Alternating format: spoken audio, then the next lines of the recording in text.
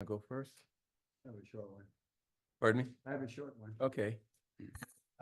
Tomorrow night at 6:30 in the Denny Room in the Public Health Building, just across the parking lot from Town Hall. There's a meeting of the Chestnut Hill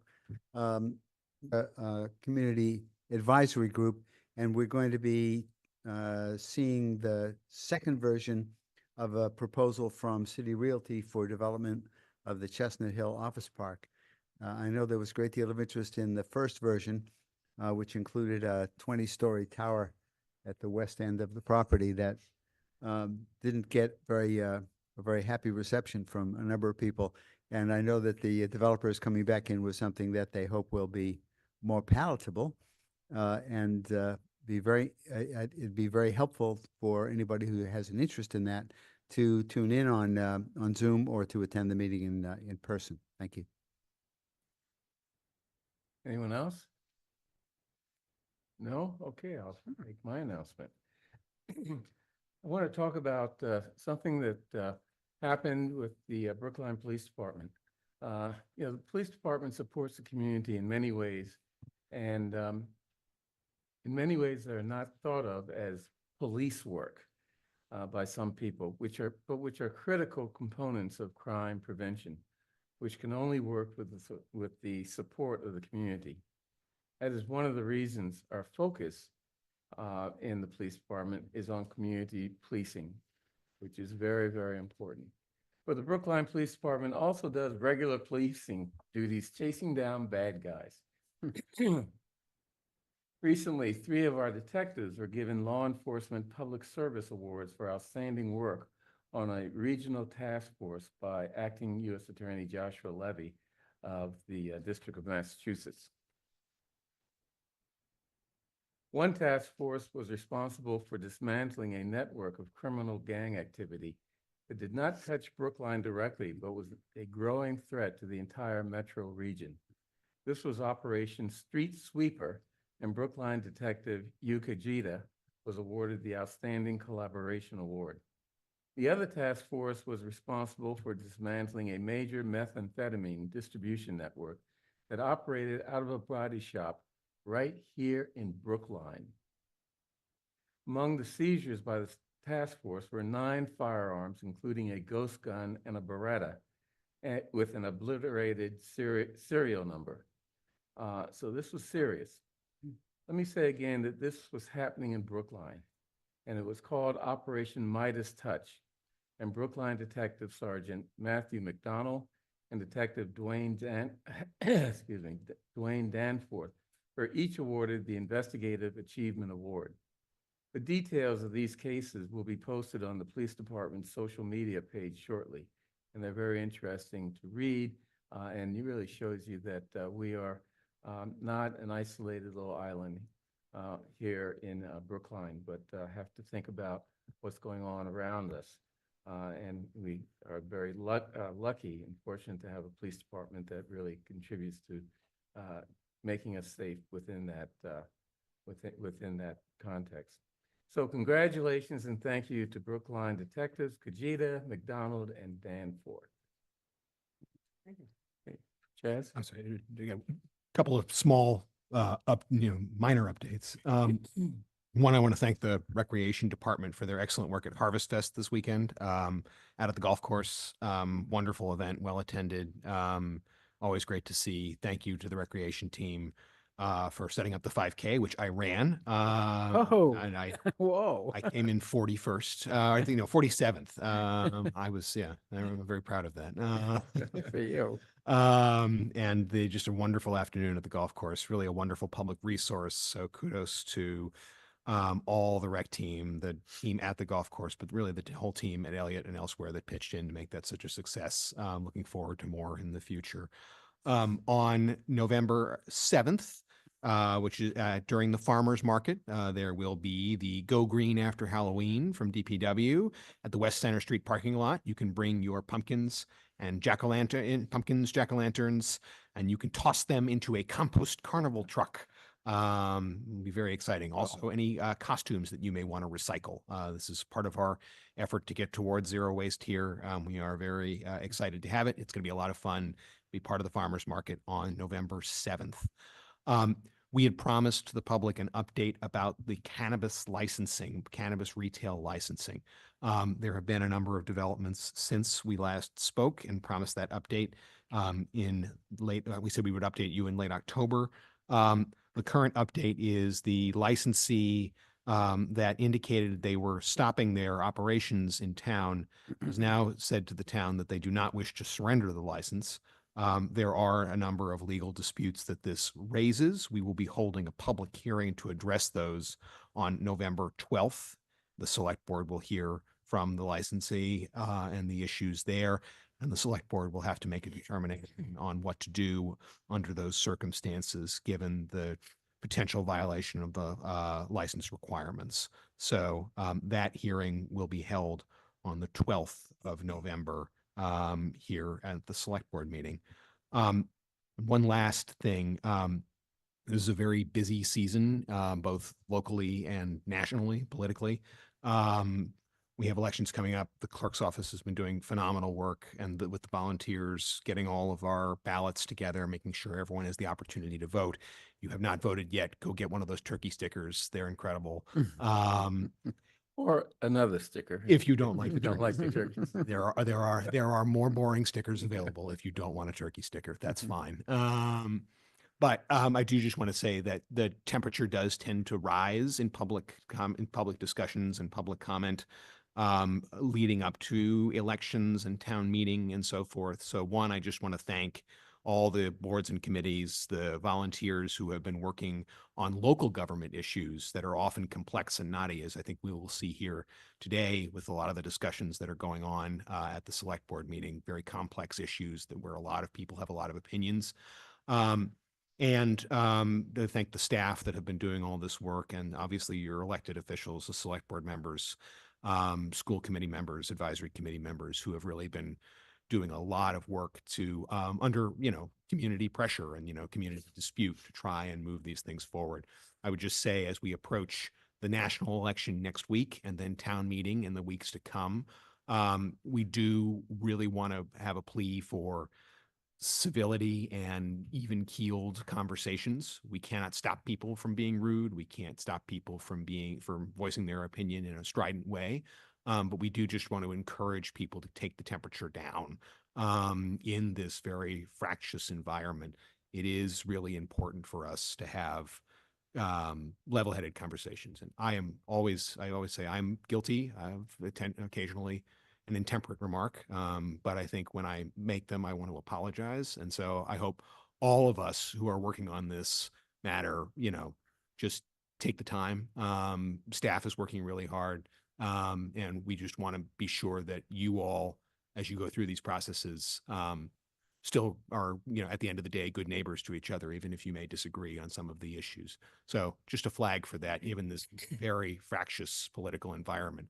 I also want to say that the police are working tirelessly on election protection and protection at town meeting.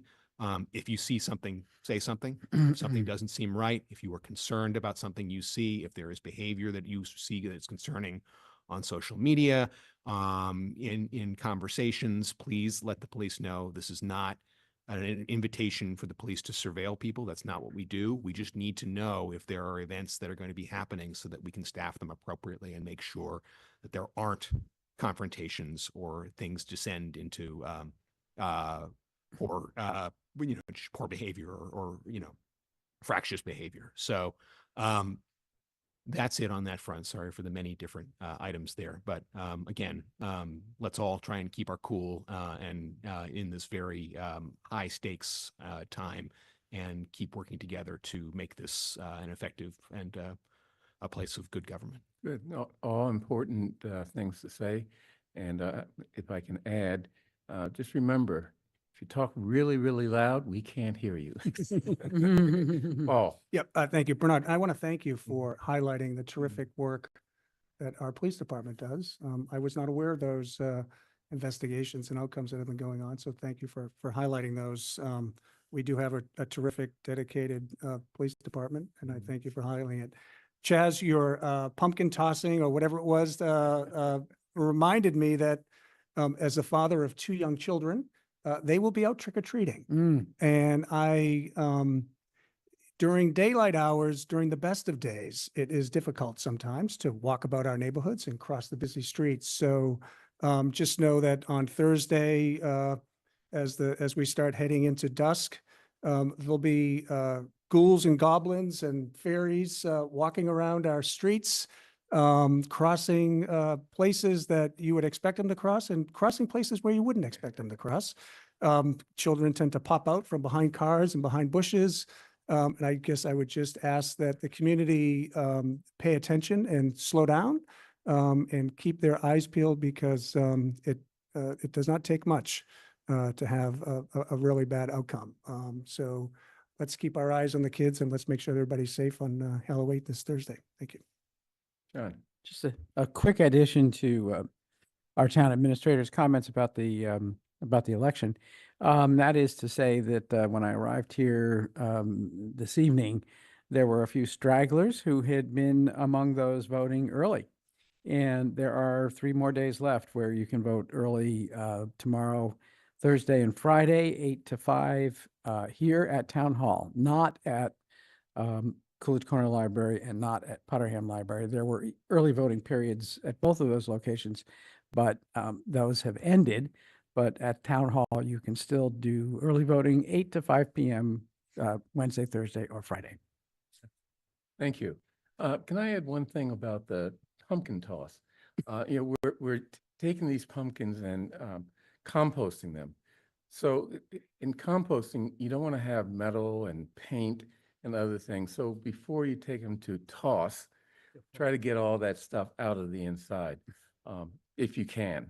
Otherwise, it's going to make the composting less than ideal. So, okay, unless there are any other comments, public comment. Thank you for joining us for public comment. This is an opportunity for us to hear your perspective on the issues in Brookline that matter to you. Each person speaking tonight is limited to 3 minutes. You don't need to use the entire time, but you may if you like. Once 15 minutes has been met, there's an opportunity at the conclusion of the Select Board's business for additional comments. Members of the public sometimes raise questions during public comment. We may be able to provide a quick answer to a question, but are more likely to work with staff to get a more thorough answer and respond over email. We'll let you know when you have 30 seconds remaining and when your time is up. Please conclude your remarks at that time. If you have more to say, you are more than welcome to send an email to board members expressing your thoughts in greater detail. Before I call the first person who signed up in advance, I want to point out that we have several public hearings on warrant articles tonight. And if you're here to comment on one of those, we ask that you wait till the public hearing. If you signed up with us in advance with Kate McGillivray or I, you're all set. If you didn't, I'd ask that you sign the sheet up here with your name and the warrant article that you wish to speak on. Otherwise, we'll take public comment for other matters. So the first person signed up to speak is Emily Jacobson, who's in the room.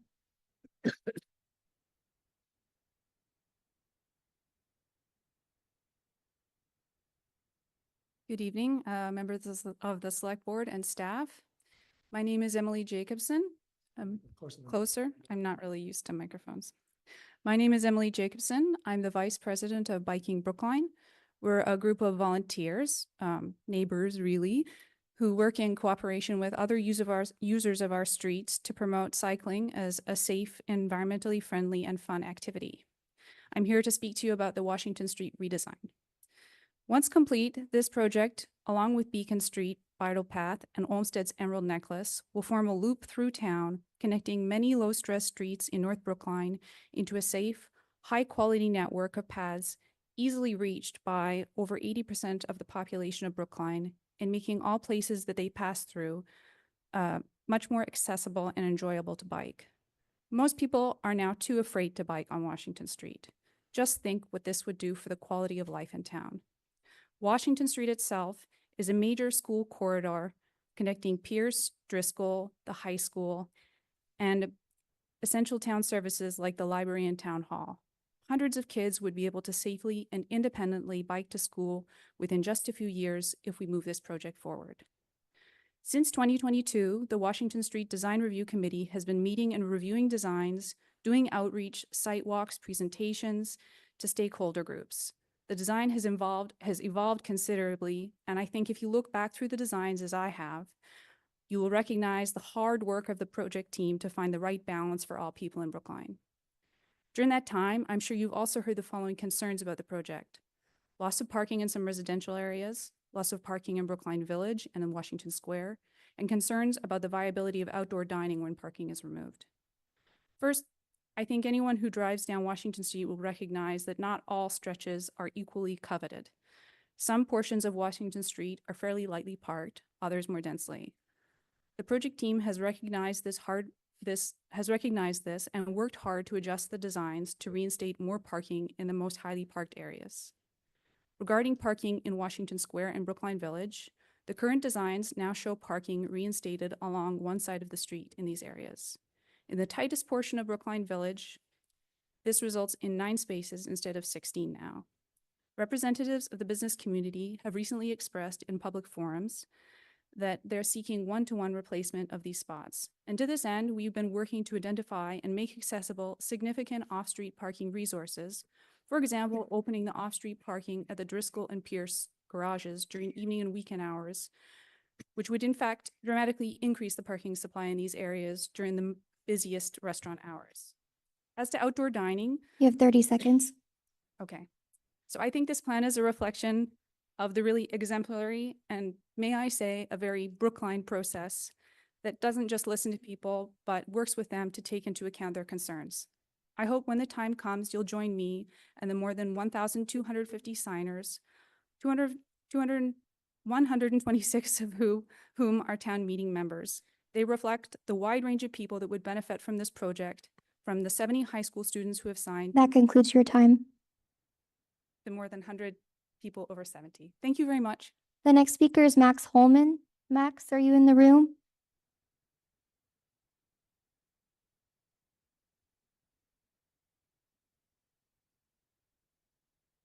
Good evening. My name is Max Holman. I'm a Brookline resident. I'm also here to speak in favor of protected bike lanes on Washington Street. I'm also here because I'm a middle and high school music and Spanish teacher over at Brimmer and May School. I'm a pianist for the Boston Children's Chorus. I'm the conductor of the Boston Sangerfest Men's Chorus, which is a group of mostly older gentlemen. And I feel compelled to speak on behalf of the younger and older communities whose well-being I represent every day. My profession has me commuting around the greater Boston area daily. I used to get around by my car until I was T-boned while driving 3 years ago. My car was totaled, I broke my hand, among other injuries. Since then, I've been biking full-time, including here today. I love it. However, I've still not shaken the impact of that encounter 3 years later. Every week, I ride my bike up and down Washington Street to get to and from Boston Children's Chorus rehearsals in Roxbury. While I love this commute, I would feel much safer on Washington Street with protected bike lanes. Even as an experienced urban cyclist, Washington Street is a narrow road, and cyclists are only inches between the traffic and the parked cars. Further, I see numerous children and older members of our community riding down the same path. I frequently think about how much safer these people and all people would feel with a protected bike lane. Protected bike lanes would provide peace of mind for riders and for their loved ones, so that even if human error were to occur, lives could be saved. There's no substitute for concrete barrier or a raised path when it comes to biking down a busy road. I believe that the residents of Brookline and all who bike down Washington Street deserve this safety when they cycle. Thank you. Thank you. The next speaker is John Bowman. John Bowman's online. John, I'm promoting you now. You can start your video if you're comfortable and begin your 3 minutes.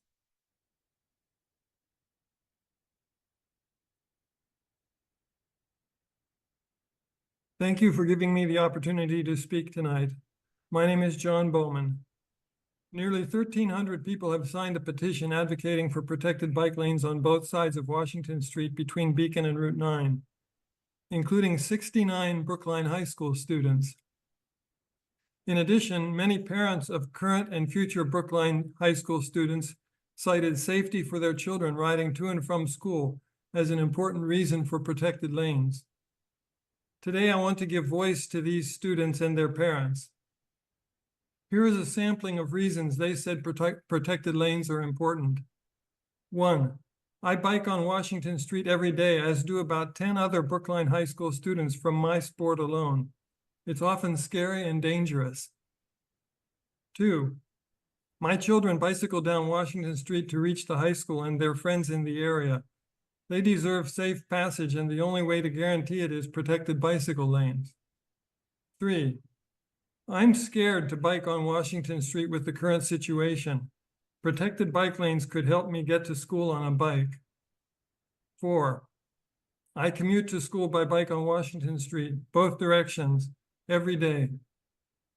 5, I have 2 BHS students. One of them wants to ride a bike to school, but we don't let him because it's too dangerous at the moment.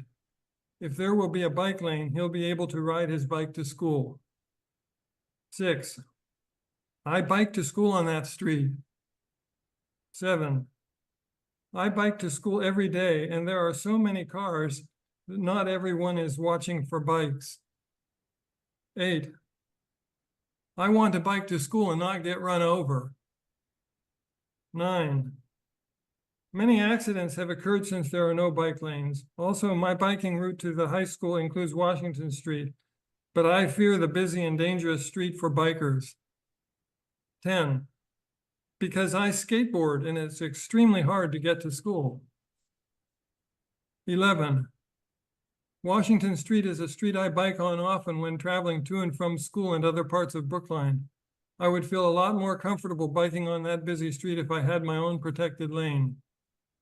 And 12, because I ride a bike to school every day and my parents don't let me go on the bike lanes You have because 30 they say seconds. that they aren't safe, even though the sidewalks are crowded. Thanks again for allowing me to speak.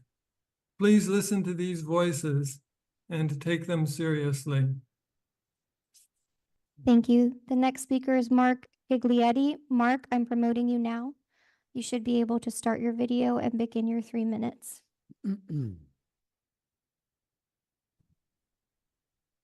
Starting video. You got it? Yes. Good. All right. All right. Thank you for the opportunity to speak. I am in North Brookline. I've been living and cycling and walking and driving in Brookline since 2008. And I often say that I do all those things, right? None of us are doing any one mode of transportation. I also understand that sometimes there's conflicts between the different needs. I will say that I choose to walk or cycle when I can, right? When it's safe, I will ride. And I've really been commuting to work in downtown Boston since 2008. And I will say probably at this point, I would be doing it less if it wasn't for bike lanes, okay? And I will often ride from Coolidge Corner to Washington Square on the bike lane on Beacon Street. And I do that more often now that there is that really nice bike lane to go back and forth. So I would say that from my own personal experience, I would ride more with better bike lanes, and I do ride more where there are better bike lanes. So I think even my patterns would change with a Washington Street corridor bike lane. When my kids were younger, going to high school, we would let them ride once in a while, but we weren't really quite comfortable with them riding between Coolidge Corner and the high school, simply because there was a lack of bike lanes, and people in the morning, of course, are always in a rush. So we had a lot of concerns. So I think, generally speaking, for students, it's a no-brainer to be able to provide the kinds of infrastructure that would promote, cycling and even safe walking for, as well. So I just want to reiterate my support of the Washington Street project. I think it's a great project. Of course, it's fully funded, which is beautiful. And it's really what I would think is a model for complete streets. And that's about all I have to say. Thank you. Thank you. The next speaker is David Gladstone. David is with us online. David, I'm promoting you now. You should be able to start your video if you're comfortable and begin your 3 minutes.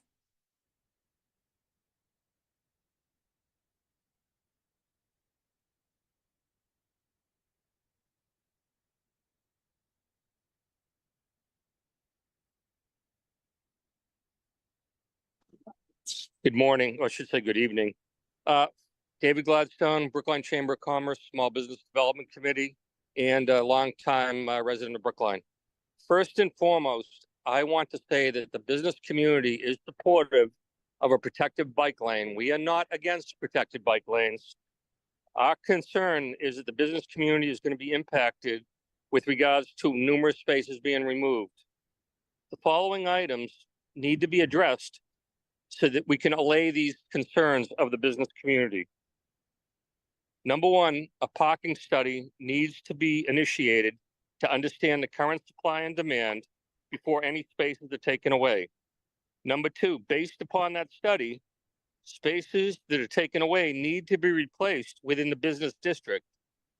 Number three, we need a plan to establish waypoint signing to additional parking spaces that would be existing once these spaces are removed.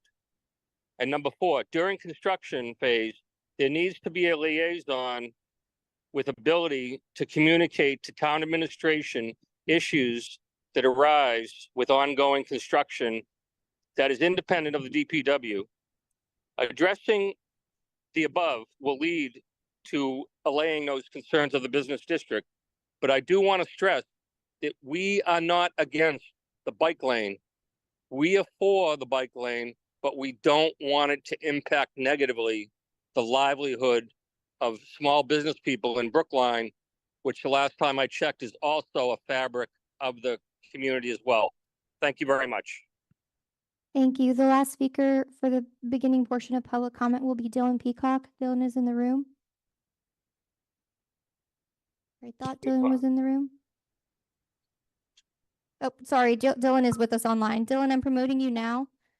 You should be able to start your video and begin your 3 minutes.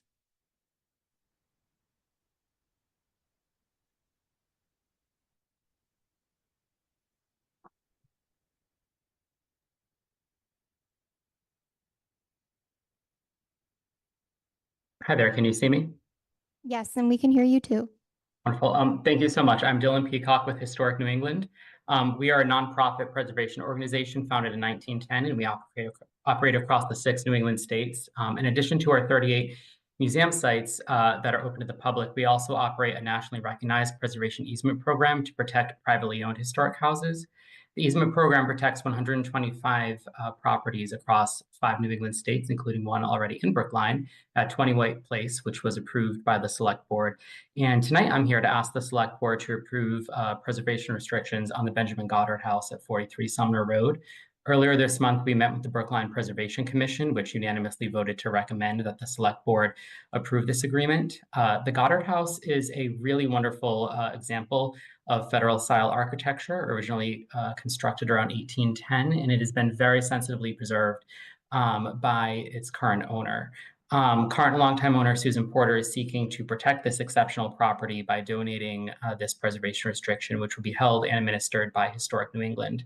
Under the restrictions, the significant architectural features of the Goddard House will be protected against alteration, neglect, and demolition, whether or not they're visible from the public right-of-way. This will include protection of principal interior spaces while allowing flexibility at kitchens, bathrooms, and other spaces. Mass General Laws, Chapter 184, Section 32, allows for these restrictions and requires approval at the state and local level for the restriction to be perpetually binding. The state, through Mass Historical Commission, has already reviewed the document and provided preliminary approval pending your approval. And the town of Brookline is not a party to the restrictions and assumes no responsibility nor accepts any liability for enforcement. This is a really exceptional property with important interiors that deserve protection. And Susan's donation of a preservation restriction is a really wonderful benefit to future generations, ensuring that the Goddard House continues to be cared for and carefully stewarded into the future with oversight and professional preservation advice and expertise afforded to all future owners. So thank you for having me here, and I'm happy to stick around until the agenda item in case you have any additional questions. Thank you so much. Thank you, Dylan. That concludes our time for public comment at the beginning of the meeting. Thank you. Okay, next we have miscellaneous items. First, meeting minutes for October 8 and October 15, 2024. Any edits to those minutes? I added an edit myself as a minor thing. Seeing none, I move approval of the minutes for October 8 and 15. All in favor, please indicate by saying aye. John Van Scoyac. Aye. Michael Sandman. Aye. Paul Warren. Aye. David Perlman. Aye. Chair votes aye. Next, we have items 3B to 3Y. I'd like to take these items in omnibus fashion, but first I want to note that at the suggestion of Paul Warren, I am proposing that the second part of item 3N, which has to do with the bridle path contract, be amended to read as follows. Question of authorizing the town administrator to sign the associated standard contract form and all future contracts and agreements related to this contract and project, add here, subject to select board approval. Any questions about that? No, any other items you want to pull out? Okay, then, since there are no objections to this amendment or any other items that people want to pull out, I move approval of items 3B to 3I. All in favor, please indicate by saying aye. John Van Scoyac. Aye. Michael Sandman. Aye. Paul Warren. Aye. David Perlman. Aye. And chair votes aye. Okay. Yes, John. I believe I heard you say through 3I, and I think I you meant might have Y. meant Y. Y. Yeah, just for the record. Y as in youth. Yes, yes. Okay. As all of us are. Yeah. I heard why. Oh, well, there you go. The two guys with the most acute hearing on the board, can't agree. Oh, well. Okay, next calendar items. First, we have an interview or two interviews for the Brookline Commission for Women. It's Elizabeth Kernan and Shide Amarifelli. I think I pronounced that correctly. Okay. You want to come up first?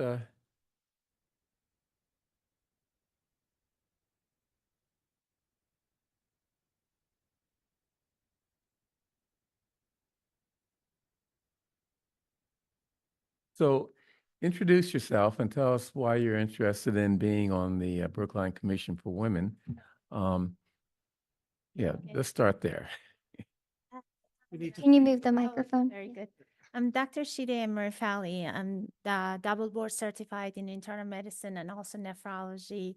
I have been practicing it in the United States for 20 years. I did my residency and fellowship at UMass Memorial. Could you speak into the microphone? I'm sorry. Okay, sorry about Thank that. And you can move the mic closer to you. Yep. Okay, is that Much better. much better? Okay, I did my residency and fellowship at UMass Memorial in Worcester.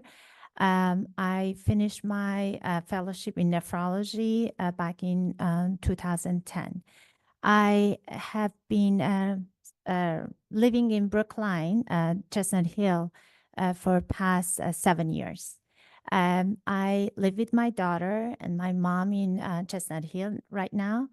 I own a house there, and I'm practicing medicine and nephrology in Winchester Hospital affiliated to BI. And also I'm a medical director of few nursing homes around the area, Newton Wellesley Alzheimer Unit, West Roxbury, Norwood, and also Hellenic Center in Canton.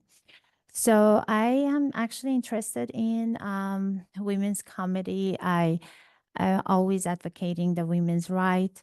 I would like to participate and contribute in this field. I'm originally from Iran. I raised in Tehran, and I moved here when I was like almost 23 years ago, when I was 25. So I've been here for 23 years in Boston area. So is there anything that I can contribute to the field of women's rights, advocating for women's rights, economic and social justice, encouraging women's participation in the union, building leadership by education and supporting women to help women to have boards, to become more leader, support them, raising awareness of a barrier to any like to equality. So we want women's to be equal to men, of course, coordinating events like award banquet or anything that can be helpful. So that's my goal. So could you sort of elaborate on how your experience as a medical doctor, particularly nephrologist, has some particular value to the Women's Commission? I mean, are there issues that you see from your perspective that we're missing or that we need to focus more on? So I have noticed that like in the health care, sometimes the nurses or even doctors are being paid less than male doctor. It has been going on. So that's one issue that's, they both work and they should be all appreciated the same way. And even bonuses are different for sometimes male doctors or even the nurses are sometimes, are like complaining about that. The other thing is we should also reject any transphobia or homophobia, anything like that.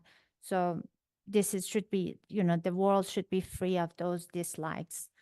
So I think, and also the other thing, ethnicity and race, everything should be equal. We should respect all the diversities in the society. Any other questions? John? So I heard you say, and I think I saw in your application, you practice at Winchester Hospital. Yes. I don't know if I have to get a ruling from town council on this, but I was born at Winchester Hospital, so Oh, really? I hope that's not a conflict of You're not interest. coming back there anytime soon. That's nice. It's a nice hospital. It's a very good, it's a small but busy, but very good physicians and. I have no memories of the the care. I know. experience That's right. whatsoever. We still have OBGYN department, yes. But I have never met anyone who practiced at Winchester Hospital. I've know. never had a chance to say that. I was born at Winchester Oh, nice. Hospital. At a very early age, I assume. Yeah, So yeah. one of the hospitals that in Winchester Hospital, one of the hospitals that actually support the independent practicing physicians. So Mhm. that's a good.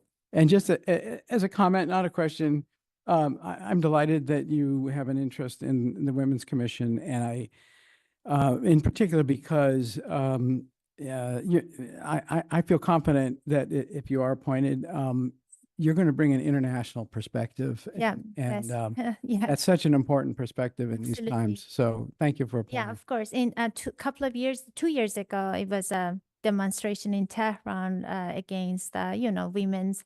They were not, they wanted to be free. It's like, even the young or any women. So there was a big demonstration in Tehran, and hopefully they can gain more rights there. So I agree. So it should be internationally. This should be supported everywhere. Thank you again. Of course. And one of the ways in which it's relevant to Brookline is that we have such a big international community. Yeah, absolutely. And, yes. that perspective, it would be very helpful on. Yes, on- that's. Any other question?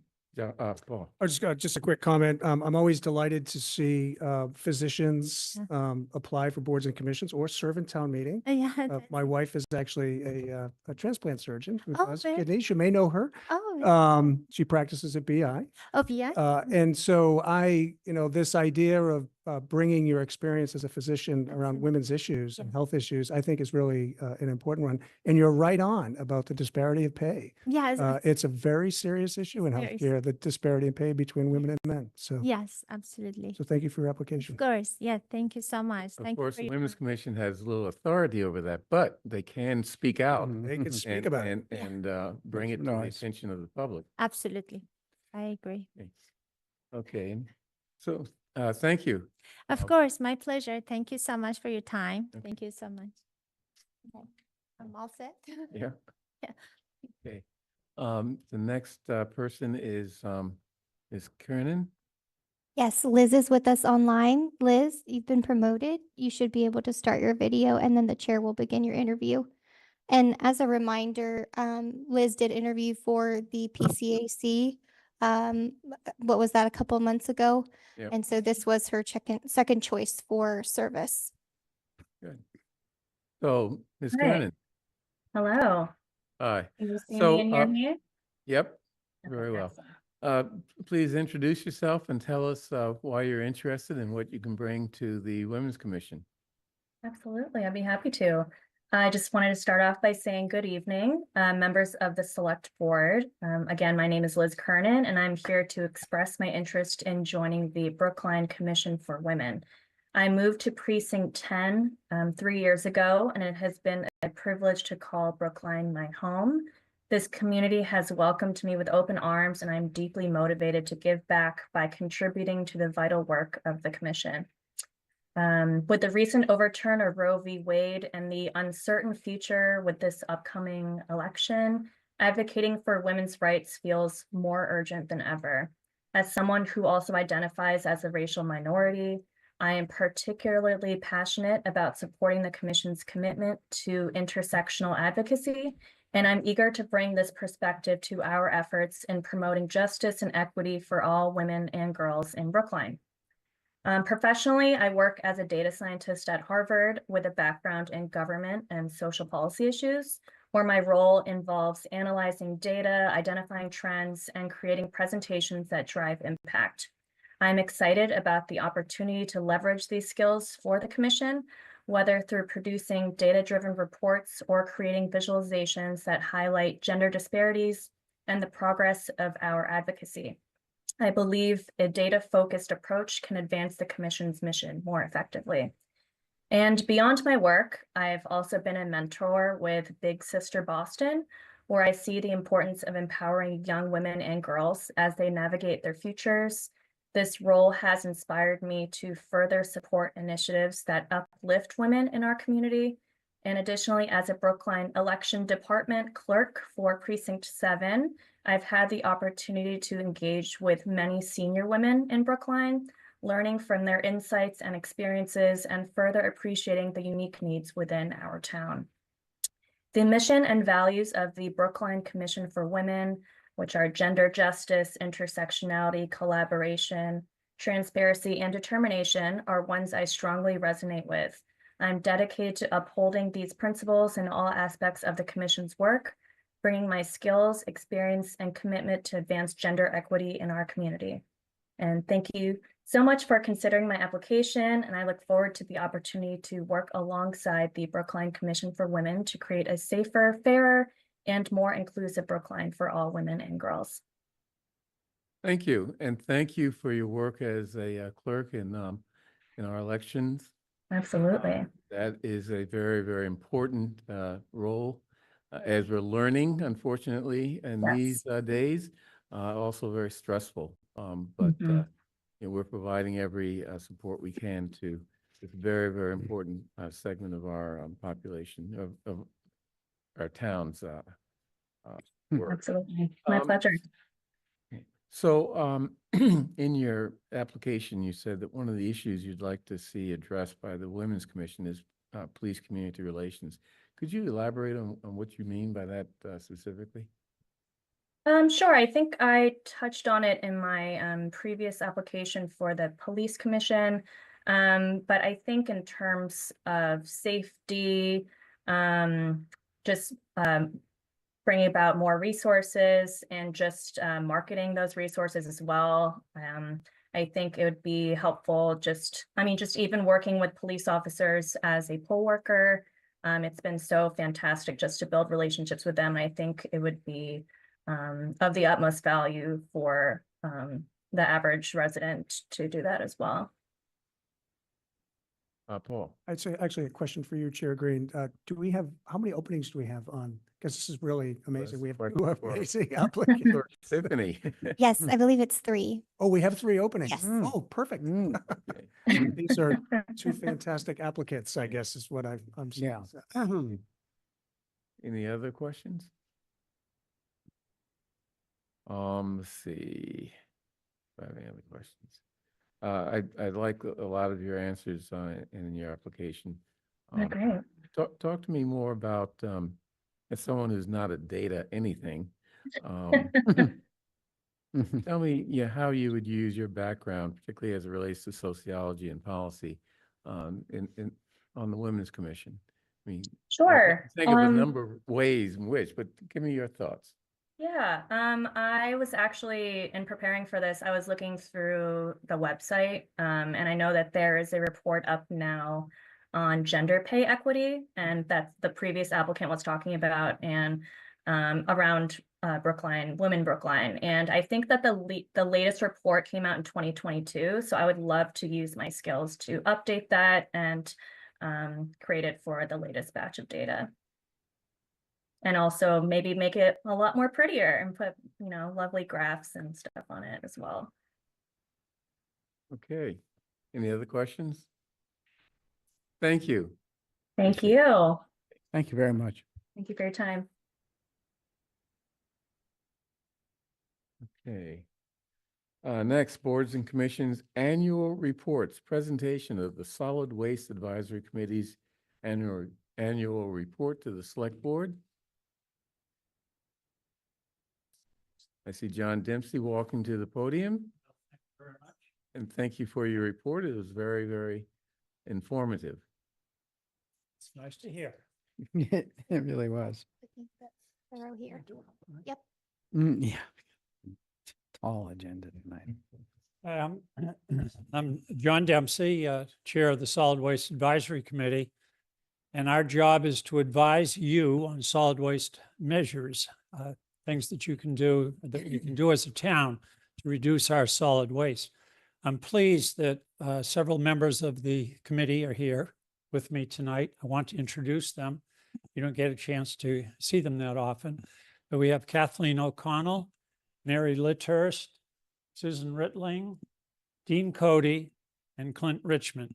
Jerry Lambert has family business tonight and couldn't be here. So first of all, we want to thank you for following our advice most of the time. And it makes us feel good. And I think it helps in the big picture, reducing our solid waste.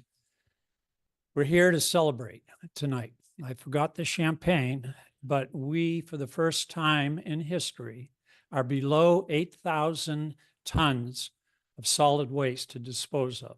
That was the last fiscal year 2024. Our goal was to get below 8,000 tons, and we're below 8,000 tons, just barely, but we're below.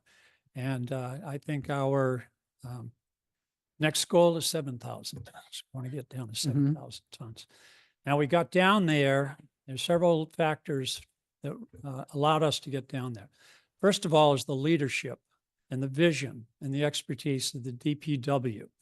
They really do a great job under the leadership of Aaron Shute and Kevin Johnson. Aaron's here.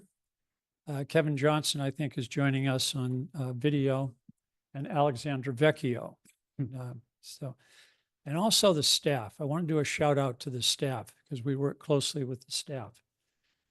John King, our environmental health supervisor, right in the back there, comes from a family of dedicated Brookline public servants, and he knows Brookline left and right. I think he started as a lumper on the back of one of the garbage trucks. And he's an environmental health supervisor and great to work with. We plucked Katie Weatherseed from the Conservation Commission, and she's our zero waste program manager. Katie is there, and very competent and great to work with. And Eleanor Jamilowitz, who is our assistant recycling coordinator, is not here today, but we're thrilled to have her, a recent graduate from Trinity College, doing a great job. There are other reasons we think that we were able to reduce our solid waste. First is our hybrid pay-as-you-throw. We've had it for years, but we think that residents are really think when they have that cart, they pay for a certain size cart, they think about their disposal, how much they have to dispose, and it's directly related to how much they pay. I'm supposed to be doing this. Yeah. Well, there's my graph showing the red line there is the 8,000 tons for disposal. Now I'm getting into it. So the hybrid pay-as-you-throw is certainly a factor in getting below the 8,000 tons mark. The bulky waste, you initiated the bulky waste fee for like 2 years ago now, we've reduced our bulky waste calls by a half. So we used to get 8,000 calls for pickup of refrigerators and air conditioners and things like that. For some reason, I don't know the reason, but for some reason, we're down to 4,000 requests for pickup now. I don't know where it's going. It's not ending up on the street. We think perhaps producer Not our street. responsibility, the people are taking it back. The companies are taking refrigerators back, and residents are using that service instead of using the town. But that's significant.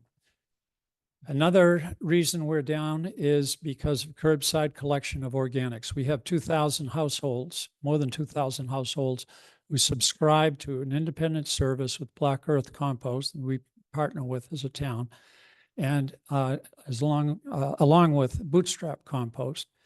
So we think about 500 tons of food waste is being disposed of properly, and we're not sending it to an incinerator to have it burned. School composting comes in there as well. What started with Brookline High School, basically the largest restaurant in town, by state mandate, they had to compost. They have a terrific program going on over there with our support. I would say the support of volunteers and teachers and staff. And now 3 other schools of the elementary schools are composting on a regular basis. All school staff in the kitchens are composting.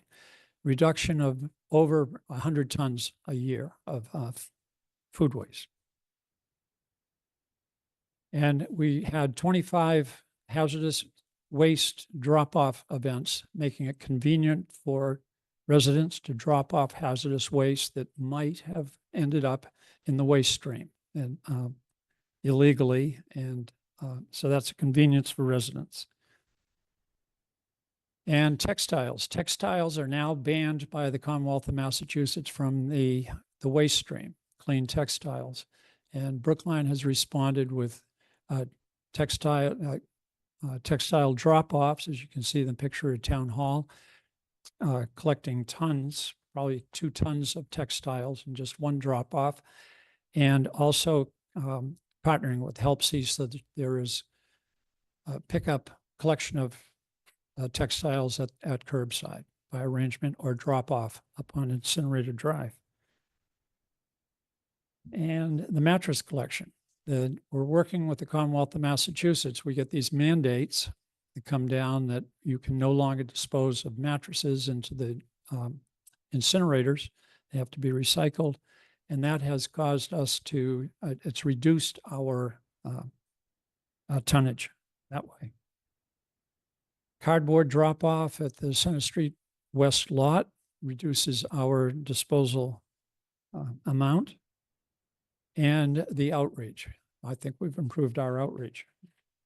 If you don't have the We Recycle Brookline app on your phone, it's free.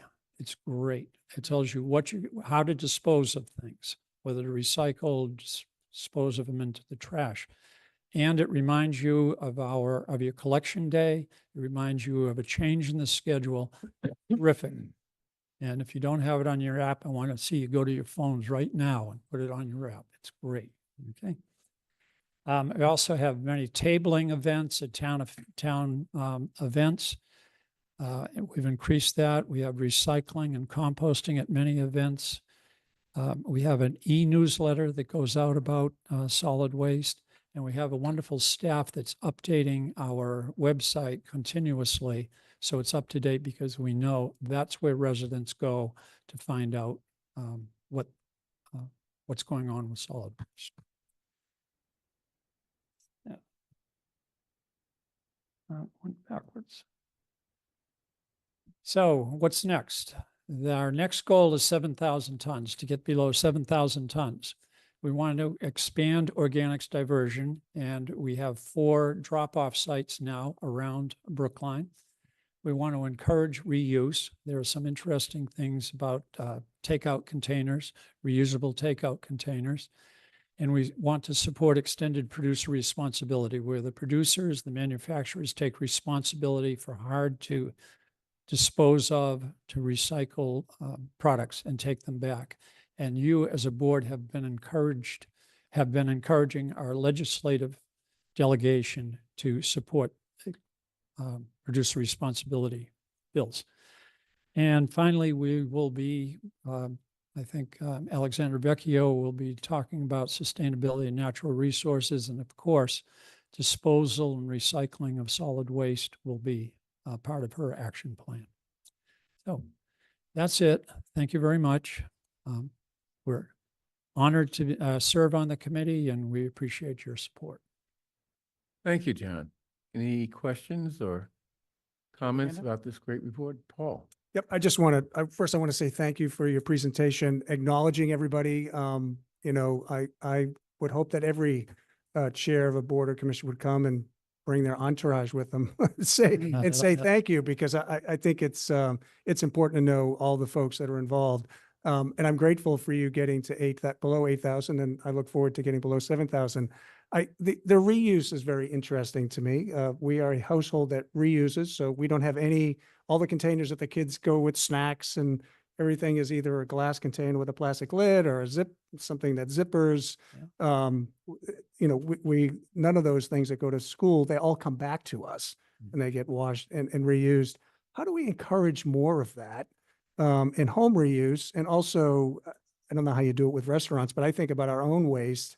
You know, often it's takeout containers. Yeah. And sometimes I can be seen jumping up and down in my small container so I can make more room because of the amount of takeout that we do. How do we influence what restaurants are packaging their stuff with? So there are a couple of companies now that are kind of working on ways to do that, to provide the restaurant with the takeout containers and a way of getting those containers washed and back and then rewashed at the restaurant. So we had a presentation, can't remember the name of the company right now, but we had a presentation. They're trying to make inroads with the restaurants.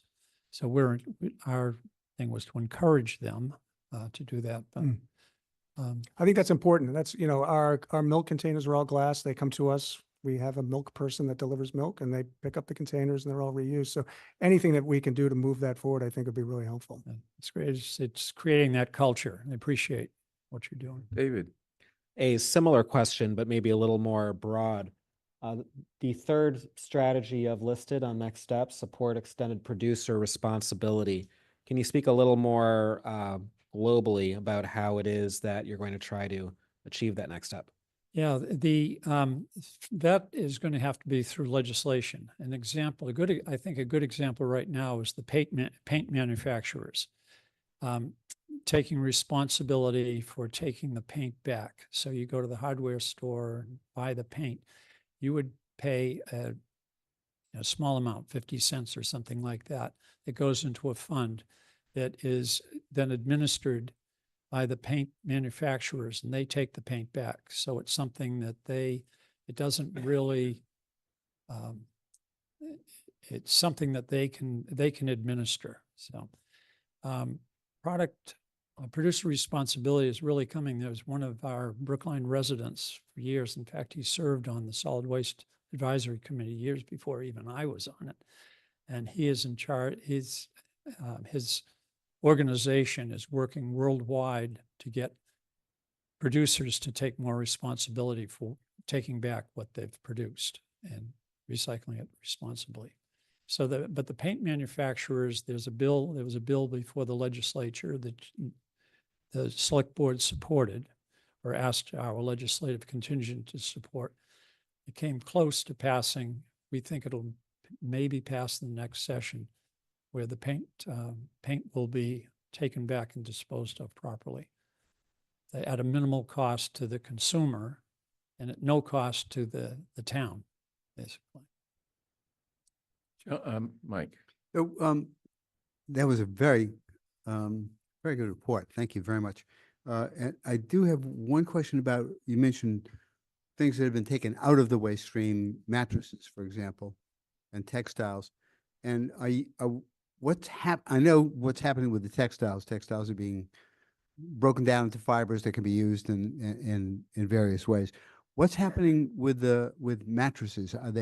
Is there a process for taking the materials out and reusing them, or are they somehow ending up in somebody else's waste stream? No, there are companies that are taking the mattresses apart and putting them back together again, apparently, and so that they're reused.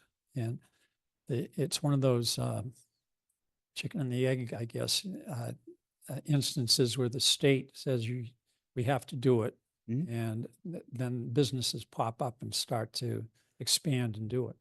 So there's one out at Fort Devens that handles a lot of the mattresses now. And I was able to recycle the mattresses somehow, keep the core of the mattress and have new padding. Like a reupholstered sofa? I'm sorry? Like a reupholstered sofa? Yes. Yep. Yeah. Interesting. Yes. Okay, thank you. Okay, any other questions? John? Just very quickly, John, thank you so much. Thank you to the members of the committee. A couple of points to make. I'm really glad that the select board has taken up this practice now of hearing reports from our various boards and committees and commissions, because this is an example of why it's so useful to kind of step back every now and then, get the big picture of, the very important achievements and progress that's being made on issues such as solid waste. And your committee deserves to, take a lot of credit for that. So thank you again for that. And I want to take this opportunity to point out that 5 out of 7 of the committee members talk about, being dedicated, are third termers. So they've really getting about shown- fly paper. they come back, term after term, and having that kind of experience is really great. Yeah.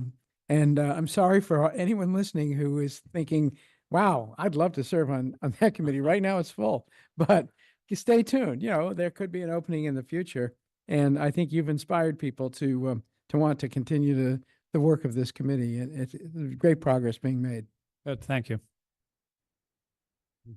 Okay, thank you, John. And again, I echo the sentiments of the other board members that we appreciate the report, telling us what you're doing, and the successes you're having. Good. Thank you very much.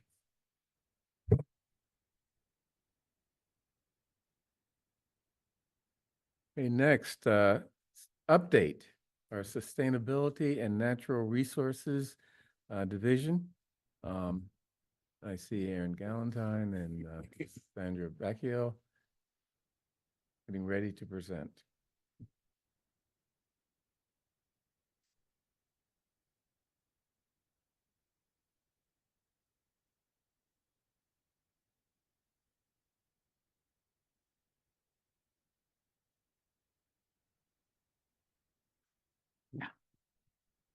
Good evening, Erin Chute, Commissioner of Public Works, and it's a pleasure to be here this evening. And I also want to recognize Chair John Dempsey, the Solid Waste Advisory Committee, and the incredible staff for the work that they do. It is commendable.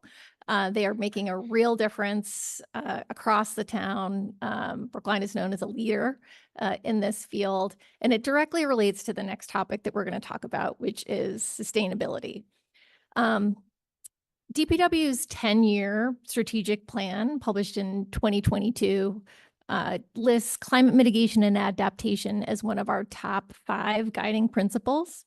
In May 2024, the department's priorities, supported by the town's climate reduction and net zero goals, and most importantly, catalyzed by the Select Board's climate forward vision, led to the creation of the Division of Sustainability and Natural Resources.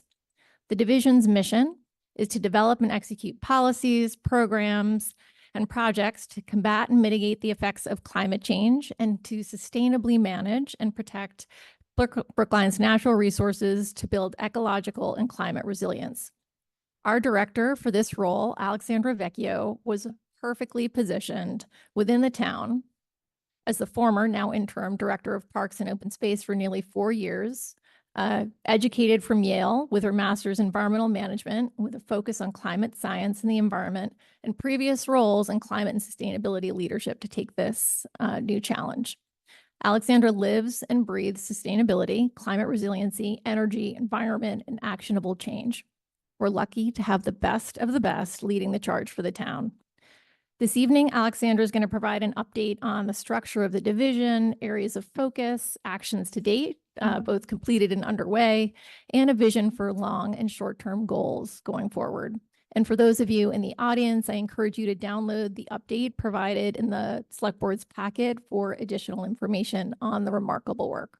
And with that, I introduce Alexandra Vecchio. All right, good evening, everyone, and thank you, Commissioner Shute.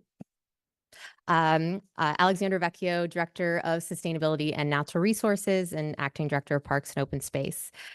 So this evening, I'm going to start and give you an overview of our organizational chart. This is, for the new division, this is still draft and going through review by HR, but we're really excited for this. And I think you will be as well when you hear why. So this team is really set up for success. It looks so different than many of our other divisions or departments here in town, and that we are really trying to build a very interdisciplinary, interdepartmental team here. And that's really necessary to deal with a complex problem like climate change. So in here, you will see that we have a conservation and natural resources manager. And we also have, and that position has already been filled. We have a conservation and sustainability assistant, and we're actively hiring for that position. And then we have two new job positions in here, our deputy director of sustainability and our sustainability outreach and program manager. And those are two new positions that we have drafted job descriptions for, and those currently are with HR under review. Really excited to bring on some additional expertise to the team and build out the work plan for this group. You'll also see that we have these dotted lines that sit on either side of the organizational chart. And I think that's one of the unique features here. This is to help make sure it's understood that we will be working very closely and collaboratively, both with our forestry division within Parks and Open Space through our urban forestry manager, as well as the deputy director of public buildings through our building department. And then below, you'll see on the organizational chart, there are two boxes, and the one that's labeled operations really speaks to this larger interdisciplinary team from the various DPW divisions, as well as across the town as well. And that includes everyone from our transportation team, from our zero waste team, and our environmental engineer to think about stormwater management. So again, really emphasizing what we can do if we're bringing together all of these different components and not working in those silos. So what does our work look like? I like to think that we have these two guiding documents for our division. We have our climate action and resiliency plan, and we have our open space and recreation plan. And so I know sometimes folks can feel frustrated, the idea of another plan, oh my goodness. But I'm a strong believer in the value of an effective, clear, measurable, action-oriented plan. And that's what these two documents are going to be. They will be informed by all of the other plans that exist in town. So our stormwater master plan, our zero waste framework, our hazard mitigation plan, those will all feed up into what will be the guiding documents for this division to really define our work. We really want to make sure that these plans are not just action-oriented, but have funding strategies, have implementation plans for how we're going to get there, and have prioritization as well. The focus areas for the division, this is a bit of a snapshot of what those include. So as I said, this interdisciplinary team is really looking to both focus internally on our own operations as a town, as well as externally. We want to make big reductions in energy, build resilience to the stresses of climate change, and we want to support our local ecology and natural environment, helping with carbon sequestration, biodiversity, and more. So the core focus areas include the built environment. That's everything from fossil fuel-free buildings, energy efficiency, electrification, expansion of renewable energy, our transportation sector, our fleet electrification, including this beauty up on the screen right now, which is our very new EV trash truck. I believe the first one in New England. Am I allowed to make that claim? Yes, first one in New England. Not so humble brag. And then as well as our zero waste work, our organics diversion, as we were just hearing about, textile recovery, our natural resource management, everything from our tree canopy protection and expansion, nature-based climate solutions, invasive species management. And then building climate resilience as well, and the intersection with hazard mitigation. We know climate change is here. How do we prepare for those impacts and take care of those most vulnerable to those impacts through stormwater management, green infrastructure, and heat island mitigation? So while we are a new division and a young division, I'm very proud of the work that we've already been able to accomplish to date. Some of these things go on behind the scenes, and so it's not always easy to tell that there's work happening, but it is there, and really proud of what we've been able to do. So our division administration, we've, as I mentioned, been able to organize this new division and think about some of those new positions as well as funding to support them. We've successfully hired our conservation and natural resources manager and are very close on that conservation and sustainability assistant.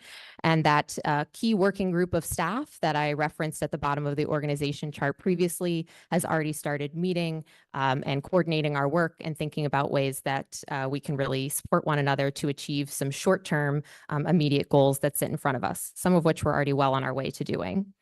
We've also had the opportunity to work with the Zero Emissions Advisory Board, and through that also select board member Paul Warren as well as our liaison to think about the right structure for the board and to think about the right meeting frequency for the board as well. We've also had the opportunity to look at funding that we'd like to utilize from ARPA to help support the kickoff for this division. And with that, we see that being really useful for our development of our climate action and resiliency plan. We've also had the opportunity to do a lot of planning, a lot of reporting, and looking for those dollars. So we have developed that bid for a request for proposals for professional and technical services to update the town's climate action and resiliency plan that is officially out on the street right now. And we will have a firm selected here by the end of the year. We're also, as I mentioned, updating the town's 7-year open space and recreation plan. We have renewed our Brookline Green Energy contract for 3 years. We have locked in lower rates for the next 3 years, starting December 2024 through December 2027. Also helping us deliver on our green energy goals for the town. We are also working to make sure we're complying with all the various state mandates, including our Municipal Vulnerability Preparedness Program, or MVP. It's not a government if it's not an acronym. And so MVP program allows us to apply for additional funding through the state to fund different resiliency initiatives. And they have some specific requirements that we're working to comply with to make sure we're eligible for those dollars. Likewise, there's a new program through the state called the Climate Leaders Program, and we're looking to leverage dollars available through that and apply to be a part of that program. We've also looked at all of our CIP proposals through this year's budgeting process. I've been a part of that to think about how can we make sure that, one, we are looking across the departments on ways that these projects can work together to achieve shared outcomes. And two, how can we make sure that we are investing our dollars in the most sustainable outcomes possible? And we are looking, as I mentioned, for grant dollars, and that includes through a recent opportunity with the Mass Save program, which I'll talk briefly about here at the end. And then finally, the town operations. This is the stuff you can see. So this is a little bit more exciting to folks. And so that includes what's photographed here, which is our pilot compost drop-off bin program that you heard a little bit about. I want to give a shout out to SWAC and the whole Zero Waste team. We already have over 550 people signed up and participating in that program with only 1 month of it up and running, which is really, really impressive. We also already have many other communities coming to us and asking, how did you do this? We want a copy off of you, which is always very flattering as well. We've expanded our public charging stations. So now in Brookline, we have 64 level 2 charging ports and 2 level 3 DC fast charging stations as well. And then we've also increased our electrification of our own town fleet. We now have 32 electric vehicles in our town fleet. As of December of 2022, we had 0. So it's been quite an increase over the past year and a half. So what's ahead? This is all, sounds good, but the big work's to come. And we have a lot to do, and we understand the urgency behind that. So we've thought about our short-term goals, which to me, that's coming up for the next year, and then our longer-term goals as well. So we really want to build out this successful team. We want to set it up for success with the right people and the right skills. We also really want to expand awareness of and participation in programs that already exist that help us reach our climate goals. So that includes everything from the Electrify Brookline program to Mass Save to other electrification and energy efficiency grants. And then we want to develop through public process, both the Climate Action and Resiliency Plan and the Open Space Plan, and get those finalized in 2025, and then complete the MVP, the Massachusetts Vulnerability Preparedness Program grant. And then in the long term, those plans will be our work plan. They will help guide our work. They'll make sure that we are all rowing the boat in the same direction, that we all have the oars working the right way and we're all facing the right way and we know where we're going. And so we really want to scale what is successful, what is achievable, what has funding and support behind it. And we also want to partner with other organizations and community groups to achieve that.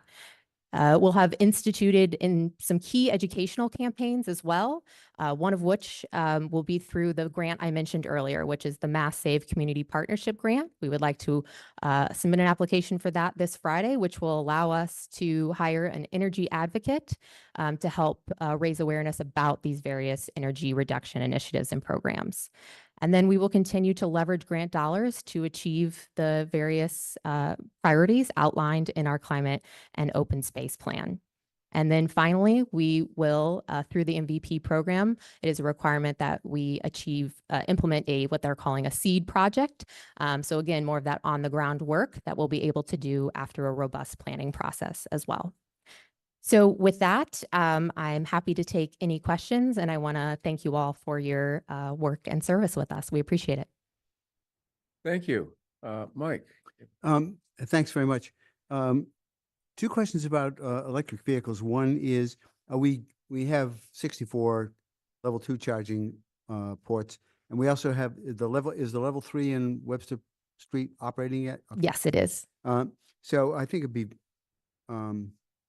very important to let people know with signage, and for that, you have to go to DPW, I believe, and so that the public knows that these things are out there. Because, and related to that, do we get usage data back from ChargePoint?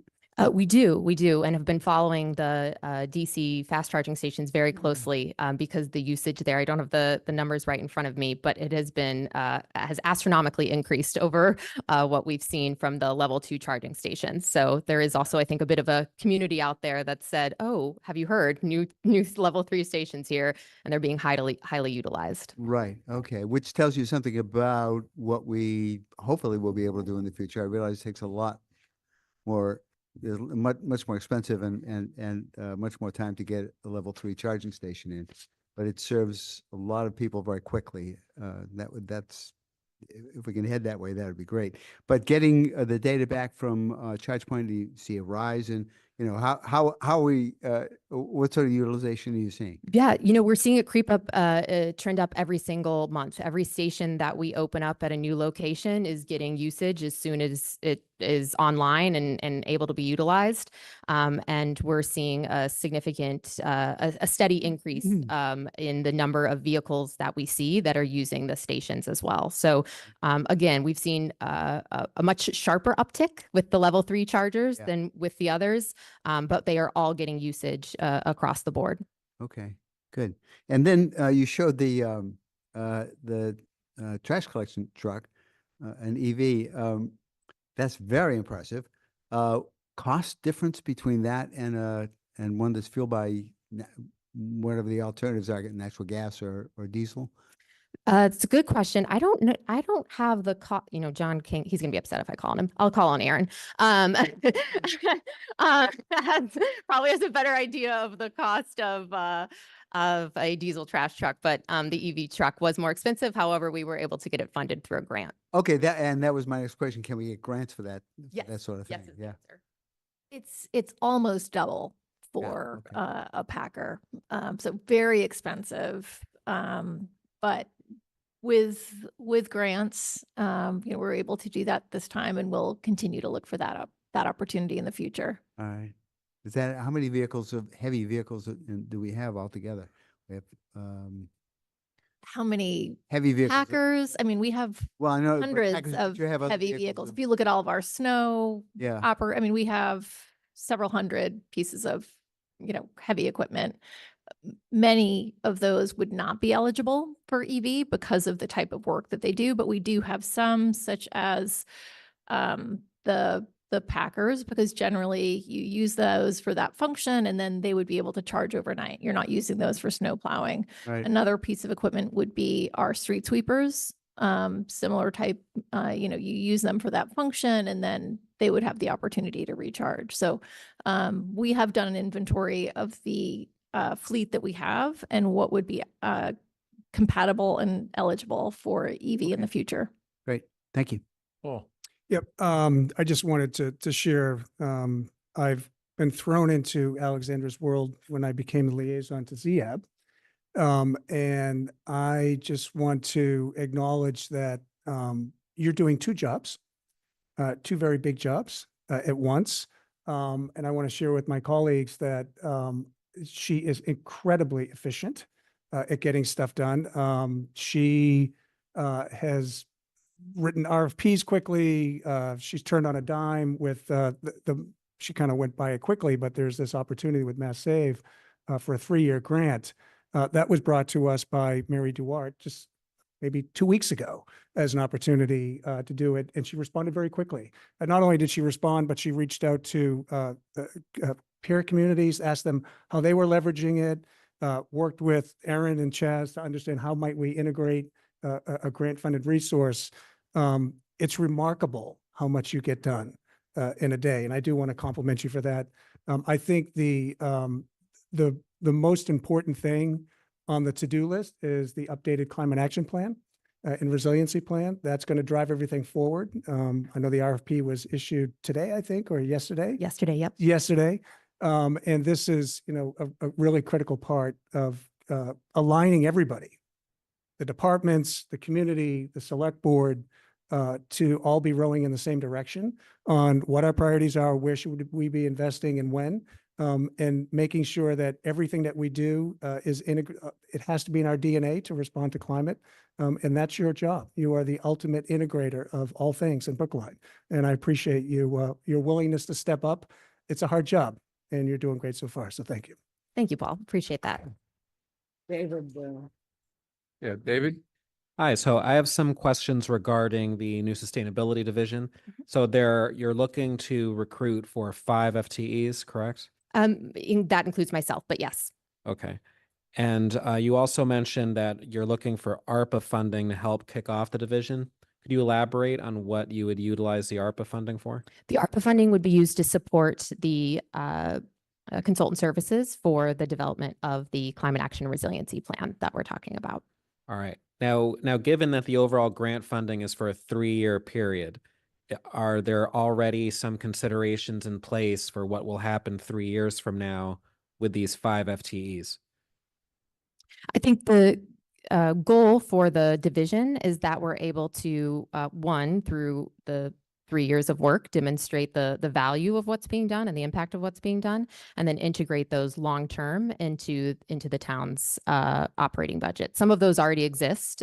So the conservation and natural resources manager is already in the operating budget, as well as the conservation and sustainability assistant. So 2 of those are already there.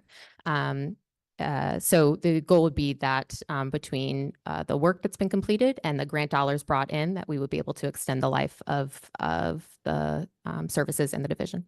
Okay, thank you. John? Thank you so much for the report. And I sort of have a theme tonight, which is that people deserve to know that Brookline is making progress. And this is as good an example as I can think of. 5 years ago, we did not have a zero emissions advisory board. Now, not only do we have one, but the talent on that board is just amazing. We weren't sure how that board was going to work with a newly created sustainability director and division position. But we're working that out, and we didn't know if we would find somebody who would be really at the top level to lead that department. And with you, I think we have found that person. Too bad you have to still do the recreation job for now. But it's great that you're the parks job, excuse me. It's great that you're transitioning to to focus exclusively on the sustainability part of things. And I want to also just set out a couple of markers. I know this sounds a little bit self-aggrandizing maybe, but for Brookline, but I do think one of the people talk about like how will you measure progress in the future?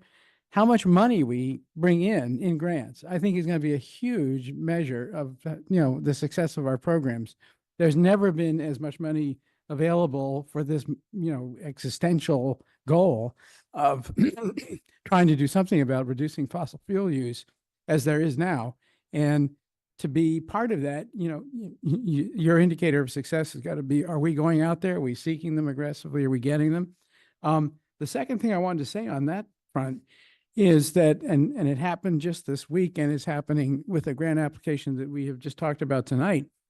There are so many people in Brookline who want to be part of this effort and who want to be volunteer for this effort, and volunteer their time, volunteer their thinking, even, take the initiative in writing a grant application and sort of saying, how about this?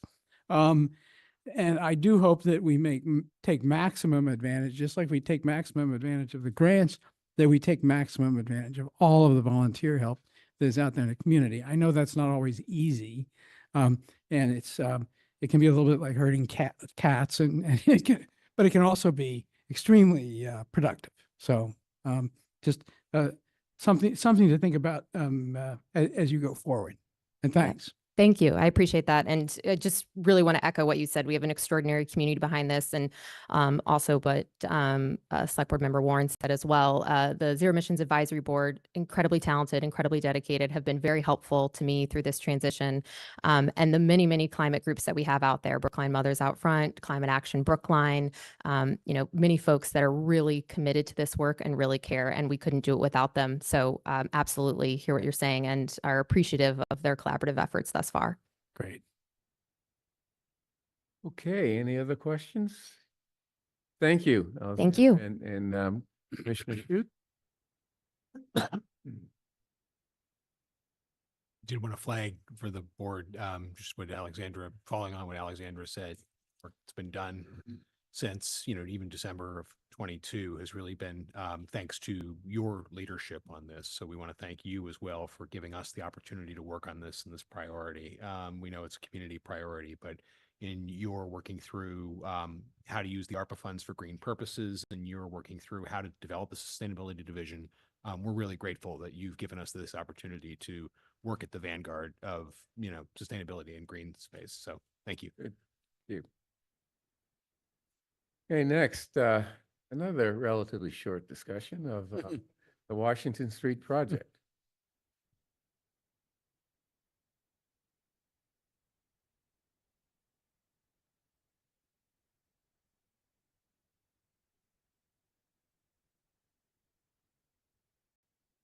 Good evening. For those of you just joining at home, my name is Erin Chute. I'm the Commissioner of Public Works, and we are pleased to present an update to the Select Board this evening on the Washington Street Complete Street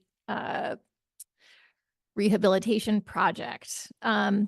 I'd like to take the opportunity to recognize two of my staff that are here this evening. We have Dan Murphy, who is our Director of Engineering and Transportation, and Amy Ingalls, who is our Transportation Administrator.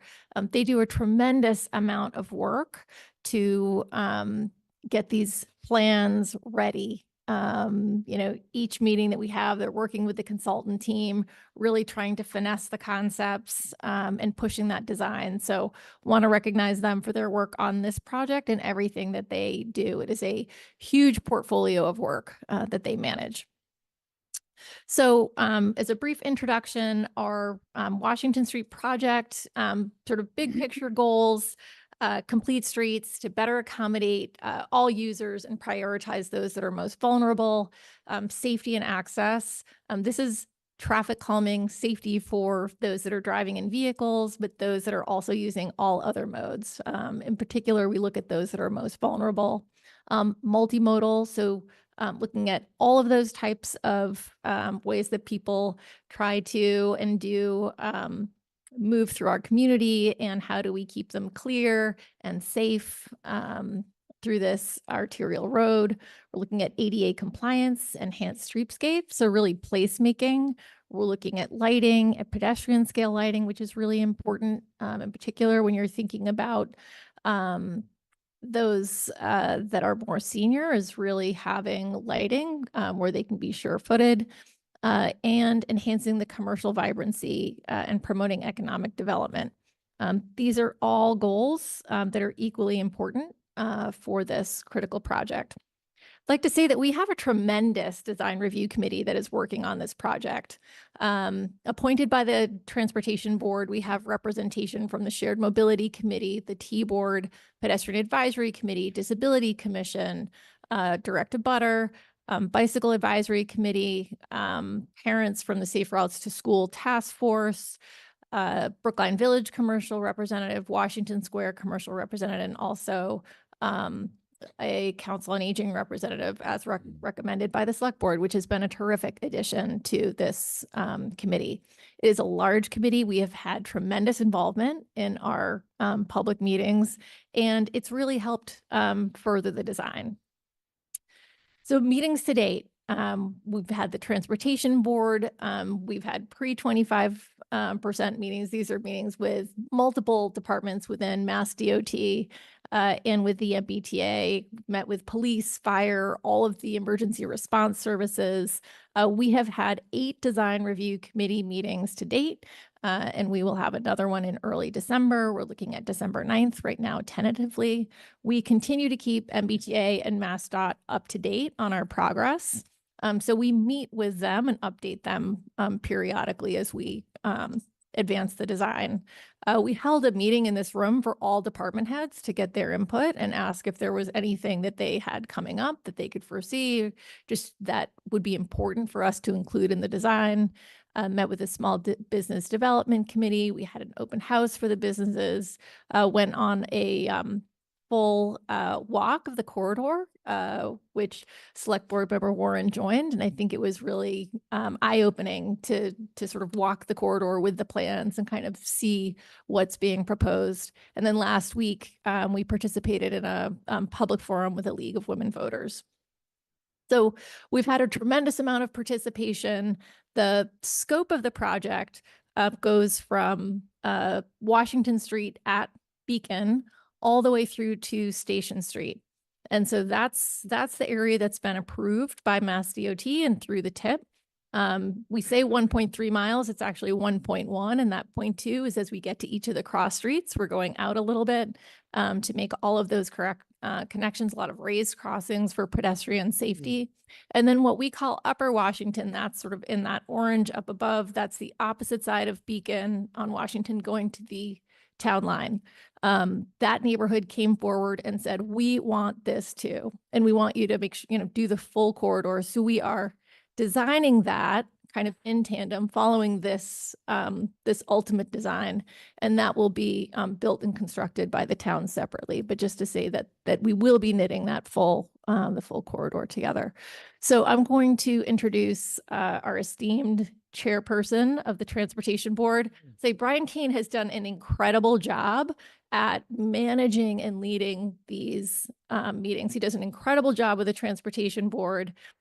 He's all over the state with his role as managing the advisory committee as the executive director for MBTA. Serves on the MPO. He's a great advocate for transportation and for the town of Brookline. And really, we would not have been able to get to the place we are now without his leadership on the Transportation Board and through this process. So with that, I'll turn it over to Brian and then our team to walk you through what the design looks like today. I'm not sure about esteemed, but thank you. I am Brian Kane, and I am honored to be here tonight. I have the honor to chair the Transportation Board and the DRC, as the commissioner said. And the best part about those positions is that I get to work with amazing people in this town. We have some of the best municipal staff in Massachusetts, and I say that as someone who travels to city and town halls every day. We have some of the best folks here, and it's really great to work with them. Dan Murphy and Amy are here. They've been mentioned. Sam, Dan. There's just so many good folks. We couldn't name them all. I just wanted to briefly just talk about the process that we've gone through, and we've gone through an extensive process, and I'm very grateful to the Select Board and the town administrator for their assistance and their leadership on this. It's been a long process, as the commissioner mentioned, but it's always been civil. And while folks have disagreed at times, folks have never been disagreeable. And I'm very proud of that fact. It is not always easy to sort of get everyone moving in the same direction, as I'm sure you all know better than me. But I think this design review committee is working. We are making the proverbial sausage out in the open, and sometimes it's messy, but it is producing a much better design, and I ultimately believe a much better product when this is all said and done. And I really believe that in 2028 or 2029, when shovels go in the ground, we will have a Washington Street that we all can be proud of. This is not a bike project. This is not a pedestrian project. This is not a car project. This is a safety project. In order to qualify for the $30 million that we just can't afford right now, we need to get the funding from MassDOT and the federal government, which will pay 80% of the costs. The state will pay 20% of the costs. To do that, we have to meet their design standards, and that's the design process that we're designing to. It's important that we remember these funds are not guaranteed. Someone mentioned in public comment earlier that the project is fully funded. I wish that were so. It is not. We will be competing against 98 other communities in and around Boston for these funds. And while Brookline fares incredibly well at the Boston Region Metropolitan Planning Organization, which the commissioner sits on your behalf, Mr. Chairman, it's not guaranteed. And one of the important things that the MPO looks for is support of the community and support of the municipality. So the leadership of the select board has been and will continue to be incredibly important as we move forward with this project, as we go through the scoring process, as we go through the additional design processes. It's going to take all of us to continue to advocate and lobby for these funds. And I know that the select board will be there with us. Again, thank you for your leadership on this and for assembling such a great team and allowing us to work with Ty and Bond and these two great guys behind me. And thank you for the opportunity to serve this community that I love on the DRC and the Transportation Board. Thanks very much. Thank you.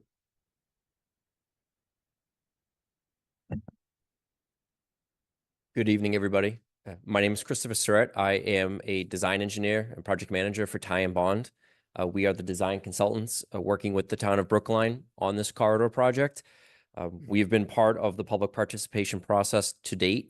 We work with the Public Works Department, with the community at the design review committee meetings, the public meetings, the neighborhood walk, which I think was a great success. It would advocate for future projects to have that.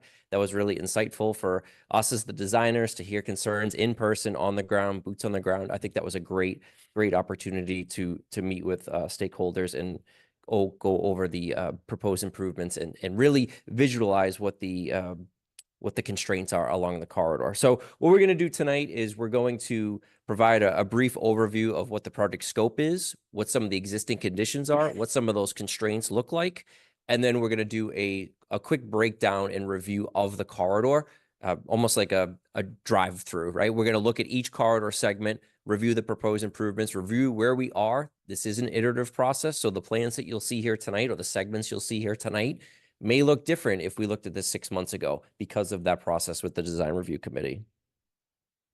For existing conditions, Washington Street is an urban-minded arterial. It is the main route to 3 commercial districts and houses 2 schools and the high school, right? So this is really a community center, Washington Street. But besides the schools, you have many municipal buildings, including Town Hall, Public Safety Building, the library, and the Public Health Building. The corridor is served by the MBTA and their bus routes. So you have the Route 66 for a small portion, but the majority of Washington Street is encompassed by the Route 65 bus. There's an evident need for transit amenities and also operational improvements on this corridor, right? The MBTA, they're looking at this as an opportunity as well to improve their experience and the ridership along a corridor such as Washington Street and in respect to a complete streets corridor such as this. Inconsistent and adequate bicycle accommodations. We have seasonal blue bag stations, but if you look on the corridor, you see there are on-road bicycle lanes in some areas. There's shared accommodations in some areas. So this project, as Chairman Kane from the Design Review Committee said, this is not a bike project, not a pedestrian project. This is a complete streets sort of rehabilitation of the corridor in its entirety. Varied sidewalk conditions and width, lack of ADA compliant slopes and ramps, and also a minimum curb reveal to to really, it really sort of provides a gray area between the roadway and a pedestrian area along the sidewalk. So the scope of work, it's a full depth reconstruction of the project. So it's a full reconstruction of sub-base material, of asphalt, intersection improvements to provide safer intersections. That's creating curb extensions at crosswalks, tightening curb radii to really change the experience of the user, whether that's a cyclist, a pedestrian, or a vehicle. Rapid flashing beacons at crosswalks, crosswalks at side streets, looking to raise those and become a raised element to provide an easier pedestrian route and cyclist route for other modes of transportation. New sidewalks with ADA accessible curb ramps. As something I alluded to earlier, improvement of MBTA operations along the corridor, and also utility upgrades. You see National Grid Gas is out there, and their subcontractors are out there now upgrading the gas infrastructure. We want to make sure the utilities under Washington Street are up to date, are operational. So when we come through and work on our roadway corridor project, we have a clean slate to work with. Design challenges. This is a 60-foot right-of-way. We have competing interests along the corridor, such as traffic operations, MBTA bus routes, on-street parking along the corridor, and pedestrian and cyclist demands. Utility coordination, I think that kind of speaks for itself. The corridor looks beautiful because there's nothing overhead. Everything is underground. So when we get into construction, we get into design, that creates a lot of challenges for us and a lot of coordination efforts with those utilities, both public and private utilities. Protection of the existing tree canopy. It's a beautiful canopy and in great health, and that's kudos to the tree warden, conservation efforts within the town. You drive through an urban corridor such as Washington Street, and you see such a healthy canopy that we're looking to protect and be cognizant of part of our design. And finally, challenge the density of adjacent buildings and driveways. It is an urban area, and we do have to take that in consideration when we are designing our proposed improvements. So a quick few visualizations of the corridor. We've seen these graphics in the past in our public meetings, but this really helps convey what we're looking to propose for a typical section, right? So this isn't where we're going to see everywhere, but this is the ideal footprint that we want to see along Washington Street. 2 11-foot travel lanes, one in each direction. You have an on-street parking lane on one side. That parking lane is 7 feet in width. Looking outside of the curb line, so curb line out, we would have a buffer and or a separated raised bicycle lane that would be sort of in between a buffer and the existing tree line. So if you look visually, you really take that existing tree line. The bicycle lane would be on the roadside of that tree line, and on the building side would be your sidewalks. All of those elements are raised up from the roadway, about 6 inches, which is a typical curb reveal. But that's really what I use to visualize, is that existing tree line to put it into spatial recognition. This is just an aerial overview of the proposed improvements. Again, helps put into context what we're looking to achieve along Washington Street. You can see the separated bicycle lanes, the buffers that we show in green for clarity and for visual, parking areas, and this is a recent aerial image of Washington Street that we've overlaid our design improvements on. So now we're going to get into some more of that segmented review of the corridor, looking at digestible pieces and just really conveying what our design is currently to date. So starting at Beacon Street, we're going to start at Beacon Street along Washington Street, and we're going to move towards Brookline Village. So at Beacon Street, this alternative here, or this layout here, reflects we call it the short and left turn lane concept, which is really, it's one travel lane approaching Beacon Street westbound on Washington Street, right? So we still maintain the turn lane and the travel configuration within the two barrels of Beacon Street. This area has just one lane approaching Beacon Street. The benefit of that is it allows us to provide on-street parking on the south side here, bottom page, and also allows us to have a separated bicycle facility and sidewalks extending to the intersection at Beacon Street. As we get through the corridor, this cross-section is pretty consistent, with having a buffer against the roadway, the sidewalk level separated bicycle lanes, sort of the tree belt, the existing tree belt, which you can see where the green boxes are, very scientific, but the green areas, that shows where an existing tree is today that we're looking to protect and maintain. And then behind that, which currently is today, would be replacing or reconstructing the sidewalks. This next section here is from the fire station to Fairbanks. You can see the fire station driveway is left side of the photo. Below, you see a sort of a hatched out area. That area is to take into recognition the equipment and the vehicles coming out of that fire station, so they can make sure that they can come in and out without obstructions from on-street parking. You can see here parking on the south side of Washington Street, extending up almost all the way to Fairbanks. Again, sidewalk level separated bicycle lanes, maintaining the tree belt, and sidewalks at the back of sidewalk. So really, the footprint of this job is really, or project is really, back of sidewalk to back of sidewalk. It's a complete reconstruction of the corridor. And if you think about it, it's really building face to building face in an urban corridor such as this.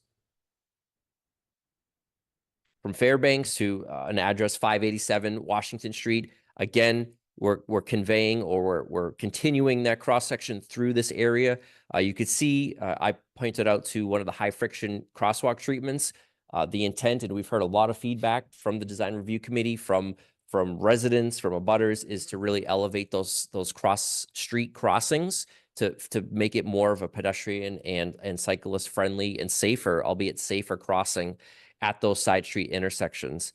Any crosswalk that is not at a traffic signal would have a rapid flashing beacon. You do have some of those on the corridor already, but those are really the push button activated flashing yellow beacons that really highlight the presence of a pedestrian utilizing a crosswalk.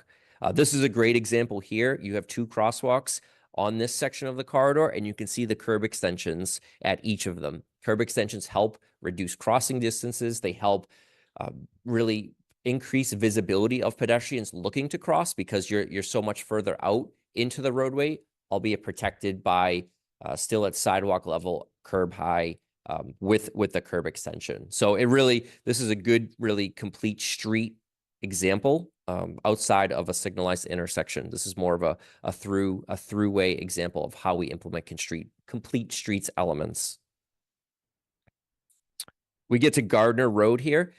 This is a good example of reallocating space within the corridor. So right now, Gardner Road, we have a few examples of this, but this is the first one that we're going to look at here, is we're bringing the curb lines in, and that's reclaiming some of the existing roadway into other areas, whether that be pedestrian facilities, whether that be a green space with stormwater and stormwater treatment. We heard that from a previous presentation about streetscape and green infrastructure. Green infrastructure is something that we look to implement here. And this is a great opportunity of a space where we have the ability to reclaim some of that roadway into something else. Two rapid flashing beacons here at Gardner Road. This is really, if you look at it, an overlay of what it is today versus the configuration here, those crossing distances are much, much shorter, really helping safety and visibility for pedestrians. The separated bicycle lanes continue through this area.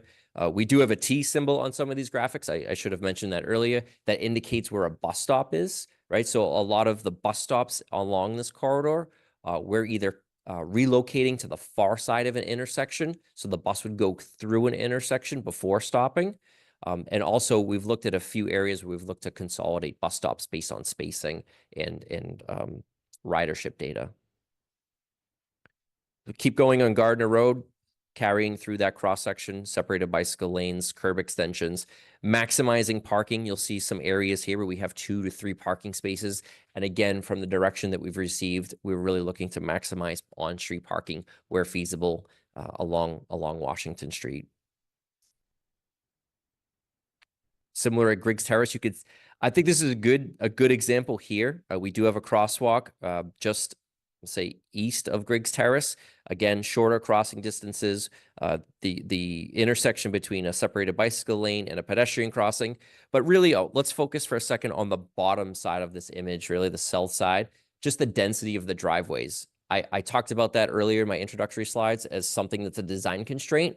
That's something that we need to be cognizant of as we're designing not only a separated bicycle lane, but a roadway in itself, having that density and really presenting with the grading challenges and constructability challenges presented in an area such as that. Park Street, at a recent design review committee meeting, we had favorable, we heard favorable results regarding the signalized intersection here with just one lane approaching each direction. So this intersection has one lane on each direction approaching Park Street on Washington Street.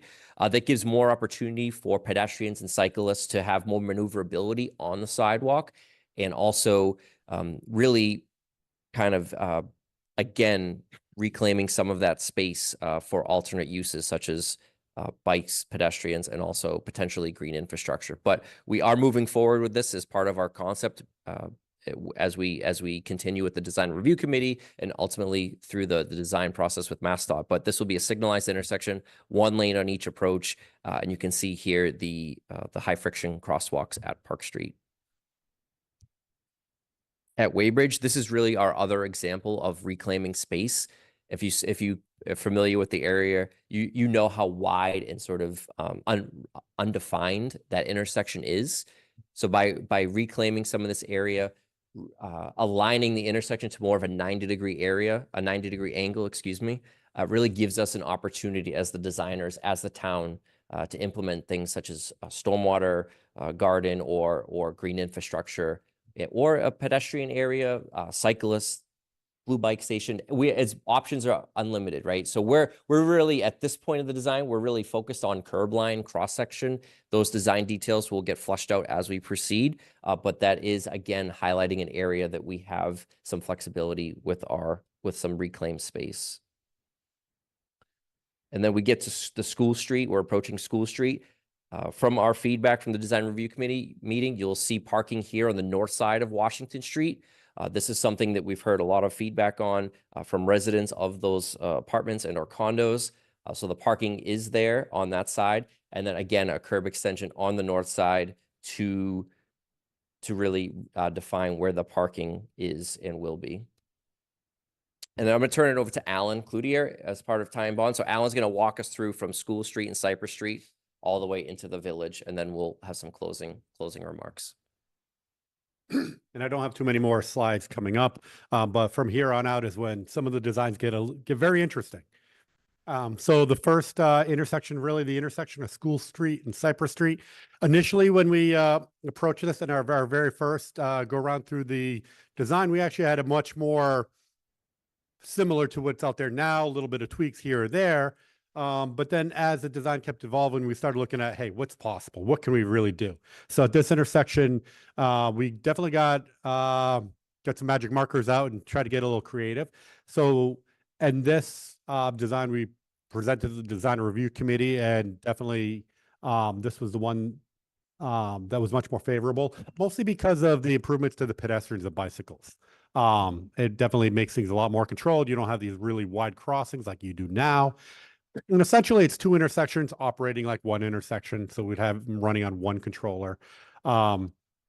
Operationally, similar to what's out there now. Again, the biggest difference is really for the pedestrians and bicycles.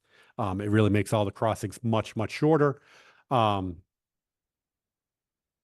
think I'll just kind of continue along the corridor. Continuing further, really right in front of the library, town hall, we're starting to get there now. In this stretch, we actually have one stretch where you actually can accommodate parking on both sides of the street. So we were able to keep actually a lot of the parking there, still having the sidewalk level, separated bike lanes, some curb extensions, RFBs. And then we're really approaching Holden Street here. So similar, we actually as of right now, we put in some symbols for ADA spaces, although the exact location of those might be moving. We're kind of starting some discussions with some people around town to kind of figure out where the best spots are. There are criteria as far as them needing to be near a ramp, but we also want to be where they're going to be the most useful. Now, I'm actually going to talk a little bit about Holden to Harvard. This stretch, we actually haven't gotten quite definition from the design review committee. So the next meeting, I'm actually going to show you three different concepts here. The first one is the first one that we came up with, protected all the trees, but we had no parking between Holden and Harvard. And that was actually where I think we heard the most from the business community, was especially on the south side, they have no areas to load or unload or parking behind their buildings. So we came up with another concept. Of course, this is black and white, so it's a little tougher to see on the screen. where this would remove some of the trees on the south side. We're able to accommodate at least 9 parking spaces in this stretch right here to provide, some parking and or loading or unloading. And I think that was looked upon more favorably, but we haven't gotten, we're still working on this. And then a slight tweak to that concept was to, make a little bit narrower sidewalks, a little bit narrower shoulder, and try to preserve a little bit of space that maybe could be used for outdoor dining. There's a couple restaurants right there that have some outdoor dining, and or be used for public space if it wasn't. But that would be on the store side or the building side of the bike lane. So we would not have people crossing a bike lane to get to any dining. So those we haven't, I think we're still working through the design review committee. And then down the last stretch between really Harvard Street and Station, this kind of shows the concept where we actually have the on-street parking on, we'll just call it the south side of the road.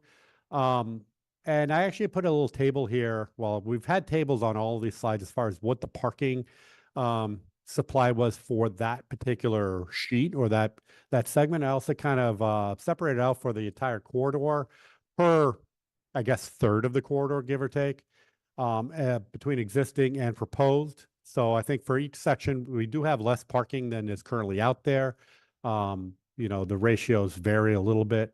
And of course, this stretch between Cypress Street to Station Street, there's 2 numbers here because it's either 47 parking spaces or 56 if we have those 9 spaces that we kind of talked about a couple slides ago. I know we're getting on in time, so I'm trying to talk quick. And then the last is we also looked at, could we redo this intersection here, really the intersection of Harvard and Washington. So this is the concept that we presented that definitely makes things a lot simpler, I think, for pedestrians. And operationally, this would operate a lot better because we really didn't have those. We don't have long clearances. We also don't have phases for Davis and Andam. We've really just had those come out as stop controlled intersection. So it realigned into one intersection. It improved the intersection operations. It relocated open space. So rather than having that triangle, you kind of have it on a different corner, slightly different shape, about the same amount of open space. Could provide you some opportunities for placemaking. Now, one thing that in some of the discussions we've been talking about Davis Avenue, about possibly having left turn restrictions coming out of there. So under this concept, it would be more about, hey, there's not going to really be a whole lot of space for you to take a left if you were to be turning there. So still, I think the design here is still not completely finalized. For this concept, we'd also have to talk to the MBTA about bus stop locations. So we're kind of working through this one right now. This particular location really hasn't been decided upon. This is looking favorable, but a lot of it depends on the MBTA and how we can work out bus stops. And I think I'm going to pass that to Chris. He only has a couple more slides, so we'll talk very fast. And I just wanted to also reiterate the fact that we are looking at a two-way bicycle lane option between Holden and Harvard as well as part of our design process.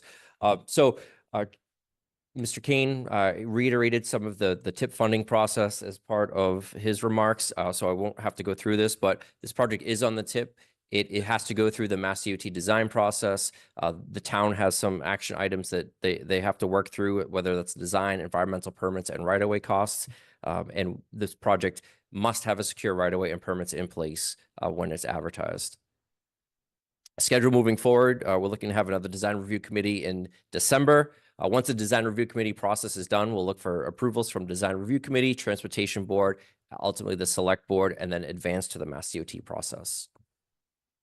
And then we have encouraged public comments through the website, the email address, and also the design review committee. Thank you. Thank you.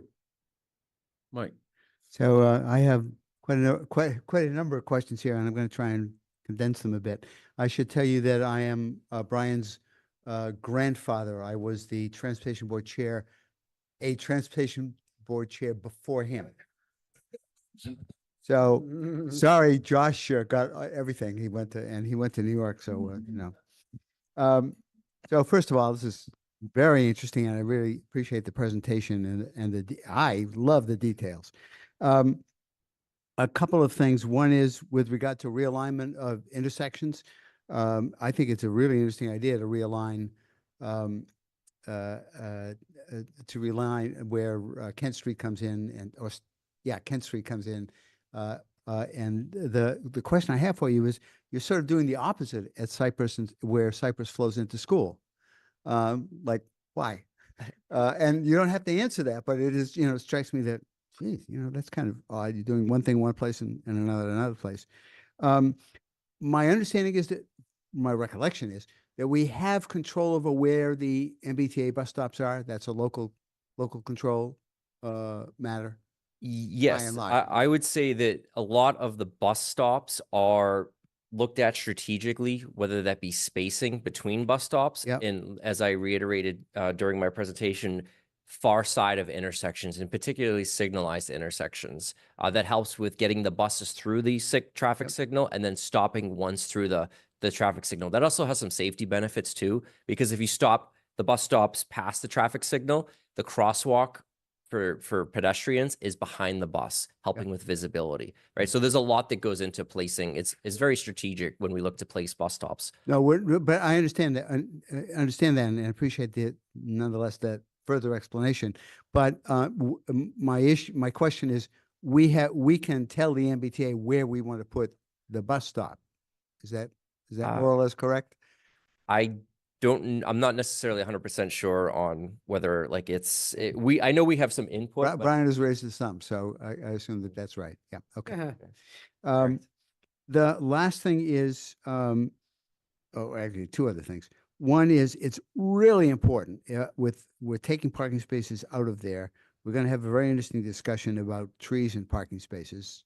When it comes to that, Brookline, there are three things that are very valuable in Brookline: lives, trees, and parking spaces, and they're sort of equal. Yes.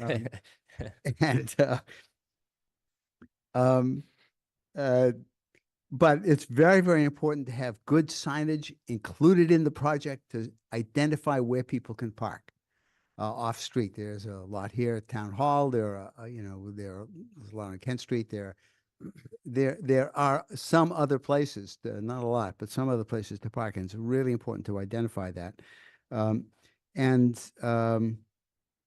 The last thing is, we have to think about the effect of having one lane of traffic in each direction when a UPS or an Amazon or a FedEx delivery vehicle stops in front of a house. Because what happens now is they usually park in the bike lane. So that's a big help to a bicyclist. And what will happen is that they'll be in the travel lane, which will perhaps screw up the cars. So any solutions to that, or do we just, live with that?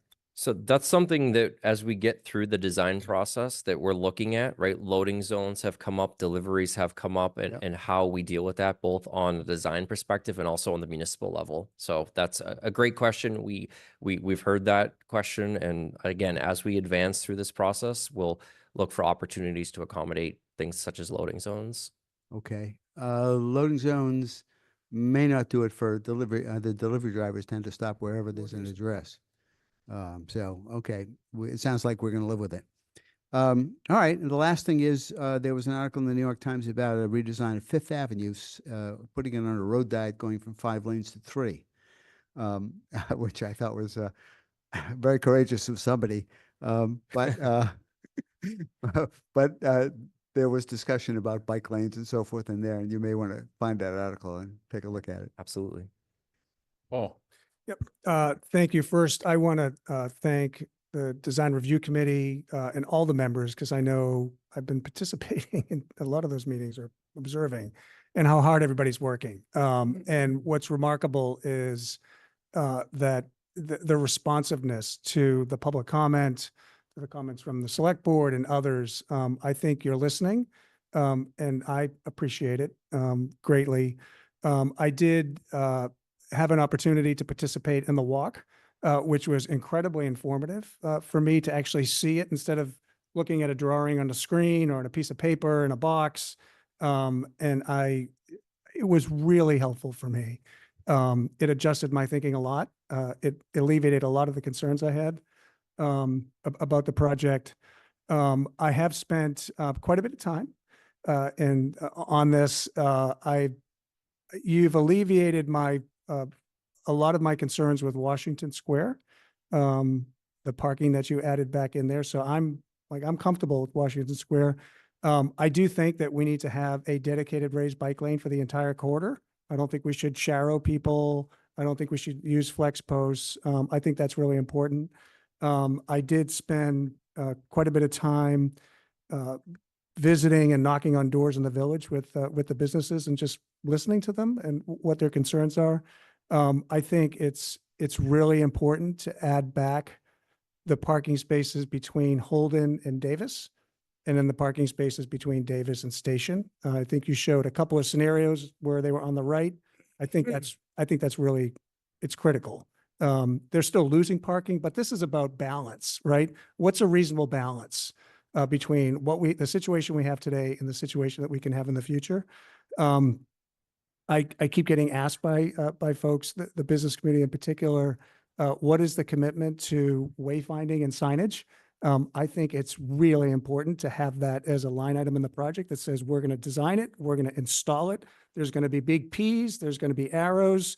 We're going to work with Google and whoever the other wayfinding maps are, ways to be able to identify and help you park. When you go to Portland, Maine, that happens. It should happen in Brookline Village and in Brookline in general. And then the second thing is a real commitment, a verbal written commitment that we will do a parking study for the village, a full parking study that will look at utilization. What are the alternatives? How can we get better utilization out of the existing spaces? Where those spaces are located, how can we better utilize the town hall lot possibly? We've heard Pierce, the Kent Street parking lot. There's a whole bunch of spaces on Kent Street that are dedicated for permit holders. Those spaces are often empty.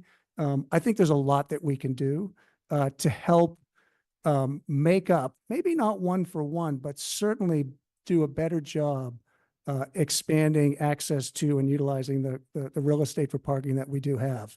What I'm hearing is that's the type of commitment that the village wants to hear. And right now I'm very supportive the direction that you're going with, especially from Holden Street to Station Street. The reconfiguration of the village is really interesting to me. I think Mike had mentioned having Kent Street come in, but I'm going to leave that to the professionals to figure out how to make the turns and signalers working.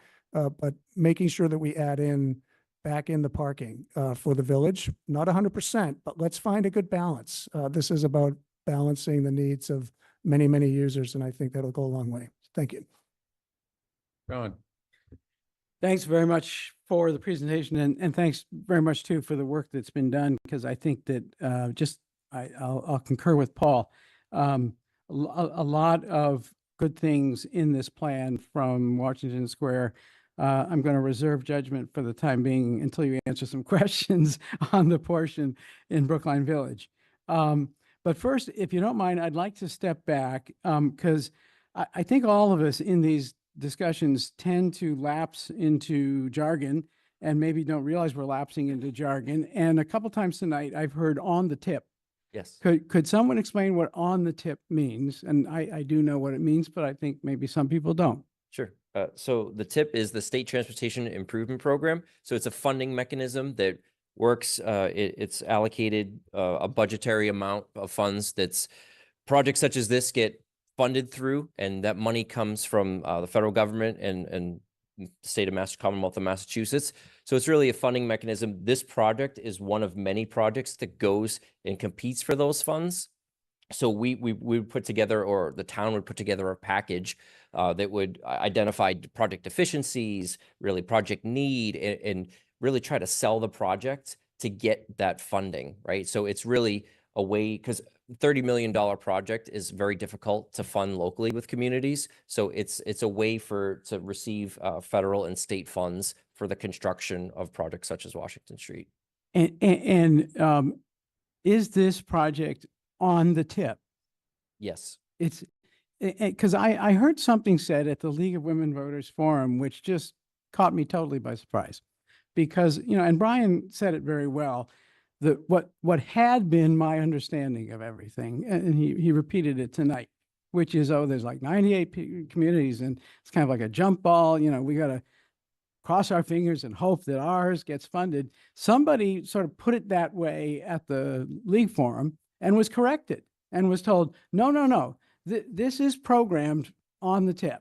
It's is- not like this is a big mystery as to whether we are on the tip. We're on the tip, and then later in the evening it was explained what could happen is if we don't comply with all of the schedules, and if we don't submit a final design or interim design and then another design and a final design that meets with their requirements, the requirements of the tip, we could lose that. Is that more the correct That's explanation? correct. That's Yeah. correct. Okay. It's my boss will be listening. It's more about project readiness, right? So Yeah. where we have a date, we're in a year or 2 years based on the size of this project. It's at least two tip years. But this all about project readiness. So our project is funded and it's funded early. So we're not even at the 25% design and we're already have a place on the tip. But as we get closer to that, they reevaluate. Every Okay. year an update comes out and really look at project readiness. So where are they? Are they on schedule? Is the project moving forward? Are there issues locally to get the design moving? So it's really a year by year process. So right now, yes, we are funded, but it all comes down to readiness and what we're doing for design advancement. Okay. So I asked those questions because I think to a lot of people, it was kind of a mystery. If we're only one community out of 98 that's competing, we're spending so much money and time to kind of get this design right. And, really, we might not even get the money. But it's not that. We're well on the way, and yet we have to stay on the path that That's is correct. prescribed for communities in this TIP program in order to get all the way to the finish line. And it's also really important to look at scope and scale too, right? So this project, it's $30 million plus or minus on the tip.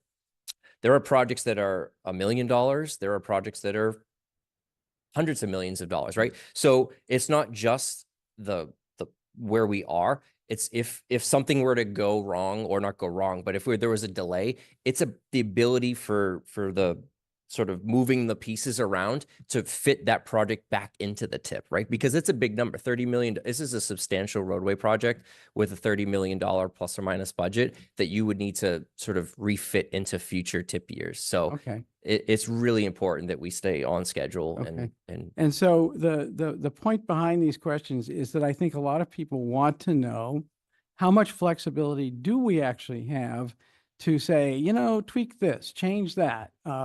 We like this part, but we don't like that part. And I think now we're getting a better picture that, Right. we got to stay within some very That's correct. clear boundaries if we're going to get to the end of this. That's correct. And one of those boundaries, which this is also something I didn't even realize until today, but it's in the documents for what is called the Metropolitan Planning Organization, which is the organization that actually sort of oversees the TIP Yes. process. It's in one of their documents that TIP projects include cycle tracks. Doesn't say bike lanes, doesn't say protected bike lanes. And so what we've been seeing in the design for this project is a cycle track. Is that right? So getting into technical terms, we're proposing sidewalk level separated bicycle lanes, right? So this project has to meet the requirements from Mass DOT, right? This ultimately, because it's funded, constructed by Mass DOT, we must adhere to their requirements. So that's design requirements, that's directives, including the Healthy Transportation Directive. So in order for us to move through that process, it goes through several reviews through Mass DOT, whether it's district reviews, Boston, and our design must adhere to their standards and the community standards as well. But there are certain, as a design engineer, civil engineer, there are certain sort of parameters that we must meet to move forward and get approval from But DOT. cycle track seems to be kind of baked in as the preferred way to do a protected bike lane. And that's different from, painted lines or the bike on the That's street correct. pavement. It's bike on a reserved area that is shared by the sidewalk and this cycle track. Alan, is there a technical? Did I get anything wrong there? Cycle track Yeah. in, Yeah, I mean, I think this would be a big benefit to the bicyclist rather than being on the road. Right. So I think there's also two different things to look at. One is the MassDOT requirements for a road of this volume would have to either have a, we'll call it a separated bike lane because that's what they tend to use that, which is the same, it's a cycle track. A buffered bike lane, which is a painted buffer and then on road, or a side path or shared use path. Shared use paths don't really apply here too well because of all the storefronts. But so there's certain criteria that require certain width. On top of that, there's also, when we talked about the funding, this project got scored. This project got scored based off of separated bike lane. So Cycle track. yes, the Yeah. cycle track, sorry. Yeah. We have our terms we just keep using all the Yeah, time. I understand. I understand. So it was scored based off of what we're really showing on the Yeah. plans right now. So if we suddenly were to do something differently, the score would change. If we try to do something too differently, it wouldn't necessarily meet the MassDOT requirements. And of course, if we had missing segments like out there now, that's when you would really have to worry about the project. Okay. There were And I'll try to move along because I now am at the point that I was trying to get to, which is what if it turns out that we have married the idea that this will have a cycle track as its form of protected bike lane. Cycle track being not the bike in the street, but the bike on a shared space that is shared between a sidewalk and a bike track. What if that works great for all of the Washington Street corridor until you get to that key part of the Brookline, the heart of Brookline Village, where, there's Davis Ave on one side, there's Kent coming in on Harvard Street on the other side. It works great for all of Washington Street, all the way to that part of the village. But then a cycle track maybe isn't the best approach to how to get bikes through the village. Are we going to have the option of saying cycle track doesn't, you got people coming in and out of stores in a very constricted space, and we're going to try to have the sidewalk sharing a space with a cycle track and people getting out of cars, crossing the cycle track to go into stores, people coming out of the stores, crossing the cycle track to get into their cars, pedestrians. It's a busy sidewalk. It's not like most of the Washington Street corridor sidewalks, which are kind of empty most of the time. It's a very busy sidewalk. And can we really pinch together sidewalk use and a cycle track use in that part of this corridor? So I think any deviations, we could definitely, potentially have to fill out some design justification workbooks and kind of present it to Mass DOT and kind of get their input. I mean, the most important thing is that we have good bike accommodation throughout the entire corridor. They can change a little bit as far as what they are. Especially, Chris even mentioned there's one segment we might even look at something a little bit different, like a two-way on one side of the road. So, I'm going to kind of like it depends. I'm going to urge how far, exactly where, how are we terminating it? There's, yeah, well, like I said, I'm comfortable with this, except for that portion, and I think some other people might not be comfortable with it. And I'll give you an example of a question that was asked at the League Forum. Will our electric bicycles and scooters illegal on the cycle track? The answer that they got at the forum was currently no. So now we're talking about a pinched together sidewalk and cycle track space that could conceivably have electric scooters, electric bikes, and bikes, non-electric bikes, all competing for use of the cycle track side by side with sidewalk use, right in front of people who are shops that are being visited and exited by people constantly. Doesn't seem to work to me. Maybe it does to other people, but doesn't seem to work to me. So I think maybe just to punctuate this for this evening, what Mass DOT wants is a locally preferred project. They want us to be on the same page when we go to them and say we have a 25% design concept that the design review committee, the transportation board, and the select board are behind. They want us to agree on what that is. In terms of their design criteria, they want separated bike facilities, period. If we are not going to propose that, we need to look at every option in terms of why we would divert from that, and then make a case as to why it's not viable. And it has to be really safety related. Can we fit them? Yes. Can I help you make the case? And well, there are a lot of I mean, people I though love it. that actually do want that separated bike facility, and this is a safety project, period. So there's a lot to work out in terms of new e-bikes and how they share dedicated bike facilities. That's something we're going to have to look at, but we're also dealing with real problems post-pandemic with speeding, crashes, and fatalities. So we are looking at the whole corridor comprehensively in terms of all modes. We are trying to slow down traffic and separate different modes of travel. And I do hope you realize that the question I'm raising is one of safety of pedestrians. This seems like a very tight area to have pedestrians going back and forth, back and forth, back and forth, right next to bikes, including electric scooters, on a level pathway adjacent to where they are walking. Yeah, understood. And I think to the question of what happens is we don't know whether Mass DOT will accept that type of modification. Well, Yeah, just briefly, and I really appreciate John's comments, and I unfortunately did not watch or participate in the League of Women Voters presentation. I had a conflict, but I live this every day, John, in St. Mary's. In St. Mary's, we have a sidewalk, we then have a protected bike lane, and then we have parking. And I know of no incidents where a pedestrian has been run over by a bike or electric bike or a scooter. And certainly, it does require a change in our behavior, just like when you ever go to Jamaica, you're going to make sure you look the right way because a bus might come and take you out because they drive on the wrong side of the road, as far as I understand. It's not the same. But The bike on St. Mary's is in the street.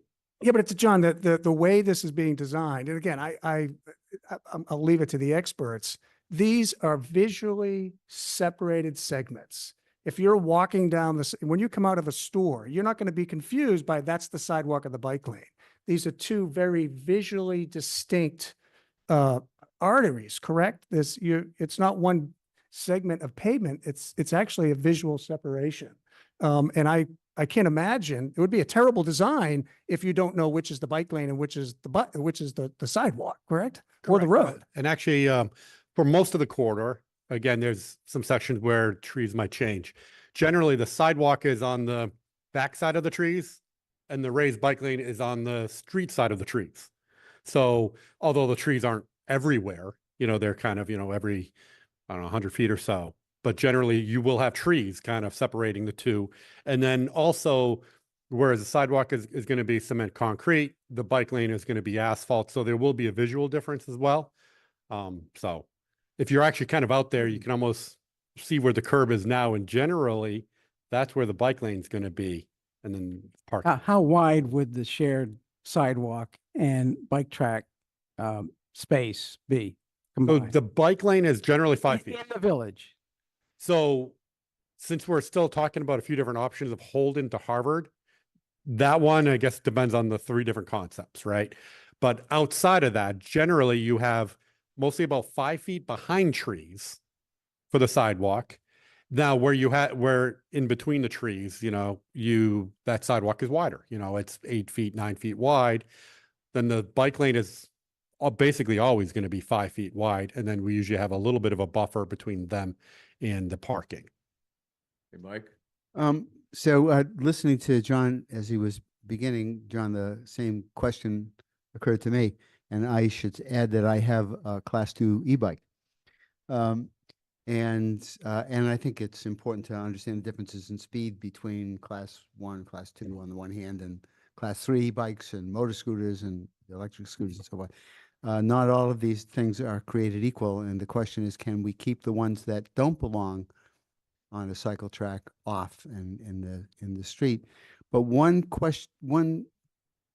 possibility is partial solution, at least to the concern that you have, and it's a legitimate concern, is widening the sidewalk, because the sidewalk through the village is not terribly wide. Is that something that is in the thought process here? Generally, with that 60-foot right of way, we're squeezed. Like we're talking inches a lot of times with this design, where we're like, especially if we're trying to maintain parking, everything is really, really, really tight. Yeah. All right. That's an answer. Thank you. A few questions. So we've talked about the portion of the corridor in Brookline Village, but moving back toward Washington Square, so toward Beacon, there was some allusion to some steps having been taken to sort of assuage the concerns of the business community in that area. Could you run through what those steps were? So yeah, so right now there is actually as you're approaching Beacon Street, there's a 2-lane approach just for a very short segment. And then of course, you have another lane there. So it's really, you have 3 lanes for traffic. And as we're trying to lay it out with a separated bike lane, because it takes up some space for the bike lane and buffers, and some of that's area where there currently isn't a bike lane at all. If we wanted to maintain that left turn, well, we'll call it a left turn extension of that pocket, then we would have no room for parking. But definitely right at that corner, there's the restaurants, and the parking, further down in front of the residential isn't in as much demand, but right in there was a lot of concern about loss of all of the parking. So after running analysis, what would be the impacts to operations, really laying out all the information, they decided that it would be better to provide better bike accommodations going towards Beacon Street, taking away that parking, that vehicle lane, and using it better for on-street parking and better bike accommodations coming into Beacon Street. All right. Also, you mentioned that missing segments can sometimes be problematic for DOT. And yeah, so right now, if you're to ride your bike down the street, you have bike lane, and then you come by CVS and suddenly there's no bike lane. Stuff like that can be a real problem, because if you don't have a consistent accommodations through the whole corridor, it really doesn't work for people who are bicycling, who are suddenly, stuck in the middle. So they would want to have accommodations throughout the corridor. And it's been brought up at meetings. Hey, can you just not have accommodations through the village? And no. Really. I bring this up not so much to suggest that we shouldn't have accommodations in the village, but this design does have a missing segment in front of the fire station, I believe. And I'm just wondering, how many missing segments are there in total? Are they just restricted to the fire station? Oh, no, that was just where there's no parking across. We still had a separated bike lane near the fire station. I think we showed in the hatched area, and that's simply because fire trucks pulling out, we can't have parking there because the fire truck wouldn't necessarily be able to make the turn. So there are no missing segments whatsoever? No, not a bike accommodation, no. All right. And then also, it's been mentioned several times that there are certain parameters that need to be adhered to in order for this to be a TIP eligible project. Could you maybe run through, not all of them, obviously, I'm sure there are a lot, but sort of the macro level categories that need to be adhered to? One is really the healthy transportation. So you required sidewalks on both sides of the roads, bike accommodations, and then they get a little specific as far as depends on, the volume of the road, what accommodations could fit. There's, curvature of the road. There's travel lane width. Actually, we had a lot of discussions back and forth with MassDOT and MBTA about the travel lane width, speed of the road. There's really a whole criteria of them. All right. And then also there has been discussion of the 25% design concept threshold. So where are we in relation to that? When do you expect that we could be there? We're still in the pre-25. Really, we've been trying to work. 25 is not what it used to be. It used to be that was pretty early on. Now the 25% is you're halfway done, pretty much. Maybe more. Where more and more now they basically added a step before the 25. So we're still in the pre-25 where we're trying to really identify all the issues and lay it all out. Do you have some kind of timeline in mind for when we get to the 25? I mean, at this point, one of our closing slides tonight was getting through the process at the local level, right? So we're still a design review committee. Once a design review committee, transportation board, select board. So once we have a consensus on the local level, it then is a design process for us. Mass DOT has a pre-25% design process now, which is more of like an over-the-shoulder review where they sort of take a holistic view of our plans, and then we get to 25%. So we're still several months away from that. Like, I think, we're targeting a few more months of design review committee based on sort of the progress and the momentum that we've gained over the last few meetings, but we're still several months away from really getting into that 25% design process. And then that process in itself is several months just because of the scope and scale of the project. Okay, Mike, before you ask your question, let me ask a quick question that has a quick answer, I think. Motorized wheelchairs are going to be using the sidewalks. Correct. In the Brookline Village area, those sidewalks are in really bad condition. Are you able to actually make them accessible to motorized wheelchairs? Yes, so that it's not just the village too. There are segments of Washington Street. That place looks right. It's the worst. So you walk it, and I'm definitely an engineer because I walk a street and I look down. Right, I'm looking down everywhere. So I'm looking at sidewalk condition, at curves, at where tree roots are protruding out. Really, so it's yes, it's the village, but it's everywhere along the corridor, and that's one of our major design objectives. Are you able to fix yes. it? Okay. Yes. Okay, Mike. So you I'll ask you later how. You mentioned the possibility of a two-way or contraflow bike lane. The problem with a contraflow bike lane is that when the contraflow ends, somebody's got to get the cyclist has to cross. That's correct. The two lanes of traffic, and presumably you do that in an intersection that's signalized and so forth. Yeah, so we're actively looking at that now, but yes, you're 100% correct. There are some challenges with And just think about going through Kenmore Square. Then you have to shift lanes across 3 lanes of traffic or 4 to get to the bike lane that's on the far side of the road. Who did that design? But it wasn't us. Good. But does the contraflow lane save width?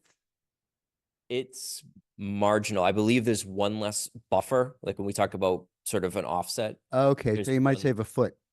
Yeah. So and as Alan alluded to, we're talking inches and yeah, foot or I heard that. along this corridor. So yeah. That is what. But again, there are obviously hurdles with a two-way configuration as well with the intersections and being such a short segment.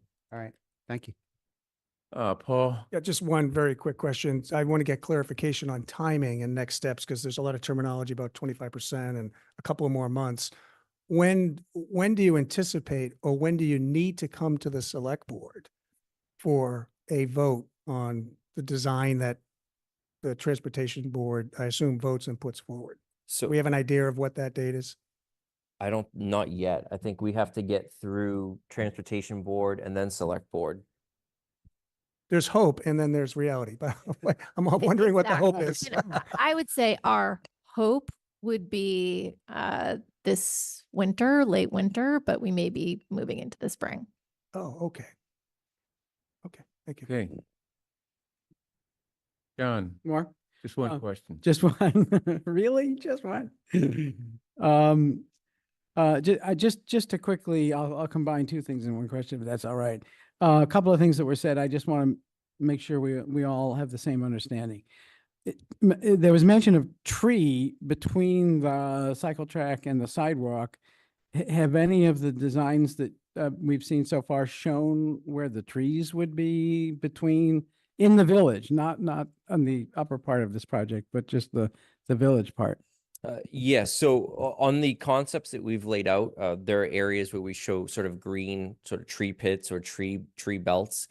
We've shown that. There are a few concepts. One that we're looking at where we have the parking on the south side or the bottom side of the image, where we would be removing some of the trees heading towards the village on Washington Street. Yeah. But we are accommodating the existing trees within our design. And as I really try to set the table at the beginning of our presentation, if you look at the existing tree canopy now and you're looking at it, to the left of it would be the bicycle lane sort of on the roadway side. And then to the right of that would be where the sidewalks are. So really that tree belt really defines the separation between the cycle track and your sidewalk. But one or two tree pits, not a continuous landscape strip separating the two. No, we do Okay. not have that. And just on Mike's point about, he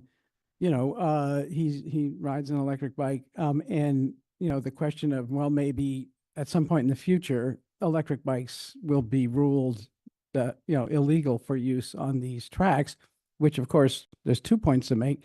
That means bikes back in the street, which was the whole point of this plan, is to avoid that, right?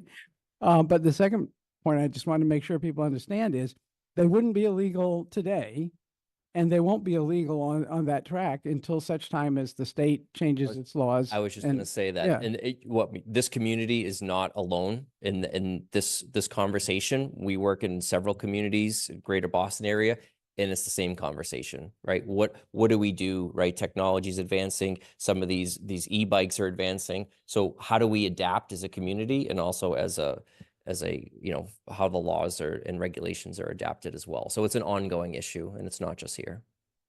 Thanks. Okay. Thank you.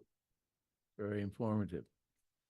Thank you very much for giving us the opportunity to provide this update. I think we have made a lot of progress really with a very robust design review committee and the public, and we will continue to do that. Look forward to coming back with ultimately, we hope, a 25% design, but we welcome your feedback at any point in the process.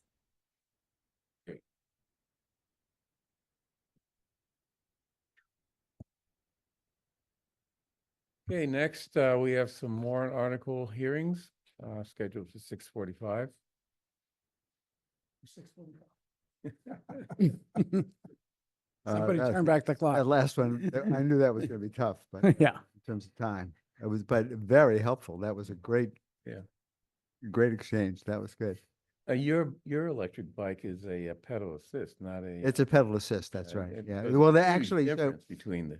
that's right. So their class 1 is pedal assist. Class 2, which I have, has a Throttle. a device on the throttle on it, but I've never used it because that's not why I ride a bike. Mhm. But class 2 bikes do have throttles on them.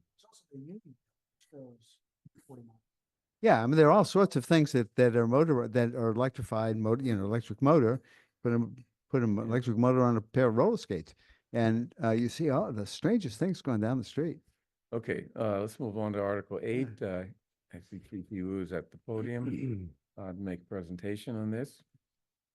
Y'all ready to move from the exciting world of transportation to the exciting world of zoning? Yay. Yay. Chi Wu, Town Meeting Member Precinct 7, here to talk about zoning. First, a sort of kind of conflict of interest disclosure, because I thought I had a conflict of interest when I started this, because this zoning article was actually to benefit me personally, but maybe I don't. It's been a strange journey. So this warrant article was, the impetus was this house, okay? It's a house that my family has purchased. My brother is going to live on the 1st and 2nd floor. And we had this idea that we should finish the basement, maybe turn this into a rental and turn it into a 2-family. Now the house is on a 3,000 square foot lot, and that's important to note. Well, we quickly found out we couldn't turn into 2-family, even though this house is in the TNH5 district. In other words, a 2-family district. So you would think you should be able to make it a 2-family as of right, but the lot size is too small.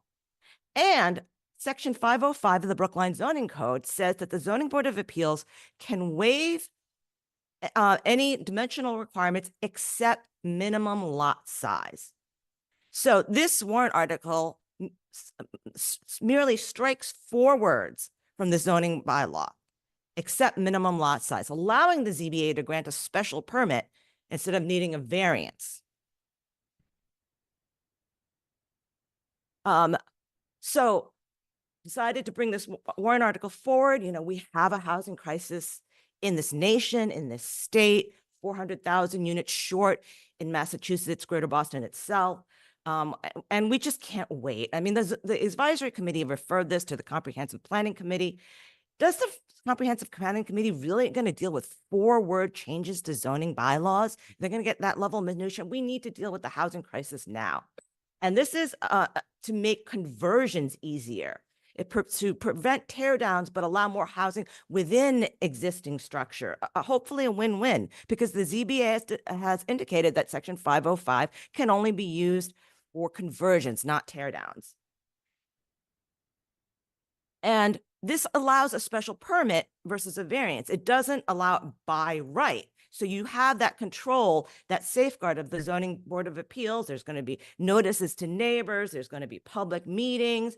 The idea that someone, a concern brought up that, you know, you could expand the house and then convert it. You still need to go through the ZBA for things like setbacks and other dimensional requirements. So here's the part where it gets strange. So I was informed by town council that the zoning article, as I brought it, doesn't allow extensions of existing nonconformities. And remember, this lot is 3,000 square foot, so it's already nonconforming. It's from 1905, by the way, the house. And so it already is too small for a single family, and the minimum lot size for 2 families, 5,000 square feet. So I couldn't actually use this warrant article, but there's this court decision called Dietrich versus ZBA of Chatham that allows extensions of nonconformities. So I might not need this warrant article. I can use Dietrich, but my neighbor who's on a house on a larger lot, a 4,000 square foot lot, cannot use Dietrich. And so they would need this zoning article. So what does this mean in absolute numbers? So this, if you look at this chart, and I hope you're able to see it. You know, minimum lot size. So this is, these are counts from the T5, T5NH, T6, and F districts. And what this shows is that there are 238 lots and single families like the one that my family owns, which is they're too small. The lot size doesn't meet the minimum lot size requirement for both single family and 2-family. And they may be able to convert to a 2-family using Dietrich. And then you have 430 single families on lots greater than 5,000 square feet. We can do it as of right now. You have this sliver, this gray zone of single families on parcels between 4,000 and 5,000 square feet that can't, or 5,000, 6,000 in the case of the T6, that can't convert, which seems kind of unfair and weird. And so this is why I'm pressing this warrant article forward to deal with this weirdness, so that both the smaller and then the mid-sized lots, those single families can seek conversions. And there's not going to be a massive wave of these conversions because there are 430 single family houses that could do this as of right. And we're not seeing a race to do this, but it does give more flexibility for single family homeowners to create an additional unit within the existing building, preventing a tear down, but allowing for an additional housing unit to address our housing crisis. Thank you. So, any questions? Who wants to start? Okay, why don't you I start, know, Trevor? no, Mike, go ahead.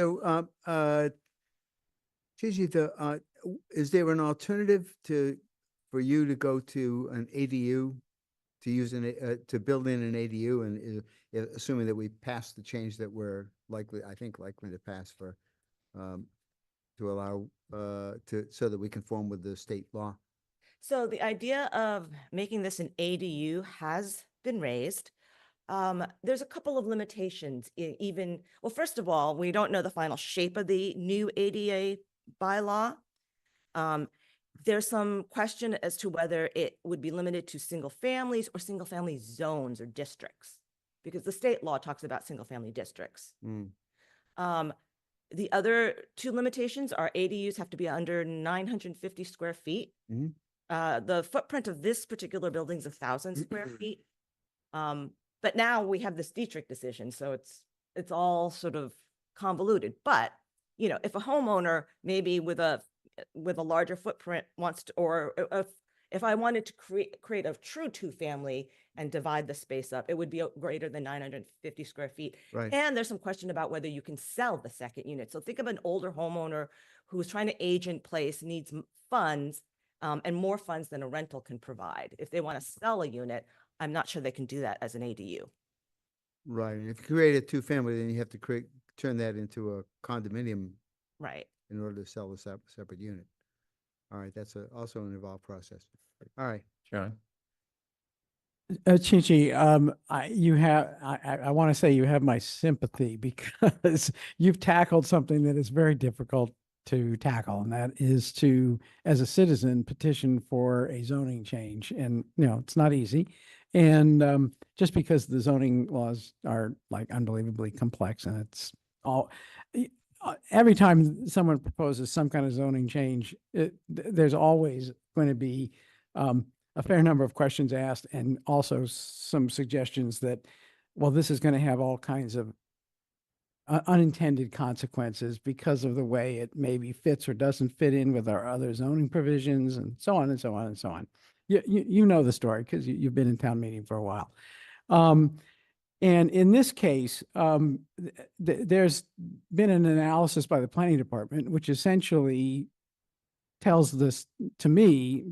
You don't have to read between the lines. It's pretty clear that they see a lot of issues that are going to stem from this, that it needs to be done in a different way if it's going to actually work, without having all kinds of unintended consequences for that weren't even imagined as being the purpose of this zoning bylaw change. Have you had a chance to review that with the planning department? And did you start with them to try to make sure that, you know, we got their best counsel as to how to do this? So I have discussed it. I discussed it early on with the planning department. I had conversations. You know, there's a few things I think I tried to address the concern about, you know, that they raised about a homeowner expanding the structure as a single family and then applying for two family, which is that, you know, the zoning board, the planning board, they're all there as controls. I mean, they have to actually grant a special permit. You know, they seem to think, the planning board seems to think, I mean, the planning department seems to think this would still allow demolitions. There's a zoning ZBA decision about section 505 that seems to indicate you have to use part of the existing structure in order to take advantage of it. So I wouldn't allow for demolitions. And then I would note that the planning board did unanimously recommend approval, support this zoning article. Yeah. And that's that's a story for another day in terms of, you know, what is a select board member to do when in the face of a departmental memo that is quite clear and quite specific and goes into quite a bit of detail about problems that they see in a warrant article. And then there's another board that disagrees with the planning board, and we'll have to figure that out. But I mean, I have to say I'm a little bit perplexed about what the planning department wrote. I mean, this isn't a radical change. This is a forward deletion, allowing the ZBA authority to do something. And the idea that it would have these massive unintended consequences just seems, you know, it's hard to see. okay. I They may have had a thing. think David has his hand up. Uh, Unless you, It's a quick question. So you mentioned that if the parcel is 3,000 feet or less, essentially you have that court decision and you can proceed. If it's 5,000 or greater, you can convert from single to two family as of right. So it's just the ones that are in the 4,000 range that are stuck? Yeah, for most of the districts, it's the 4,000 to 5,000 square foot range. I think one of the districts, it's 5,000 to 6,000 square feet, but it's this band. Yeah. And do you happen to have the data handy in terms of how many in that range have been attempting Oh, I mean, I to try have to convert or to seek a variance? that data I don't have. I have the data on how many lots and single families are eligible or fall within each band. But in terms of actual applications, I am not aware of, but I don't think there are a ton. Okay, thank you. Paul. Yep, Chi-Chi, thank you. I agree with John. You're very brave bringing this forward. These are all, it's always Foolhardy. very, very hard. And look, I genuinely understand where your heart is on this and why you want to do it. And I'm not going to fault you for that at all. I have one question about just notice and understanding about what is being proposed. You know, when we did the MBTA Communities Act for Harvard Street, there was a tremendous amount of engagement with the public. You know, there were meetings held, people understood how their street was going to be impacted, how their house was going to be impacted, their, you know, their specific property, because everything was published. Town meeting members by precinct knew what street was going to what was going to happen on in their precinct, what was going to happen on their street or their neighbors, and that was communicated. There's a tremendous amount of understanding with the community. And I'm unsure if that's, I know that hasn't happened here. Do we know how many streets and which precincts those streets exist? And do the town meeting members understand that this change is coming and it'll affect who they represent? And that's my question. To what extent have we done an analysis and outreach so that, you know, somebody knows that on their street, there's a proposal to change singles to two families, or what you're proposing? I mean, the process for this warrant article is the process that most warrant articles go through. I mean, the MBTA Communities Act was the result of a lot of community engagements, which was, you know, awesome and excellent. But for example, some of the other warrant articles, you know, have probably a greater impact. I mean, this allows a special permit. The other warrant articles, for example, banning rodenticides or imposing, you know, $9,000 fines for cutting down a tree. I think those actually impact the residents of Brookline much more greatly. And the process for community engagement is the process that the warrant articles go through, you know. Right, unless you have a comprehensive plan, then there's a tremendous amount of public engagement. So, but and I don't want to compare a rodenticide article to a zoning article. There are different things that are happening there. John had alluded to the planning department's, you know, proposal and analysis of what you had proposed. And it was, I believe it was part of a draft document for the planning board in anticipation of them having to report on for the combined reports. And it's dated October 10th. I think it was shared with you today by Kara Bruton. My question, did you see that document? Was that the first time you saw that document was today? Or had you seen that analysis before? Did anybody send it to you before so you could at least respond to it?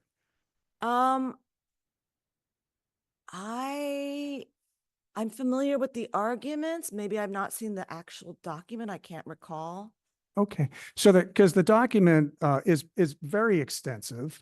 It raises they're all numbered, a whole number of issues with respect to the article concerns, potential unintended consequences, where it may overlap with existing zoning laws and other things that a homeowner might be able to do to alleviate the type of concern that you're working on. I'm going to just read a couple of points. And again, one of the concerns is that you didn't see this. Frankly, I have a concern that we didn't see this until this afternoon at like 5 o'clock. But, you know, there's in the draft, item 5 says, although the explanation cites a family property as a compelling example, this one example is not sufficient to show land use boards and town meeting members what may be the unintended consequences that would affect at least 7 of the pertinent 10 zoning districts across varied neighborhood types. And then it goes on to provide more information in further detail. Point 7 says, and there's many points in this, I just highlighted a couple, the possibility that warrant Article 9, conversion of all 2-family districts to 3-family districts, complicates the consideration of the warrant Article 8. For this reason, talks test Perry, which is something that's coming in the future, rezoning project plan for fall 25 town meeting, which is exploring additional density along with the elimination of required minimum lot size, is a promising way to resolve the limitation requiring required minimum lot size presents the housing choice that the petitioners rightly raises. And I guess the reason why I raise this is we're in a very unusual circumstance. We have almost a portfolio of 10 zoning articles. And we're looking at them discretely. We're not looking at them in an interconnected way. What you're proposing impacts Article 9, which is going to be coming up, which the ADU article potentially has a role in play this. Article 7, all of these things are interconnected. And the one thing that really impressed me during the MBTA Communities Act work was that we had a deep analysis about how many units were potentially going to be produced, what was the theoretical production, what was the likely production. We knew by segment, we knew by street. And this article, your article, which I appreciate why you're bringing it forward, is connected to all the others. And we don't have a holistic view as to what we're looking at going forward. And it concerns me.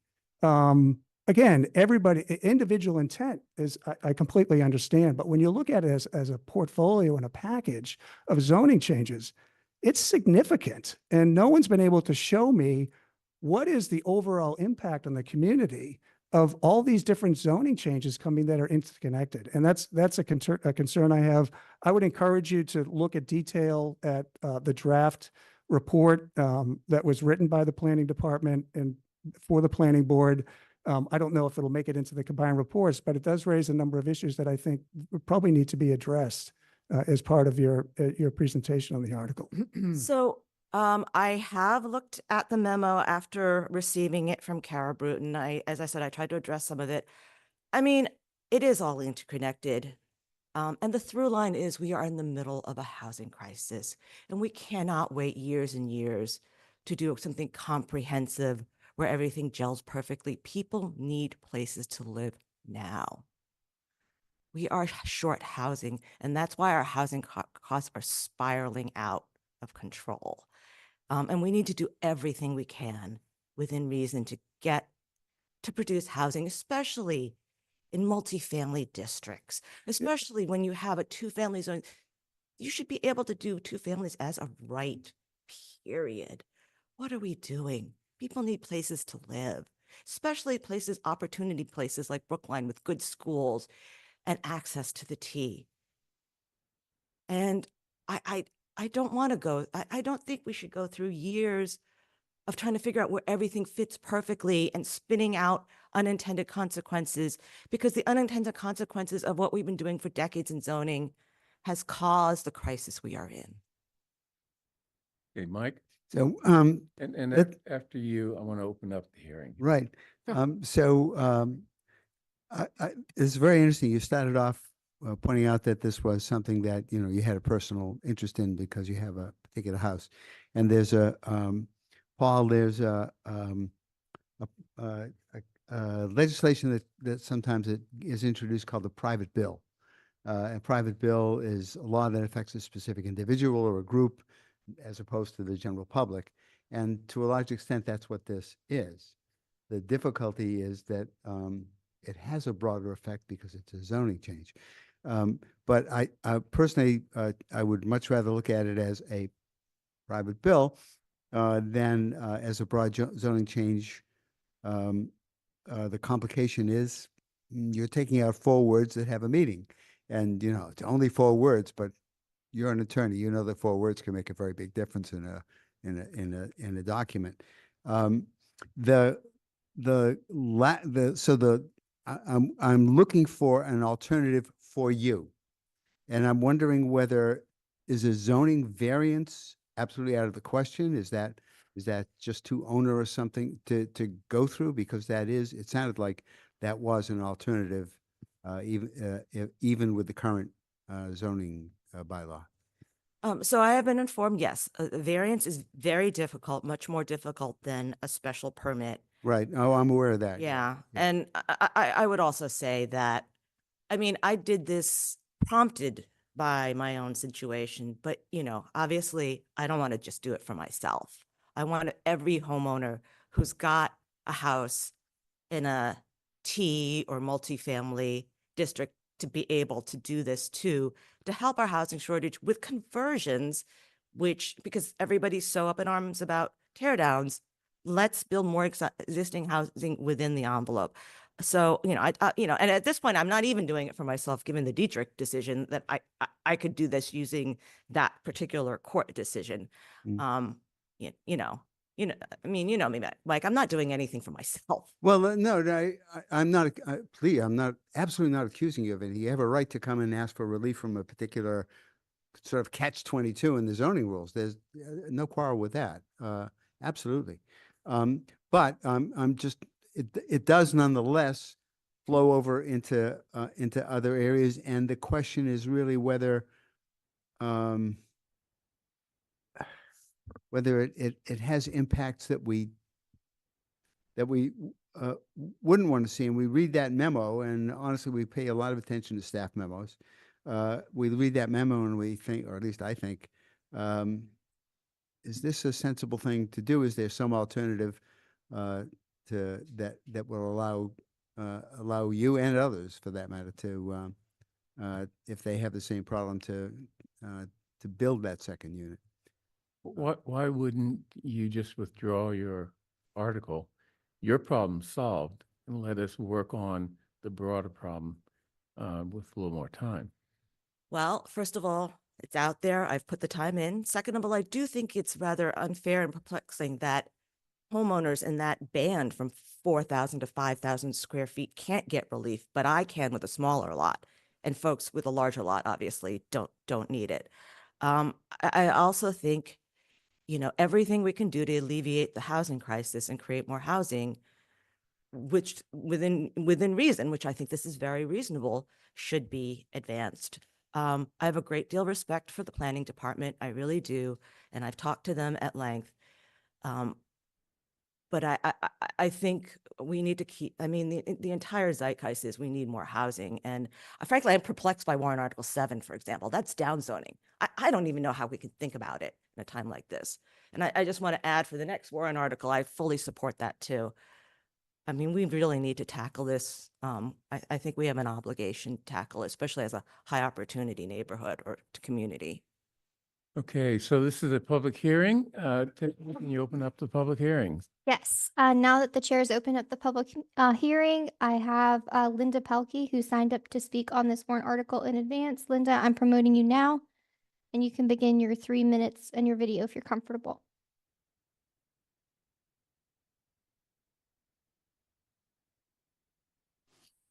Hello, can you hear me? Yes. Thank you. Hi, this is Linda Olson-Pelkey. I'm in 2 meetings at once, so I'm a little incoherent, but thank you for letting me comment on warrant Article 8. So I guess I would just like to address a few things that were raised. One is this really is very impactful to a lot of parcels, and Chi-Chi showed you a chart that talked about the number of parcels that were impacted in the T zones, the S zones, but it's also the M1 zone that it impacts. And the purpose of the minimum lot size, we can debate that, we can talk about that, but it is set in conjunction with all the other setback, open space, bulk, and massing rules for each of these different zones. And they all have very different situations, very different goals, very different typologies. And this warrant article doesn't address that at all. We really don't have a good handle on what the impacts would be.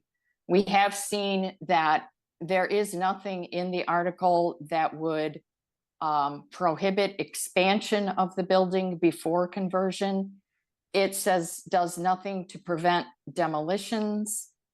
And I think it's an interesting question. It is kind of a strange, you know, catch-22 in the bylaw, but I think this whole question of what do we want to do about conversions and minimum lot sizes is a much larger question that needs to be analyzed in the broader context. And to speak to the public engagement point, we absolutely need to engage with our residents before we make these kind of changes, because they will be impacted by them in terms of what their neighbors do. And in terms of the let's get going and doing something, just last year, we upzoned, we did the largest upzoning in Brookline's history for the entire Harvard Street. And the decade before that, we had permitted 1,400 units. We have over 1,300 units permitted that are simply not being built. I think we're doing above and beyond our weight in the region. So I would ask that the select board vote to refer this article or vote no action. Thank you. Can I ask a question of Linda? Linda? Yes. Refer to. Oh, we, Yeah. Ooh. the advisory subcommittee and we voted to refer it to the comprehensive plan study committee, because the comprehensive plan process is designed to set the vision and goals and identify areas that we do want to see change, and then work with a zoning consultant to bring zoning reform that is holistic and enables that plan to be implemented. So it's a process that will eventually get us to looking at all of these zoning changes. So it's not necessarily that committee itself, but it is referring it to the process, if that helps. Thanks. You can approach the podium to speak. Steve Hyken is approaching the podium.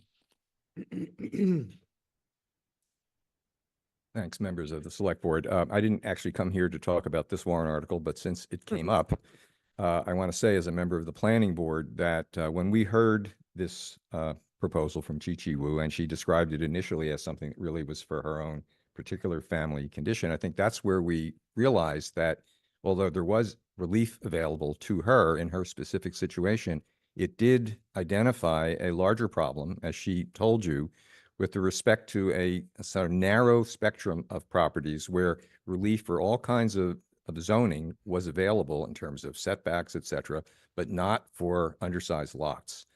And I don't recall, I know we've already voted unanimously in favor of this. I frankly don't recall whether we saw an extensive draft report from the planning staff that had all kinds of issues with this. I can say that there was a draft report on warrant Article 9 from the planning staff, which we disagreed with. And as far as I'm concerned, the contents of that draft really need to be set aside.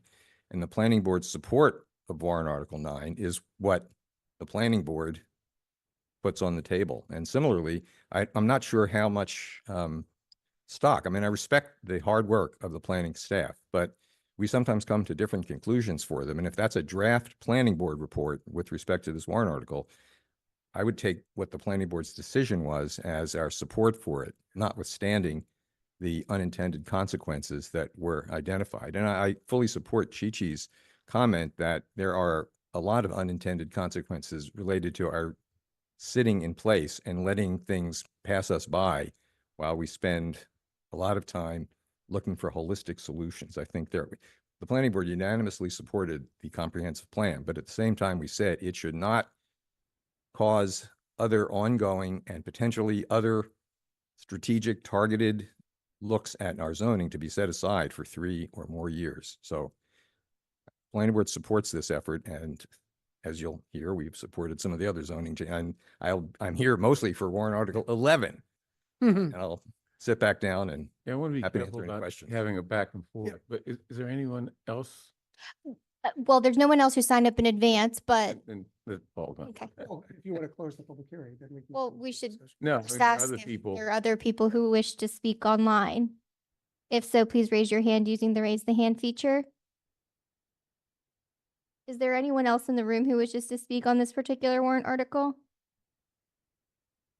Okay, there are approximately or there's exactly 6 people in the room and approximately 36 Mhm. participants online, and no Okay. one else is I want to indicating hear from a Paul, desire to speak. and, but not close the hearing so that.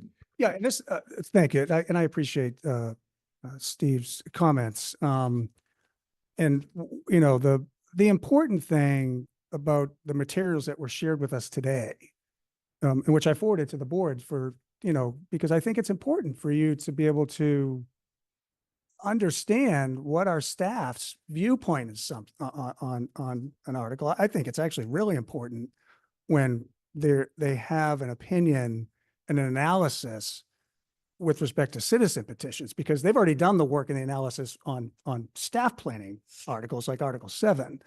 But, you know, citizen petition articles, you know, what I shared with you today, were forwarded to me by the planning department.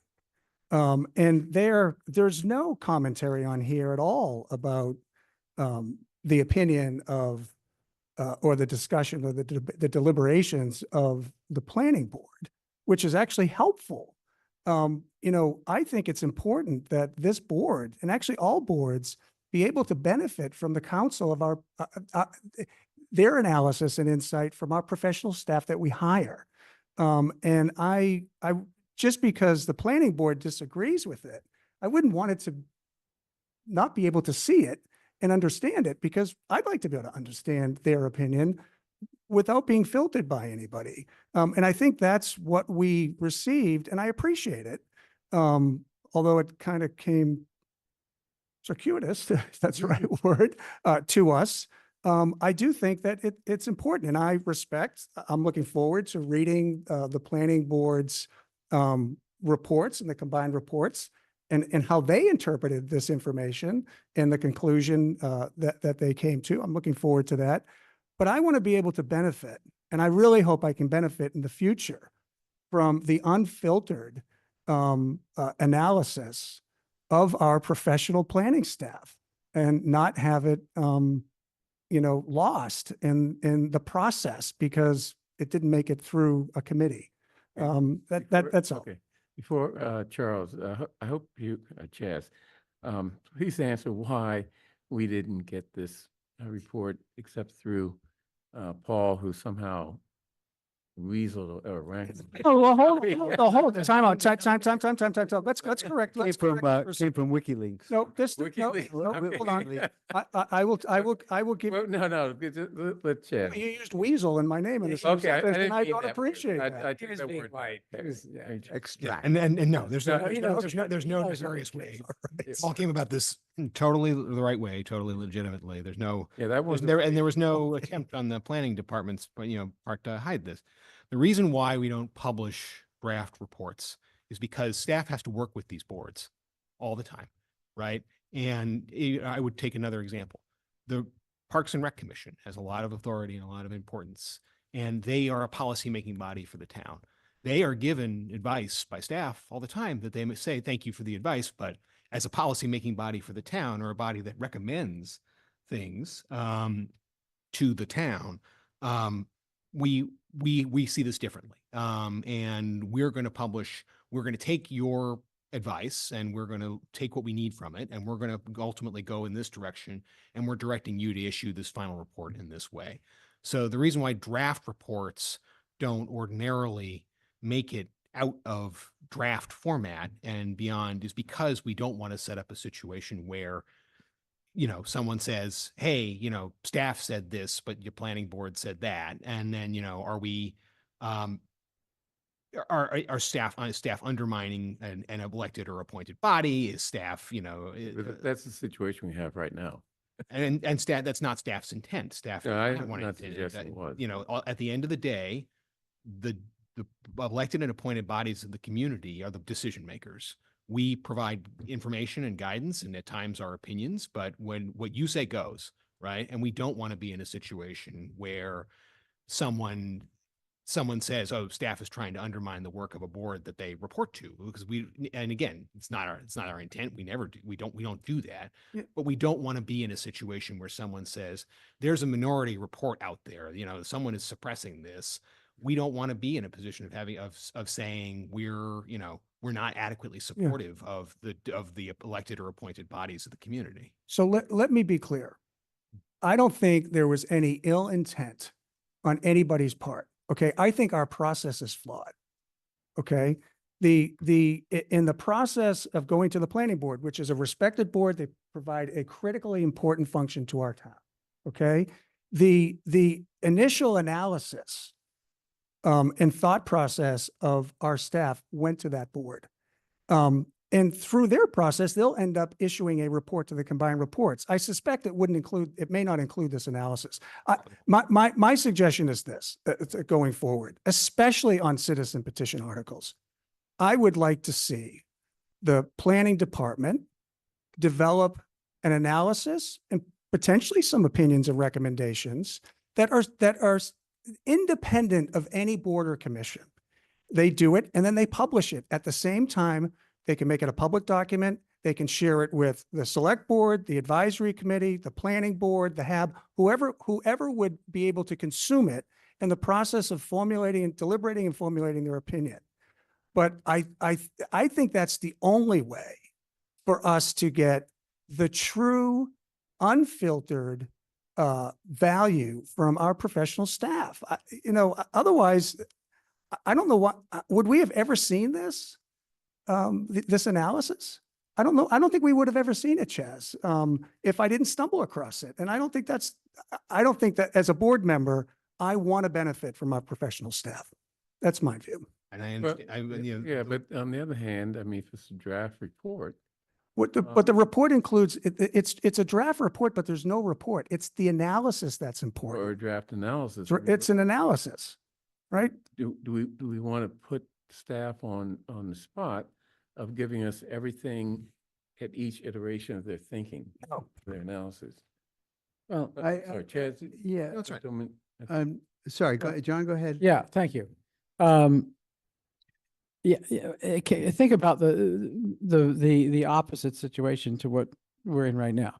So we have, a couple of articles that are, have implications for our zoning, which is a very complex matter. 8 and 9. We have our meeting at which we are to try to figure out what is in the best interest of the town when it comes to Article 8 and Article 9. And yet we have nothing in front of us because the planning board happened to disagree with the very well articulated concerns that were expressed to the planning board by the planning staff. But we don't have that in front of us. In fact, we have nothing in front of us. The planning board hasn't issued a report on this yet. How am I, as a select board member, supposed to know what a professional judgment on this article is if the professional judgment of our professionals is being kept from us? Yeah. It just doesn't work that way. We need, like Paul says, and I agree with him, we need the professional advice of our staff in addition to the considered judgment of our planning board. But we can't be denied one so that the, other can sort of trump the advice of the staff. I agree. Yeah. So what I would say here too is that staff is at your disposal for these things. So if you want a report from staff on these issues, this is the time to do it because you're not voting on this tonight. Yeah. We're happy to do that. We are happy to provide you with guidance, with recommendations upon your request. What we don't want to do is potentially be seen as subverting the process, which is these boards, in the case of the planning board, there are statutory responsibilities that board has. They're not just an advisory body. They are a policymaking body. And we want to be cognizant of that in developing, the way that this is supposed to work is that the planning board's recommendation comes to you with the assistance of staff. Staff, hashes it out with the plan, provides guidance to the planning board. The planning board makes a recommendation. That recommendation reaches you, and that's the system in place. With that said, that doesn't preclude you from asking staff's opinion. And in this instance, we're happy to provide that. We're not trying to hide the ball with these things. It's just the regular order through which we have gone has typically been, if there's a board that has unique expertise or just expertise that is supposed to be writing the report to you on this and report to town meeting on this, We work with that body. That body then presents its recommendation to you so that you can feel hopefully confident that you have the recommendation that has been filtered through a political process and not just the process that we go through as staff. Because, you know, staff's recommendations aren't always followed, and there are often political reasons for that. And we don't want to be in a situation, and that's not a bad thing. That's the political process. We just want to be sure that you don't feel like that the public doesn't feel like they lack confidence in their boards and commissions, or that staff is somehow undermining that process. Chair, do you mind if I ask Chaz a question about Sure. what he just said? Would a draft report of the nature that we see in front of us tonight be a public document? Yes.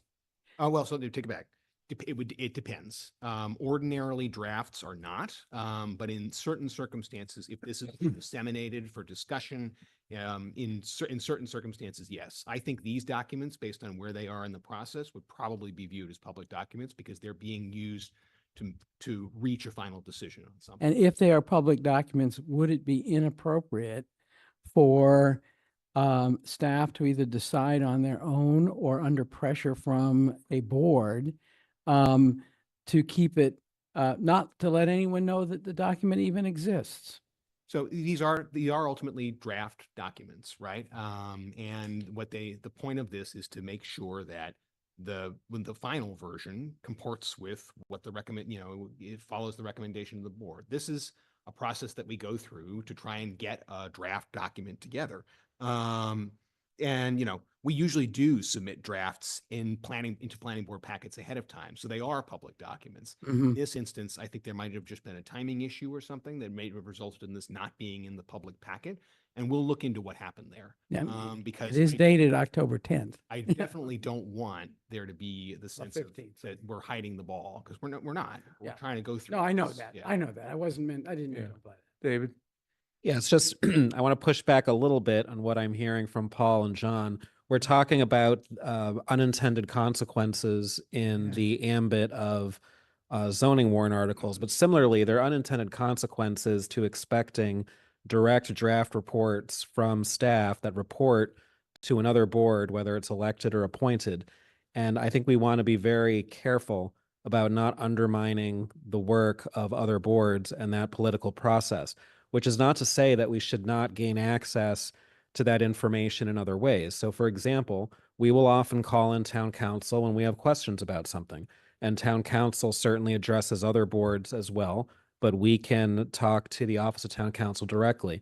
Similarly, if we have questions about a zoning warrant article, there's nothing that precludes us from engaging directly with the related staff and saying, we have questions about this. This is complex. Could you please explain what your department's thinking was on it? And that, I think, can be separate from a draft analysis that hasn't been finalized, hasn't been fully fleshed out. Not commenting on this one in particular, but broadly speaking, I don't think we want to create a chill effect on producing documents that are not necessarily ready to go public and simultaneously potentially subvert the work of an appointed or elected board. And again, I'm not saying that happened in this particular instance. I'm talking more broadly because it sounds like this discussion has evolved a bit into how we would like to proceed moving forward. So I just want to be careful about that. So can I respond? Okay, Just a great. quick question. So David, thanks for your comments. So you said something that's interesting to me and I think you were suggesting that the planning department staff reports to the planning board. They do not. They report to the town administrator. The town administrative reports to us. They do not work for the planning board. And second, so that's really important. Okay. And for me as a select board member to not be able to benefit from the council of staff that ultimately works through the town administrator on our behalf, I think that's a problem. The second issue I do want to point out is I know that Article 9, it doesn't say draft on it. All it is an analysis. It's their thinking was actually in the packet. It was in the packet of the planning board. How do I know that? Because I was sent the link to the packet so that I could download and forward this to you. So it was in the planning. This very document was the advisory committee wanted to put it into their packet so that they could benefit from the analysis. They were told no, they could not distribute it. It's a public document. This is, it's concerning me. I don't know the perfect fix, but I do, as a select board member, I would like to be able to benefit from the unfiltered, unencumbered, unpolitically whatever analysis and thinking of our professionals. That's what this is, because it was pre-political process of going through a board. I think it's important. That's my view. I think that David's comment about unintended consequences, I think we have to think just a little bit more about the unintended consequences of what we're talking about here. I'll tell you, with regard to this specific issue, with regard to this warrant article, I read the draft report and I thought, this is a problem. But when I hear that the planning board has said something different, I rely very heavily on staff, but also I listen very carefully to the planning board's ultimate decision. I'm not trying to persuade you one way or the other. So I think that the most important thing is to hear what our appointed boards have to say. They do report directly to us. There's nothing in the way of getting a staff report by asking for it. And I think that's a perfectly reasonable thing to do. Yep. But to make it a part of the stream of materials that we put into our own packet when they're drafts, and where, I think that's there are unintended consequences to that. I'd rather not have that happen. Yeah, Chaz, Yeah, and then I want just to draw a line reopen under this. the I think that's right. At the end of the day, we're here to answer your questions. What we also want to avoid is the idea that we're here to, issue an independent opinion without being asked for it.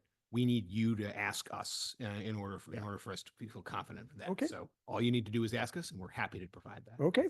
Okay, so the public hearing is still open. Could you see if there's anyone else? Yes, that there wants are. to speak? There's a Martha Huntley. Martha, I'm promoting you now. You can start your video and begin your 3 minutes. Martha. You're on mute.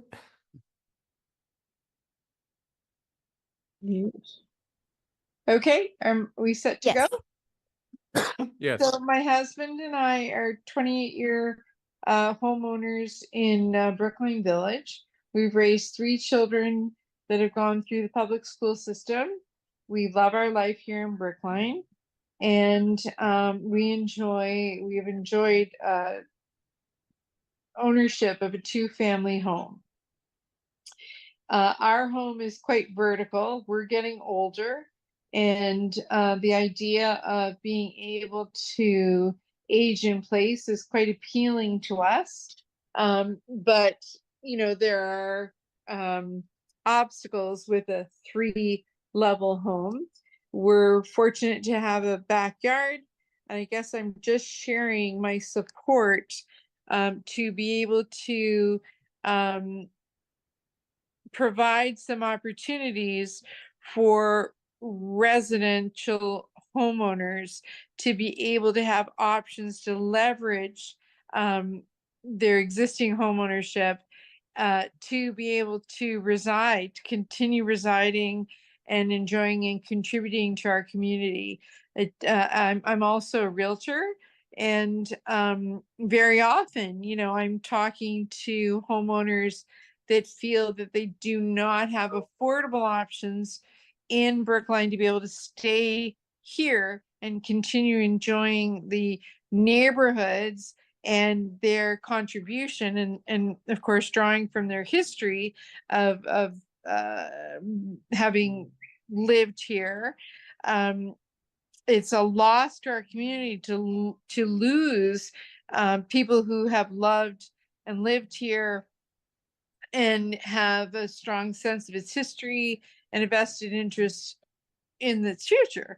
So I would love to be able to have us find a way to support 2-family homes, to be able to expand into a 3rd for reasons to, if you are able to provide, accessible apartment within your unit, or even if it's just for the reason to be able to generate more income so that aging Brookliners can be able to rise to the, You have 30 rising seconds. costs of living. Thank you. Thank you. The next speaker is Regina Frawley. Regina, I'm promoting you now. You can start your video if you're comfortable and begin your 3 minutes. And Tiffany, Kathy Slyden had her hand up. So. Good evening.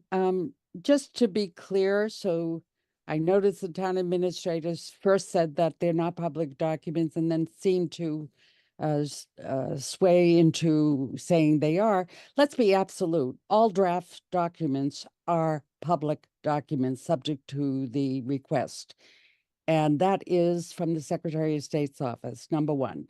Number two, I understand the delicacy that the town administrator was attempting to portray. I do understand it. But I also believe that the select board's comments about we need our staff to be, we have the highest standards when we hire them. The vetting process is very significant with high standards, and we need to use them. It's very possible, as the author of many warrant articles, that a particular board didn't see something and they vote for reconsideration at a later date. It doesn't have to be absolute. Well, we made this decision and therefore we, maybe through pride, we don't want to change our mind, maybe not through that, but it's very common for this to happen. And finally, we're big boys and girls. Many of us have done this for many years and dealt with many, many articles on zoning. We can read a draft. We can make our own decisions. We go to the meetings. We listen to the petitioners. We listen to the opponents. We listen to the boards. And then we ultimately get blamed for voting at town meeting. It's always the town meeting that ends up responsible for it. So we need to be grown up about it. I agree with Paul and the others who feel that we need to see these things. I understand this has been an extremely burdensome year for the staff in planning. It's very difficult for them to get things out in what might be a more convenient, timely way. They're doing their job. They're dealing with difficult circumstances, difficult information. Let's all just deal with that. It happens. It's part of the process. Let's just accept that it happens and we can vote for reconsideration, but please don't think that we are not like children, not able to read these things and make our own judgments. Thank you. Thank you. Are there any other speakers in the room or online who wish to speak at this time? Kathy, you don't want to speak? Okay. Anyone online? No one is indicating their desire to speak. Pardon me? Okay, so, yeah, I'm gonna close the hearing and, move on to the next article. There's no vote here. And we'll sort of figure out what to do next time. Which will be actually Monday, November 4th. So study up. Next, we're on Article 9. Bernard, while we're waiting for Kathy to get set up to speak, maybe to alleviate future additional discussion about this tonight, perhaps we can put on the agenda in the future, the topic of analysis and draft analysis and, what's the best way to handle this type of information. And we can add it to the agenda and have a conversation about it.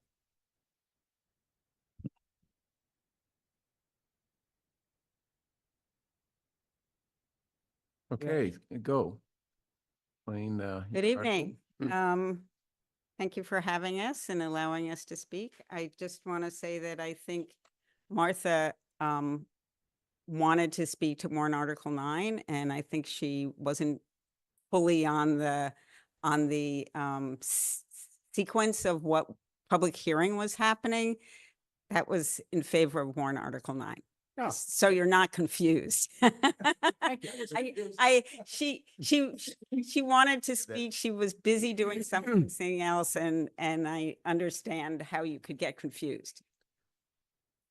My name is Katha Seidman, Town Meeting Member Precinct 8 and a co-petitioner of warrant Article 9.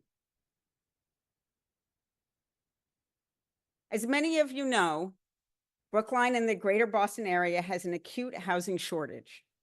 We filed this warrant article because we believe Brookline has an important opportunity to add more homes in ways that support existing homeowners while also preserving neighborhood architectural character.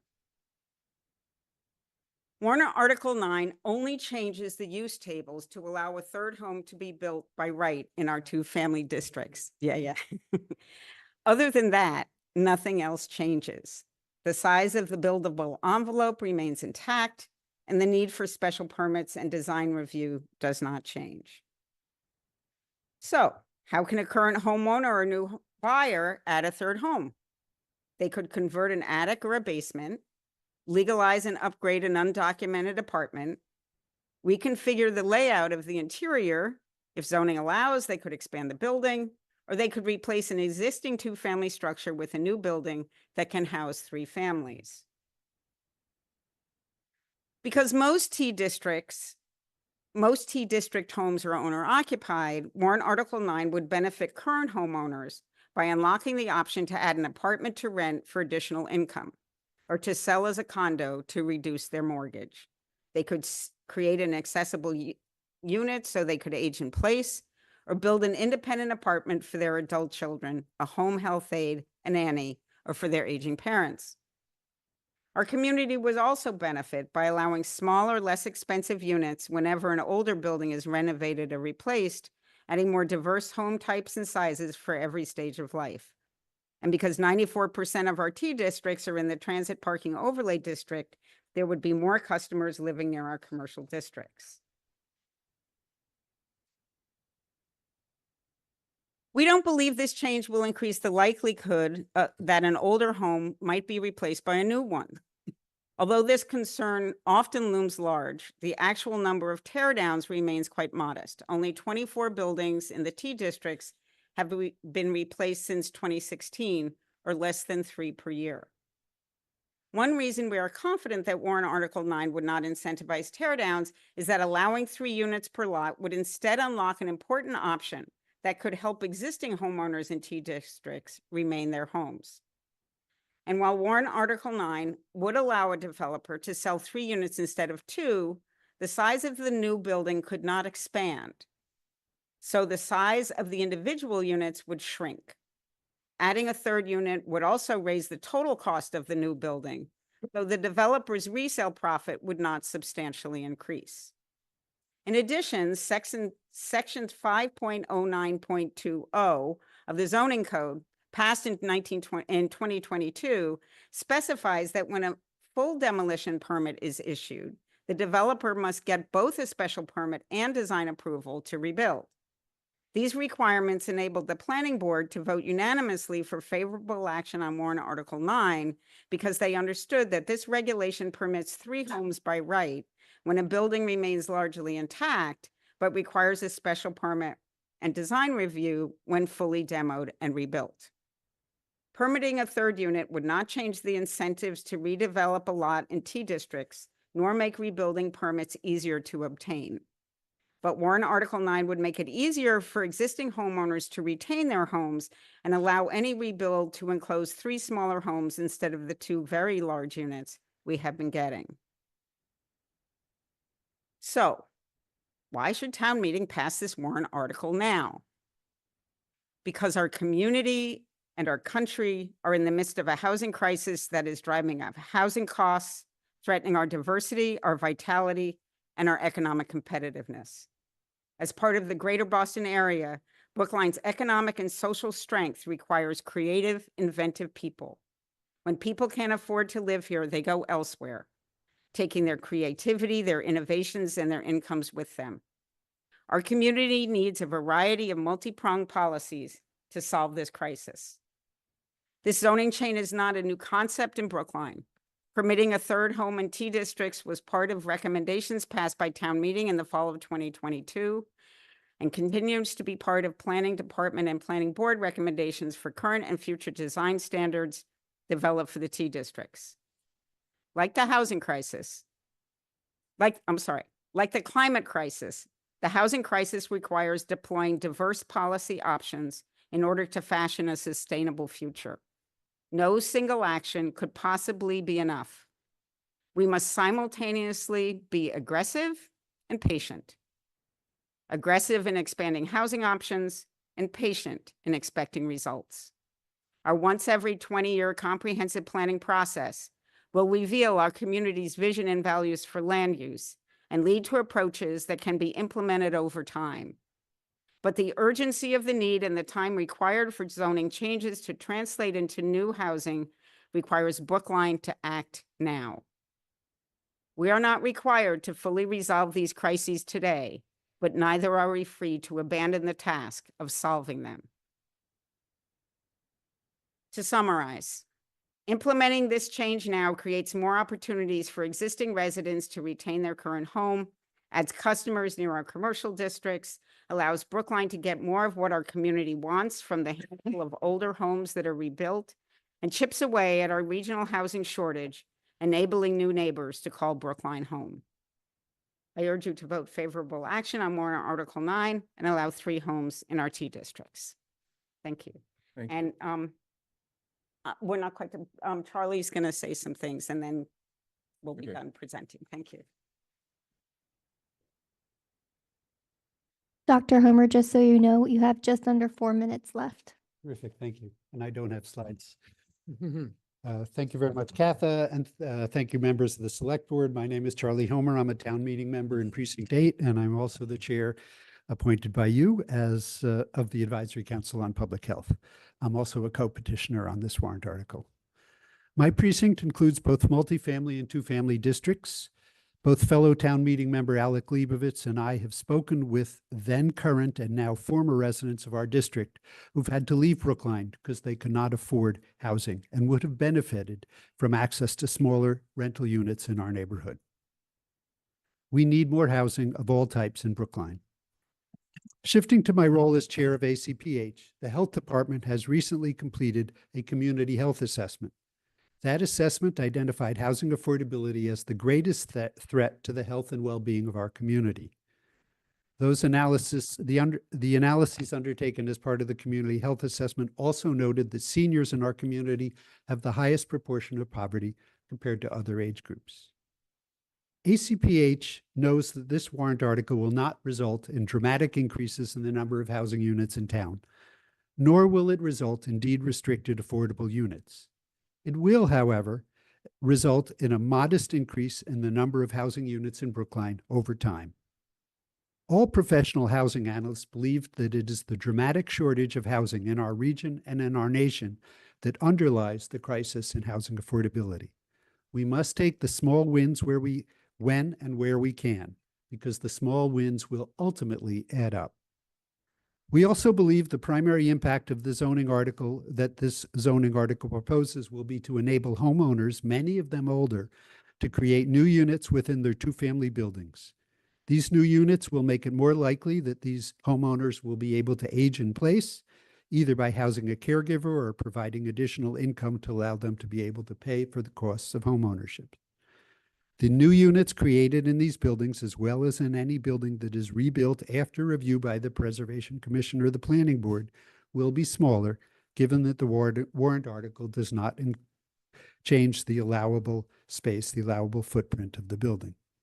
I have a niece in Los Angeles who lives in this type of unit as she completes her obstetrics residence at Cedars-Sinai Hospital. And without it, she wouldn't be able to live anywhere near the hospital. And I suspect the same will soon be true here in Brookline.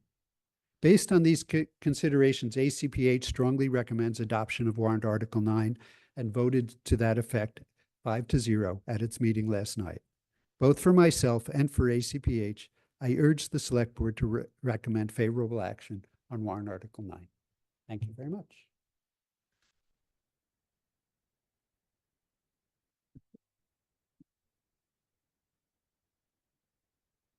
Yes, go ahead. No, she came up to answer a question. Oh, okay. John.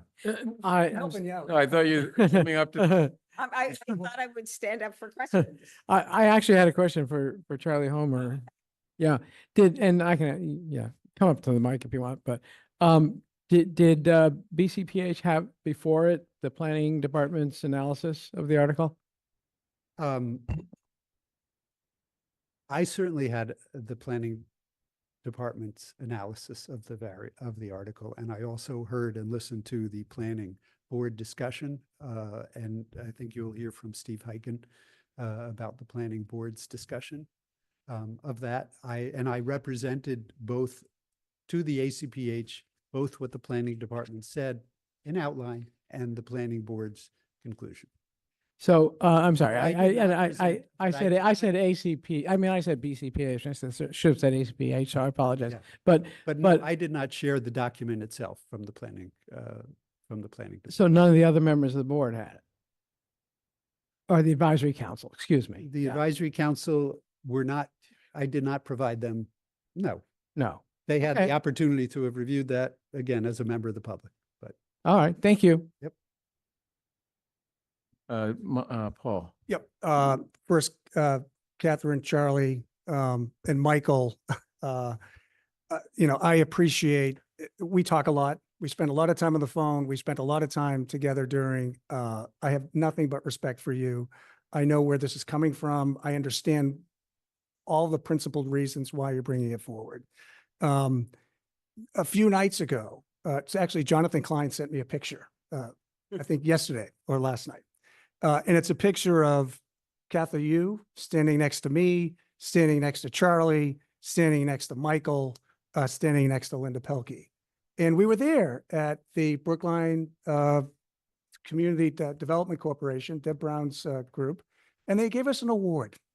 And that award was for community engagement around the MBTA Communities Act, but it was centered on community engagement, which has always been Deb's thing. Like she always talks about community engagement.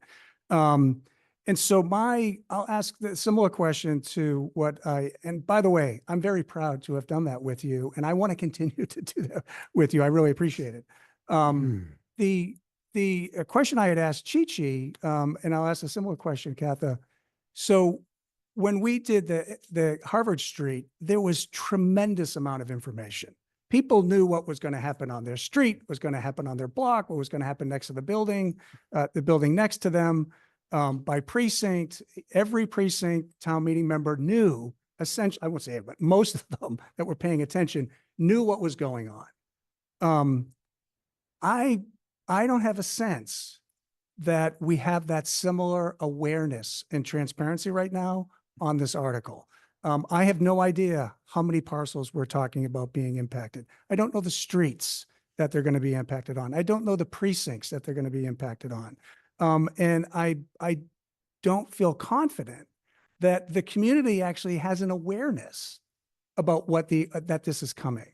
And so that's my primary concern is everything that I've said about 7, 8, and 9. And as you know, I've actually, probably against the support of my peers, have suggested that we refer 7 too. And there's a simple reason for that, because I'm looking at the extent and the how broad these changes are, and the level of impact that they can have, and without any understanding of connectivity to them, other than solving the housing crisis. I appreciate that that's a common theme here, although I'm not sure 7 solves the housing crisis. I think you called it downzoning. Do we have a sense of what the magnitude is here? Charlie said it's only going to be a few, would actually result in this, a modest number of units. Do you have a sense of what streets they are, what precincts are being impacted, and how many parcels? Well, if you want to let Michael Rubenstein speak now, he will give you that information. I know Michael has presented before saying he's done analysis about how many teardowns have actually happened. I saw that presentation. He also has the numbers of units in the precincts, and he has a breakdown of home ownership. I have a breakdown of a slide with that. Yeah. But let me address Do you understand this where I'm sort going of with general yeah. context, okay? So since comp planning was passed at town meeting, there have been a number of zoning articles. There were 3 in 2022 that I know of. There have been a number of articles in the last couple of years, not the MBTACA. which have gone through exactly the same process. Nobody questioned it. There was a demolition delay articles. There were changes in the zoning code.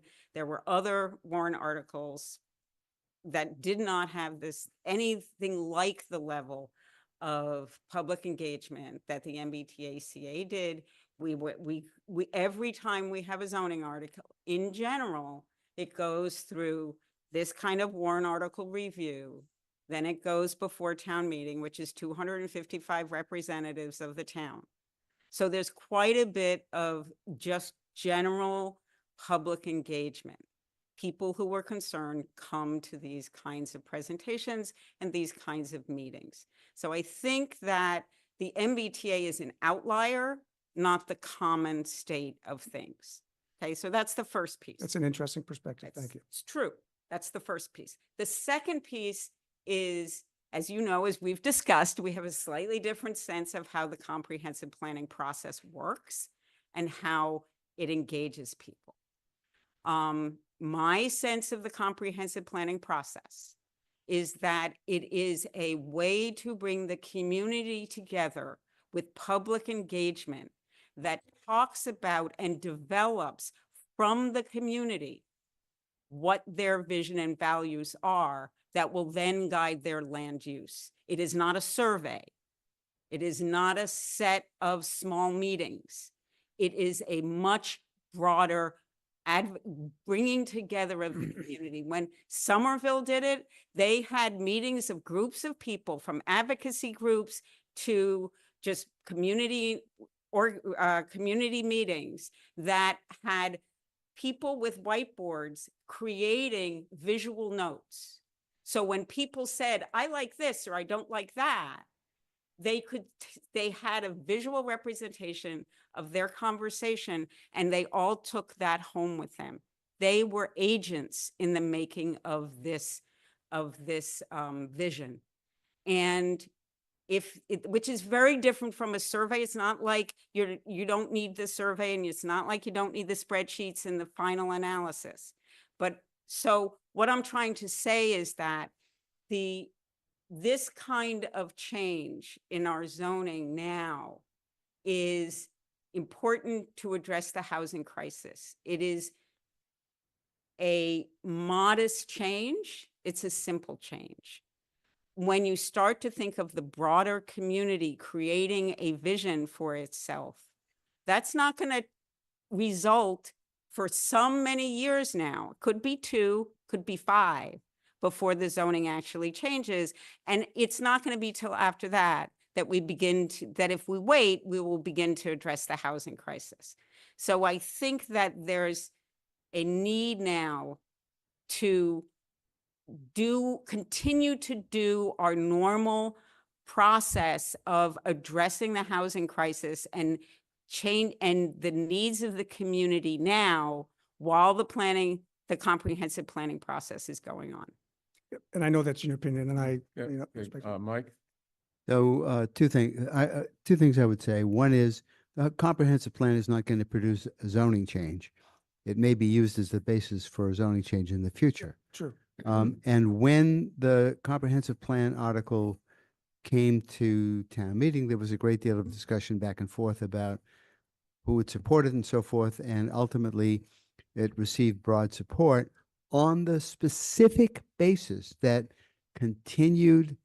town meeting would continue to be able to look at zoning changes that were not as broad as you would expect out of a comprehensive plan, but small adjustments. This is one of those small adjustments.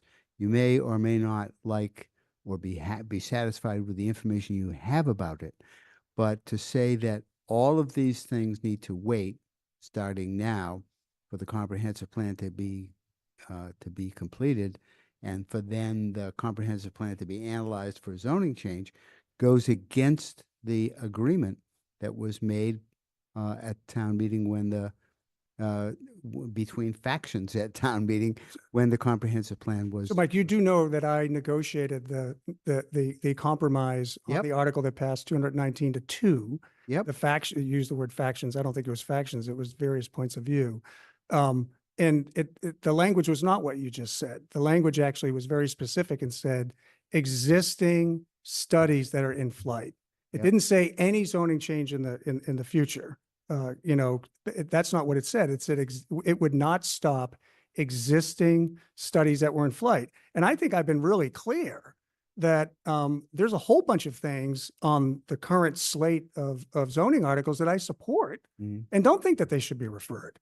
The ADU article, which is a mandate by the state that we become compliant, we should certainly make sure we're supportive of that. There's other zoning changes. The second unit, I don't think that that should automatically go to the Comprehensive Plan Steering Committee. I don't know what the subject matter would actually help the comprehensive plan. You're When saying of 8? I think it's 8. I think Yeah. it's 8, not 8. No. I think it's 14 maybe. I beg your pardon. 14, yeah. 14. All right. You know, when eventually you bring an article forward for the Chestnut Hill commercial district, Yep.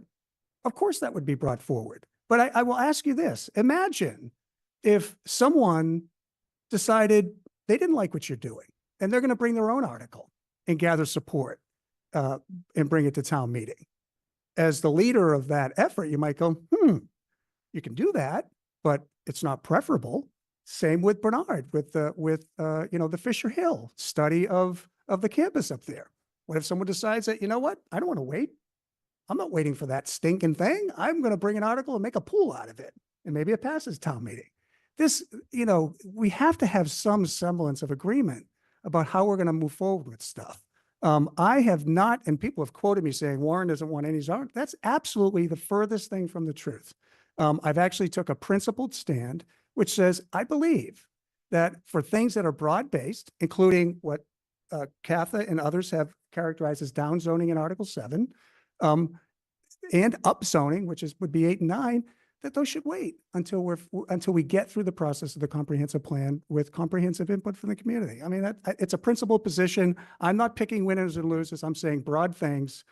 We should tap the brakes and let the committee and the money that we're spending that we appointed would play its way out. Okay, so let's open up the public hearing. See if anyone in the public would like to speak. Yes, we had several speakers sign up in advance. Michael Rubenstein.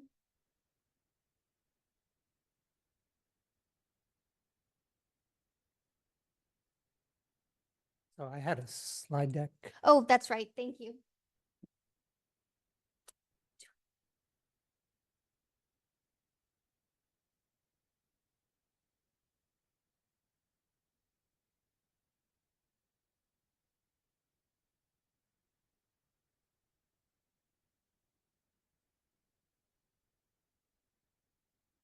Set the down arrow to advance.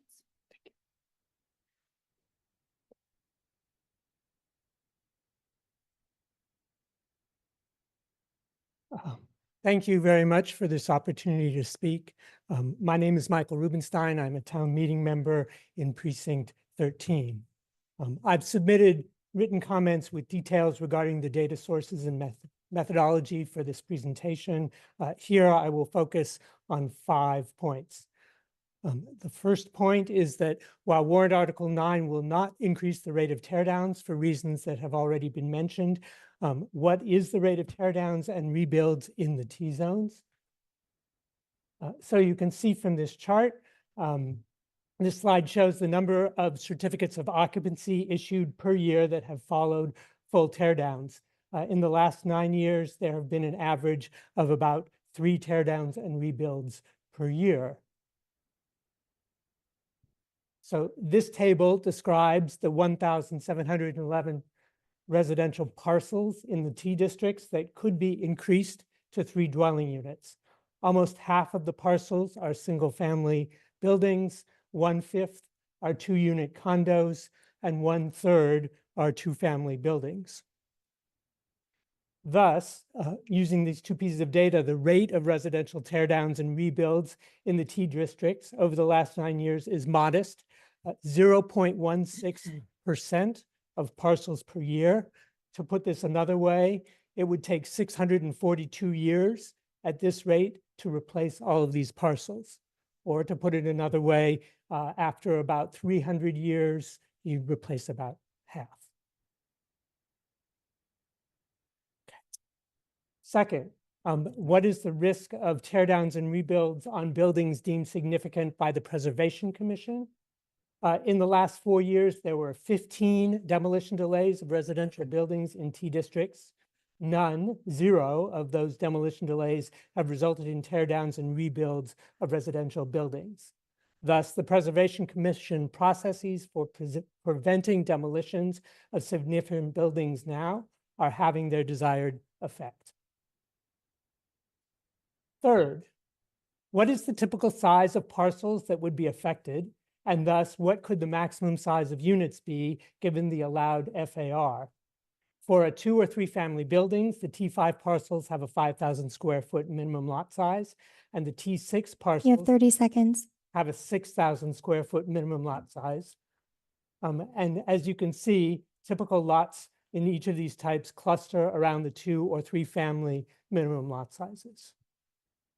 Fourth, how many owner-occupied homes could be affected by warrant Article 9 so that their owners could remain in their homes and age in place? As you can see, the significant majority of lots are owner-occupied, especially the single-family zones. I would point out that the Planning Department memo focused That on concludes your time. this reinforces the modest rate of changes that would be permitted by warrant Article 9. I'll make one final point in my last set of slides, but instead, we'd like to thank you for considering this data, and I will urge you to recommend favorable action on warrant Article 9. Thank you. Thank you. The next speaker is Linda Pelkey. Linda, I'm promoting you now.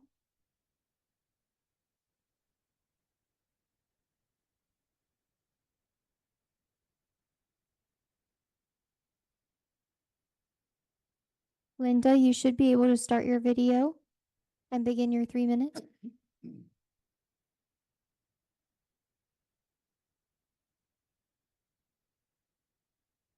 Linda, we'll come back to you. The next speaker is Tracy Burns. Tracy, I'm promoting you now. Tracy, you should be able to start your video and begin your 3 minutes. Okay, you can hear me? Yes. Okay, great, thank you. Good evening, my name is Tracy Burns, and I'm gonna keep this short. I live on Beale Street in a 2-family house, which is a T5 district. I've lived and rented in this house since 2008. I moved here with my children when they were in kindergarten and 4th grade, and they're now 21 and 25, which means I've rented in this house for 16 years. For many years, my landlords were in the upstairs unit, and my 2 children and I were in the downstairs unit. And I've always wanted to buy an affordable house in this neighborhood since I've moved here. I'm on my 2nd term as a town meeting member. I'm the co-coordinator of Mothers Out Front, and I'm involved in various other town activities. I'm firmly planted in this community, and I would really like to be a homeowner in this community. My landlords purchased the house in 1981 for $139,000. And according to Zillow, this house is now worth $2.5 million. That's a lot of money. This summer, my lease terminates and my landlords will put the house on the market. It's my dream that I buy this house. But the only way I can afford it is if we use the 3rd floor as an income generator. The chance to buy this house will only come up once. If I don't buy it from the landlords, it'll get bought by a developer, get gut renovated, and get resold as 2 condos, which will once again be way beyond my financial reach. I firmly support warrant Article 9, and I cannot wait for this idea to be part of the comprehensive plan. I literally can't wait. Thank you. Thank you. The next speaker is Gary Schiffman.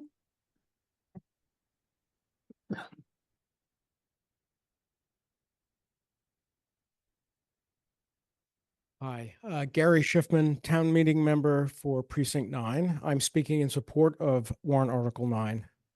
I live on Verndale Street, on Brookline's border with Alston. My wife, Marion, and I are on the verge of purchasing half of the 2-family house we currently live in. Her brother Carl will buy the other half of the house, which the 5 siblings inherited last year when their mother died. Marion and I moved to Verndale Street from San Diego in 2002 with our 2 young children. We displaced the tenants at that time. One of them was a Brookline teacher, lovely person. That, it turns out, was always part of my in-laws' plan. The second apartment in their two-family home generated income and eventually became their daughter's, my wife's, home. That plan allowed them to afford Brookline in the first place and then to age in place there. The plan worked. Grandma and Grandpa, Popo and Gong Gong to my kids, walked our children from FRR, then Devo, every day after school. In turn, Marion and Carl, my wife and my brother-in-law, who lived upstairs with his parents, looked after them as they aged. Warrant Article 9 allows us to do, Marion and I can do exactly what her parents did. Warrant Article 9 would allow us to convert the third floor of our home into a legal apartment. That in turn will help us to pay the bills and to age in place. We have two children who both live and rent in the Boston area. My older daughter is 28, works at Tufts, is married to a lawyer, lives in a very small one-bedroom in Lynn. My younger daughter is 24, lives with 3 roommates in an apartment in Somerville. Both attended and graduated from Brookline schools. We believe that either one of them would make an excellent tenant for us. They already know the deal, having seen it enacted. The old folks help you for as long as they can, and then you help them when they get old. In the end, you're left with a pretty nice place to live. Worked out for me. Though it's vacant now, our third floor is definitely inhabitable. I know that because it was in fact inhabited for many years as an extra, not quite legal rental apartment. Please don't tell anyone. All of the offenders are now deceased. That's how working class people managed to pay the bills in the 1970s on Verndale Street. Let's just say the Verndale Street neighbors were not surprised by the arrangement, which many of them had as well. My wife and I are both educators, and we have earned far more money during our working lives than Marion's parents ever did, but could never dream of affording the kind of house that they bought. Condos and two-family houses on Verndale Street now sell for upwards of $2 million. We couldn't afford that, and our two children can't afford that. But Warrant Article 9 does for us exactly what our recent ADU bill did for single-family homes for middle-class Brookliners who live in S districts. It would allow us to legalize and renovate our property in a way that allows us to age in place. Like everyone on Verndale Street, my in-laws receive frequent inquiries about their house from realtors. We'll be getting them soon. They weren't interested and we're not interested either. We want to stay and we want our kids to stay after us. That concludes your time. Selling out is an option we'll take only if we have to and only reluctantly. Instead, please let us age in place comfortably. Thank you. Thank you. The next speaker is Steve Hyken. Oh, no, that's later. Thanks again for having me. I just want to cover a couple of more general topics. I think that Paul Warren and Mike Salmon are both right when they're talking about the comprehensive plan versus ongoing zoning. Paul's right in saying that the specific language did say that ongoing zoning issues should continue. It doesn't say nothing else shall be done. That's where I think Mr. Salmon is right in saying we should not be prohibited from doing any other strategic planning dealing with issues that are in front of us and that need action prior to the next 3 to 5 year period of conducting the comprehensive plan and then whatever zoning comes out of that. And I think that all of these zoning articles that are before you are well below the level of a comprehensive plan. I just looked at the previous comprehensive plan. It deals with broad goals and visions. It deals with land use in a very general way, land use and housing. It deals with our commercial districts, open space and recreation, transportation. Those are the kinds of things that the comprehensive plan needs to look at and update from something that actually started in 2002. In the meantime, we have a lot of other things to do.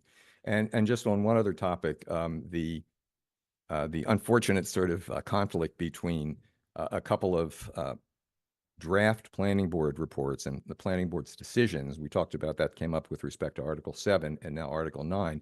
I don't have it in front of me, but I remember being concerned when I saw what I think was labeled a draft planning board report for Warrant Article 9, and we came up with a different decision. I think that included some data that I thought was frankly misguided. You may have it in front of you, I don't, but I remember specifically that it made the point that Warrant Article 9 was going to result in it wasn't going to result in smaller units. It would just as well result in larger units. And it used as specific examples 3 or 4 projects that were in M districts with sites that were 6, 7, 8, 9,000 square feet. And yes, we got 3,000 square foot units on a 9,000 square foot lot in an M district. I don't think that was relevant to the kinds of properties that Warrant Article 9 is intended to deal with. So in summary, you already know the planning board supports warrant Article 9. One additional bit of data going back to this very interesting component of the 2016 town warrant, which dealt with, there was a moderators committee that looked at FAR and how we define it. And it did the study, which gave us this data that tells us that in the You have 30 seconds. T5 and T6 zones, properties are usually only about half of the allowed FAR, which is why developers want to build larger ones. It turns out that in this same report, as a footnote, there are already in the T5 zones 92 3-family or larger properties, and an additional 15 in T6. This is from 2016. Nobody sees them. These aren't creating a sort of a problem in these districts with these larger multifamily units. So thank you. That's the planning board's position, and thank you. Linda Pelkey, I'm coming back to you. You've been promoted. If you would like to start your video and begin your 3 minutes, you can do so now.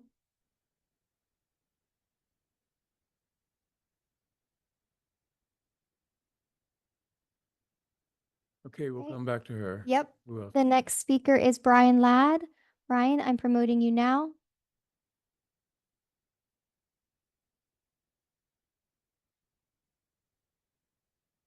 Good evening. Brian Ladd, town meeting member, precinct 13. I'm also a board member of Brookline for Everyone, but I speak for myself.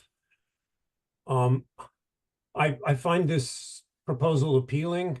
I think if you like the idea of ADUs, this should have some appeal for you in extending that to 2-family districts. But of course, it's more than that.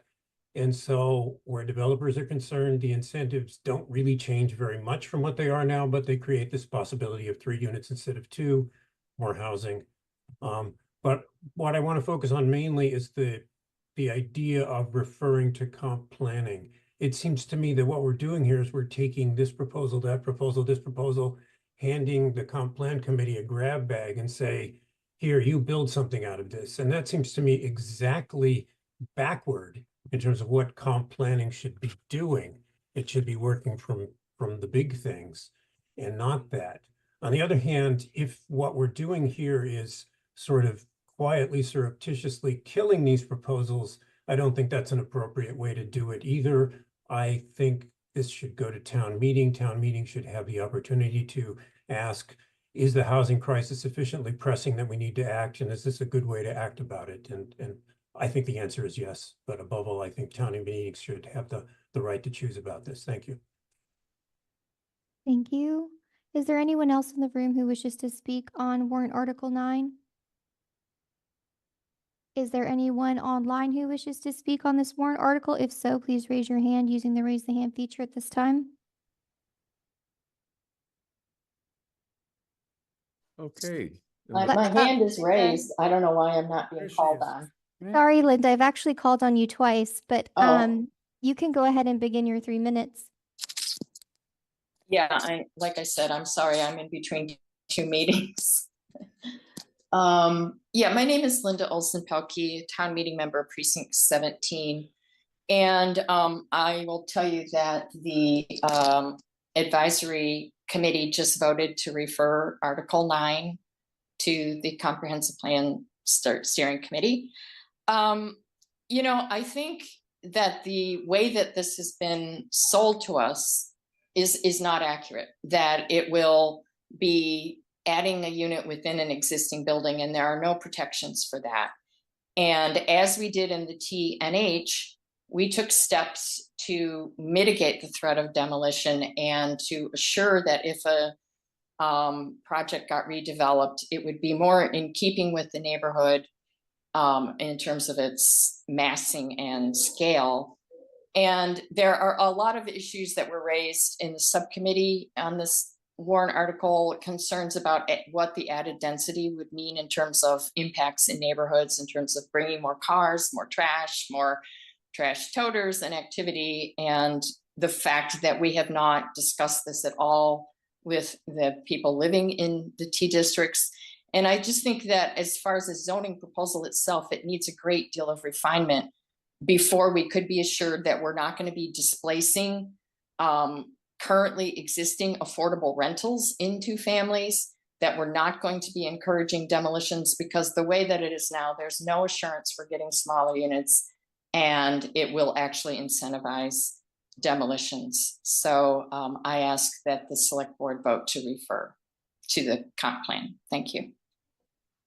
Thank you. There's no one else raising their hand to speak at this time.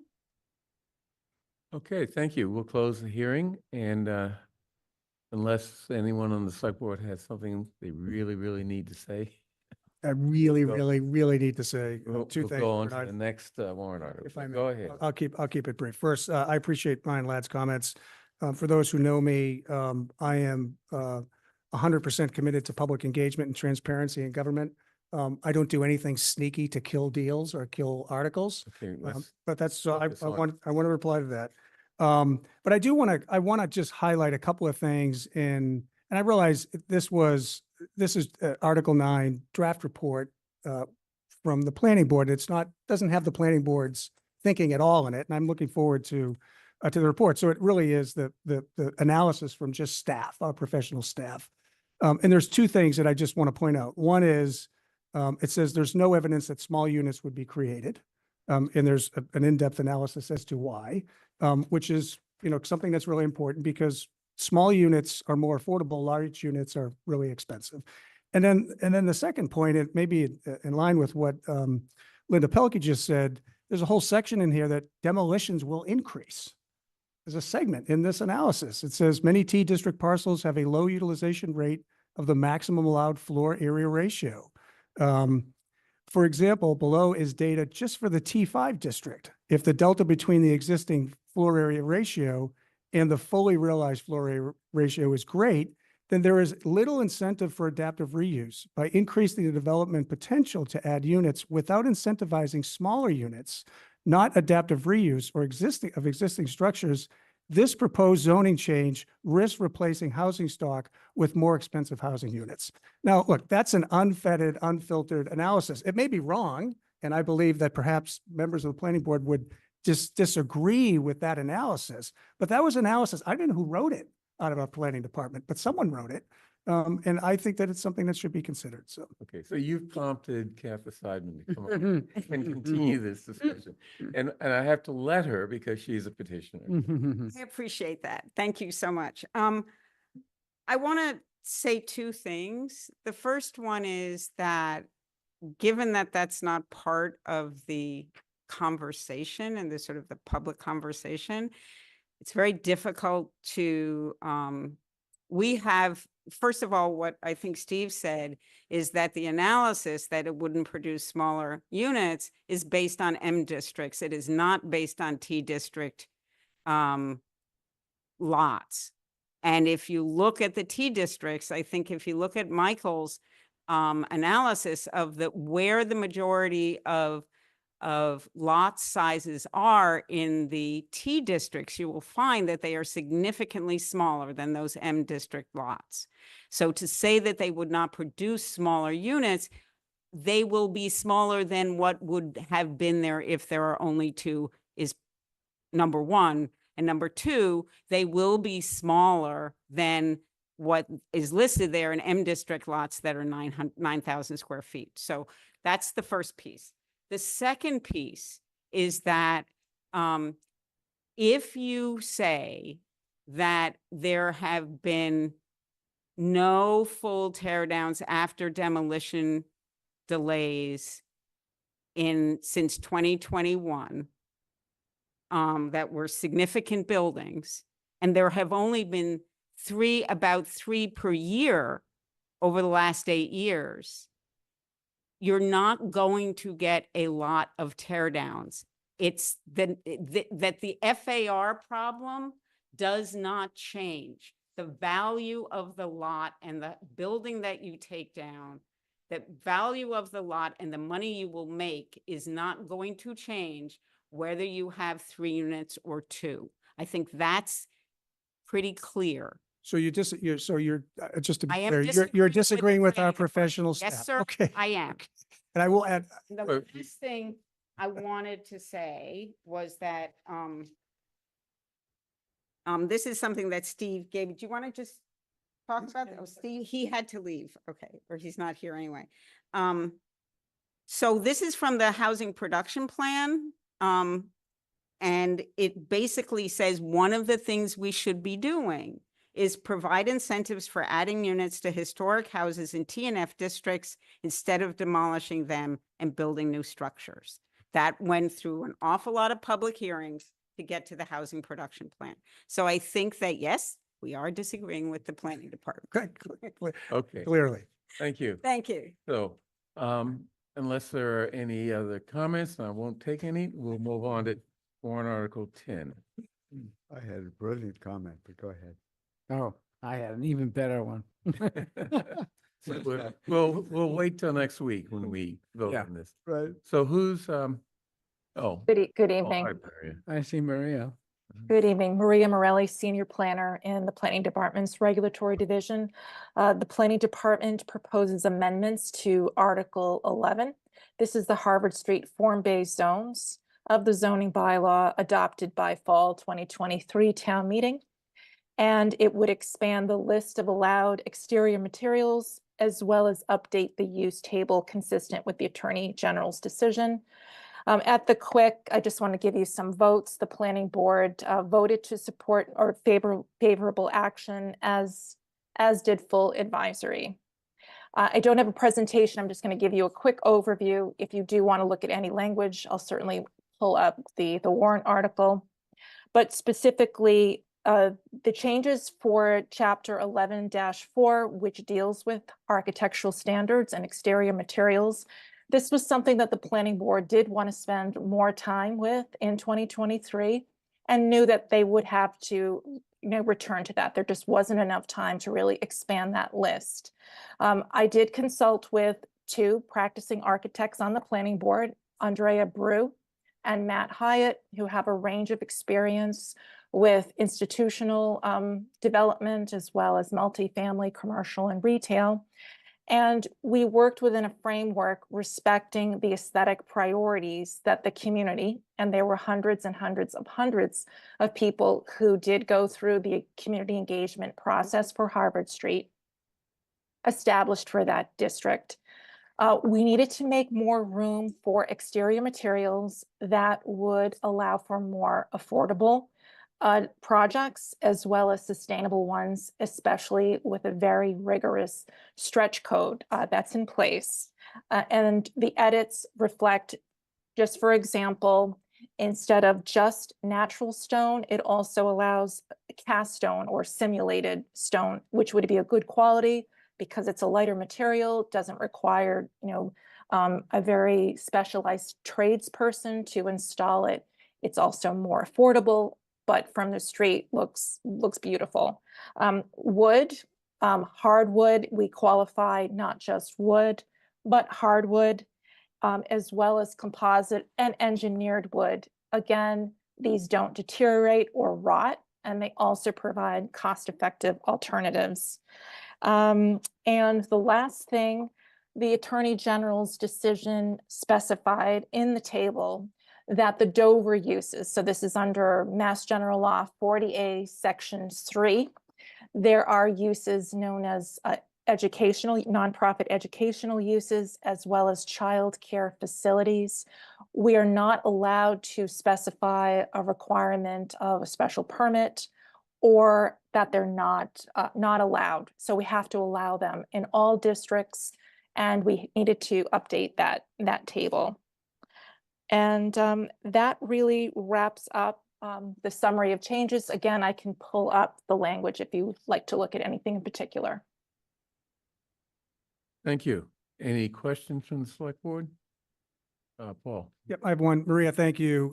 And I appreciate that when we were doing the Harvard Street zoning articles that you were pretty consistent in saying we may need to come back and make some changes. So I appreciate that you did that.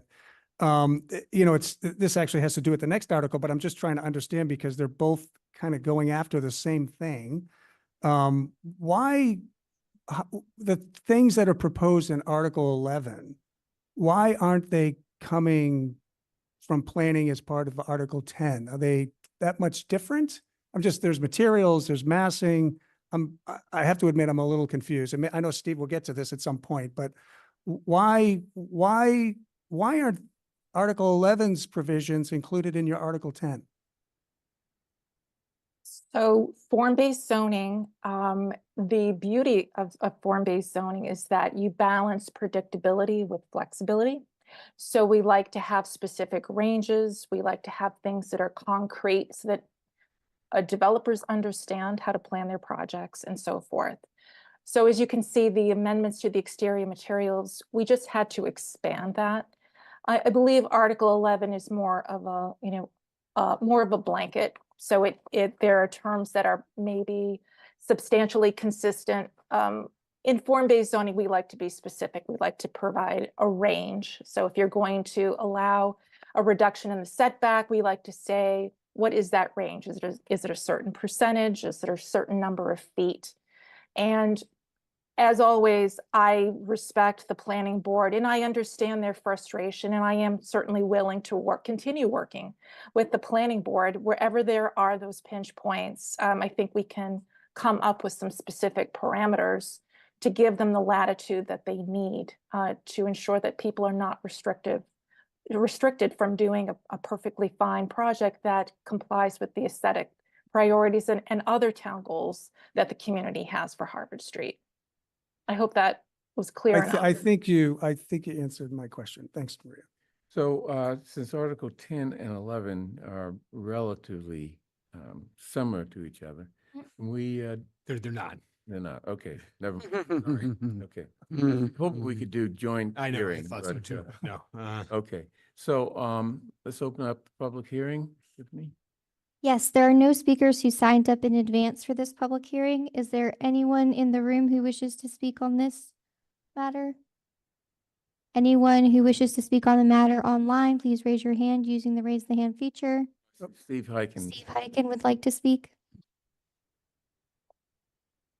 The brief point I'd just like to make with respect to Article 10 and how it relates to Article 11 is that Article 11 is an attempt to avoid having articles like Article 10 come before all these committees, the advisory committee, the planning board, the select board, and then go to town meeting for a 2/3 vote to decide whether we should be allowed to have aluminum windows on Harvard Street when they're permitted anywhere else in town, because that's one of the changes that's in warrant Article 10, and that's only one of a couple of material changes, and there are lots of other materials that still aren't included.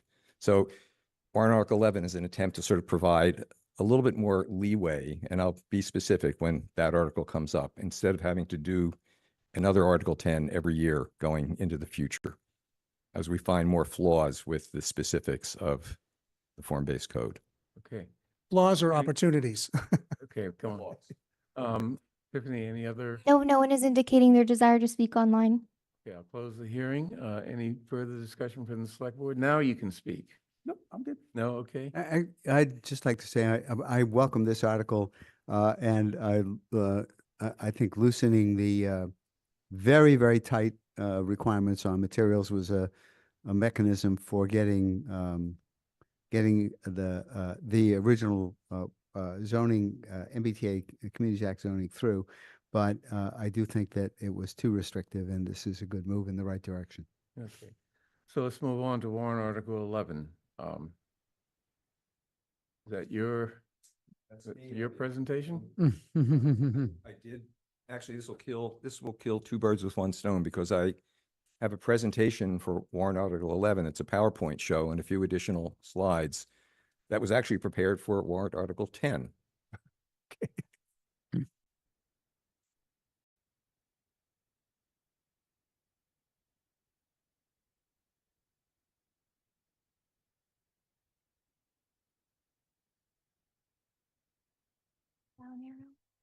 Okay, and I can use the cursor. Okay. Okay, so this presentation was prepared by, as Maria said, the staff of the planning department with the assistance of two members of the planning board, Matt Hyatt and Andrea Brew, who are currently mid-career practicing architects. I'm a end-of-career architect and urban designer and planner with 40 years of experience designing these kinds of multifamily buildings, and I know a lot about this kind of design. My firm is doing the the new project for Hebrew Senior Life on Center Street, new fully affordable senior project. And Matt Hyatt, actually my colleague on the planning board, actually put this together. And the purpose of this was initially to show you the kinds of buildings that are using materials which are not permitted under the current form-based code. And hence Warrant Article 10 allows some additional materials to be used and gets rid of some clearly problematic requirements. So this building, you're looking at something that is using aluminum windows, which Article 10 will now allow for. But also in the current form-based code, my notes here, Section 11, and Warrant Article 11 is only asking for the planning board to provide relief from specific requirements of Section 4 of the form-based code. The facade, composition, materials, and massing doesn't ask for relief from things like setback and all those major issues which were a result of a lot of community participation. I must say, I would find it hard to believe that the level of detail in this section of the Brookline form-based code ever came up in discussion with the community. And I've also looked at a number of other form-based codes done by this consultant. They've done a lot of them. And I haven't seen one that has this level of detail. They have a couple of pages that are similar. You know, they have these neighborhood descriptions like Main Street, the Main Street commercial. There's 3 or 4 different neighborhood types. And for each of those types, there are 3 or 4 pages of dimensional criteria. I'm not talking about that. I'm only talking about massing, materials, and symmetry, et cetera. So this building, aside from the fact that it has aluminum windows, it doesn't meet Section 11.4.14 tripartite facades, which requires that base materials, that's the first story, shall be distinct from the primary materials of the upper story. So this building, the base material is brick. The upper material is also brick. That's not permitted in the form-based code. We can't give them, you have to come back, you have to change something. Okay, next slide. Well, can I ask a quick question? Yeah. And is it okay to, well, Sure. because this is important. Could you go back one slide? Yeah, and it's not, So you're saying these that- buildings aren't necessarily even in Brookline. No, but I they're no, just I understand examples. that, but you're saying this would not be allowed because Because base the material- upper floors can't be the same as the first floor The material? material can't be the same. When they talk about base, they were talking about not just that little bit of stone at the bottom. They're talking Yeah. about the whole first floor is their base. Okay, so that's not Thank you. permitted. How'd that happen? Look at the bays in this building, and I didn't really have to look any further than my house. I'll show you those in a minute. These are chamfered bays. So, and I know that you've probably gotten sort of a message from Linda Olson-Pelkey as to why you should refer this, if not vote no action. She points out that there are leeway, and not everything is fixed. And she, you know, there is the section on bays, section 11.4.09, which for chamfered bays, which is what these are, the depth of the bay is 3 feet maximum and the width is 10 feet maximum. Now, I would venture to say that the width of those bays is more than 10 feet. And my own house, I'll show you a picture later. If you've ever seen me on Zoom, if you look behind me, I'm in my den. That bay on the outside is 14 feet wide, and it's also 4 feet deep. And the form-based code limits a chamfered bay to be 3 feet deep. So this would not be permitted. Okay. Can I ask, why, as you Yes. go, so, and this is really helpful. I'm really glad that you added pictures. Mhm. Steve, I appreciate it. So a scenario, let's say that you have the discretion, right, to figure out the bay. That's what we're asking for. And Okay, go ahead. I understand that. And I've sat through a few meetings where, you know, you've tangled with a certain attorney in town because we're going round and round on what should be acceptable and what's not. Mhm. How, you know, the having the dimensions of the bay defined in the form-based code does add some level of predictability, as Maria mentioned. But, you know, when is it to the point where you're kind of painting with a blank canvas and it's difficult for the architects that are coming before us to present us with something that is predictable? Well, frankly, I think that all the criteria in this code, not to mention the review process at the end, are an absolute minefield of problems awaiting anybody trying to design a building, never mind get it approved under this new code. And again, as I said, most of the specific criteria in this section 4 that I'm referring to don't appear in any other form-based code that I've seen. Okay. I don't know how it got this far and this deep in Brookline, but it did. So this building, okay, this was here for other materials, nothing in particular here. Another one here where the building on the component on the right, brick on the base, brick above, can't do that. Here's a building where there are standards for projections and recesses, that is a facade modulation, section 11.4.16. Projections and recesses must be at least 2 feet deep. But you see all these little sort of setbacks here? That's maybe 6 inches. Can't do that under our code. It would have to be at least 2 feet. And lots of designers use a little bit of change of surface and change of material to create some modulation, but not everybody has the, to sort of set this back 2 feet loses a lot of space if you're trying to build to a property line. I'm only saying this from 40 years as an architect and as a fellow of the American Institute of Architects. About 2% of all architects get that designation by their peers, and now I'm kind of waving it at you. So here's another building. The 2%. This is section 11.4.15, facade compositions. It talks about having vertical alignment, and it says that elements of a building must align vertically from the top to the bottom. So these windows do not align vertically. Now, some people don't like this, I'll have to admit, don't like it, but this is what you're seeing in a lot of contemporary architecture. This is not permitted under our form-based code. The windows all have to line up from top to bottom. Are we allowed to use our own aesthetic sense in saying, I don't like that? Oh yeah, we've seen buildings and we're not designing buildings for people. We're reacting to buildings, and people have different opinions, and I don't know how others feel. I know some people don't trust the planning board as far as they could throw us, one by one.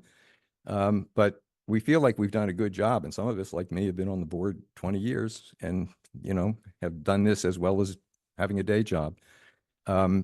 This, I think, is creating innumerable problems.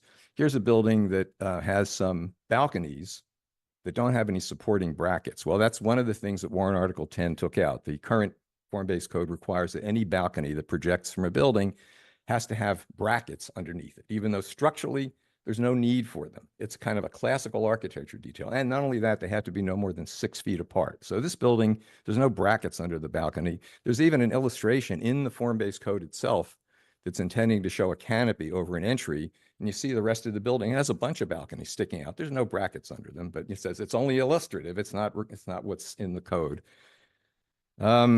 Here's another example of a building where there are many setbacks and recesses, many of which are not at least 2 feet deep. We couldn't allow some of these things like this, the way this is working around the corner, as near as I can tell. Here's a building. This is a building in Brookline. This bay here on the right, if you can see where my cursor is going, I'm not really, that bay, that projection is not 2 feet. It's less. It might be 1.5 feet. That's a kind of a common, so they would have to push it out further or come back. This is the kind of thing that, that when I saw this code, there's nothing particularly relevant here except the base and the top are all brick. And finally, here's Tata.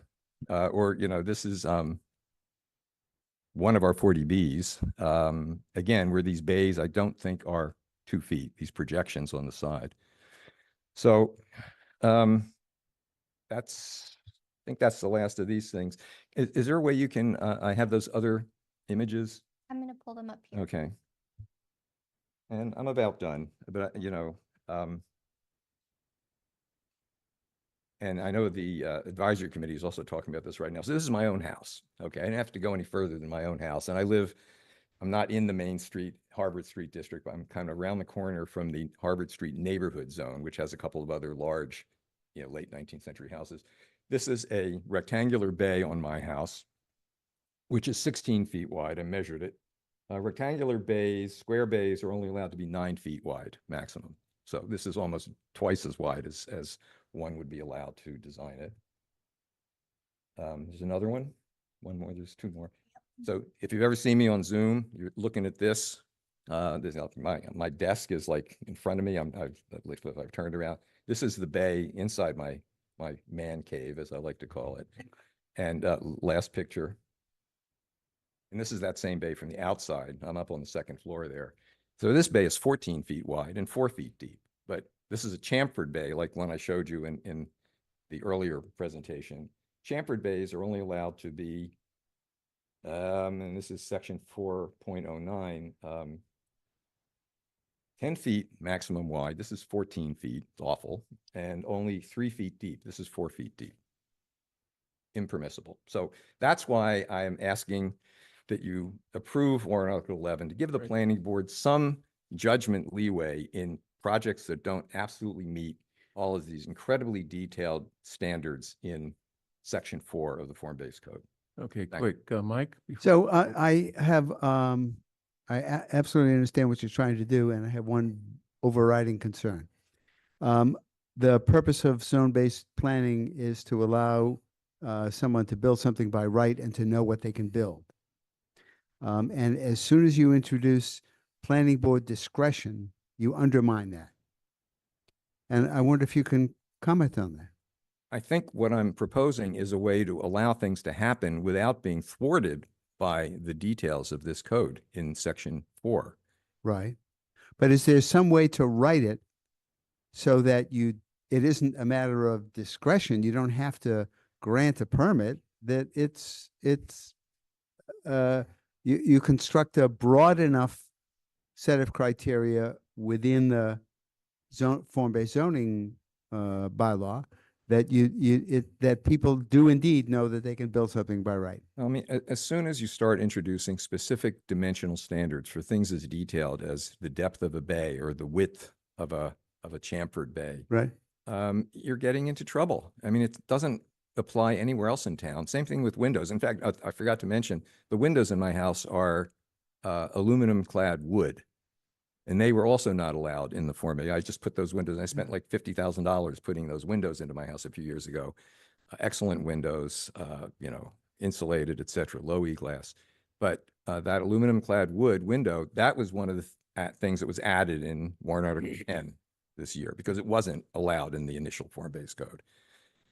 And so there's just any number. I mean, my alternative is to go through the form-based code line by line and change, innumerable details. I gave the planning staff like a 4-page single-spaced memo with all of the issues that I saw in that code. But by that point, it was too late to do anything about it. The one thing that they did do, I'll just give you one more example. One thing that totally made my hair stand on end, which was removed literally, from the draft, of which everything else is as you see it today. But there was one brief section 11.4.13, facade proportion and symmetry. At a little section, it says facade proportion standards. The height and width, I'm just reading from the earlier draft of the code. The height and width of a rectangle inscribing all corners of the main body's front elevation shall be related by one of the following ratios within a 2% margin. A ratio of 2 whole numbers, each less than or equal to 9, e.g. 3 to 5 or 7 to 4. B, a ratio of 1 to the square root of 2, in parentheses that it's equals 1 to 1.414. Or C, the golden ratio is 1 to 1.618. Right. And then it goes on to sort of conclude, divisions established for the purpose of demonstrating proportionality do not need to be related to vertical divisions required in section 11.4.15. When I saw that, my hair stood on end. I mean, that is some of the most absurd attempts to regulate proportion that I literally could not believe it. And I believe I Steve, remember when your hair was Steve, you and I our hair cannot stand on it. Okay, David, I had hair back then. All right. I just have a question similar to Mike's. Clearly, you feel that some of these ranges are not generous enough. And so to the extent that this could be redrafted in a way to allow for a broader range, could that be another approach rather than just leaving it sort of loose at planning board discretion? Well, it's not all that loose. It says if we believe that the project substantially meets the, I don't have the exact It's language. right here, in front of me. yeah. Substantially meets somebody can read it.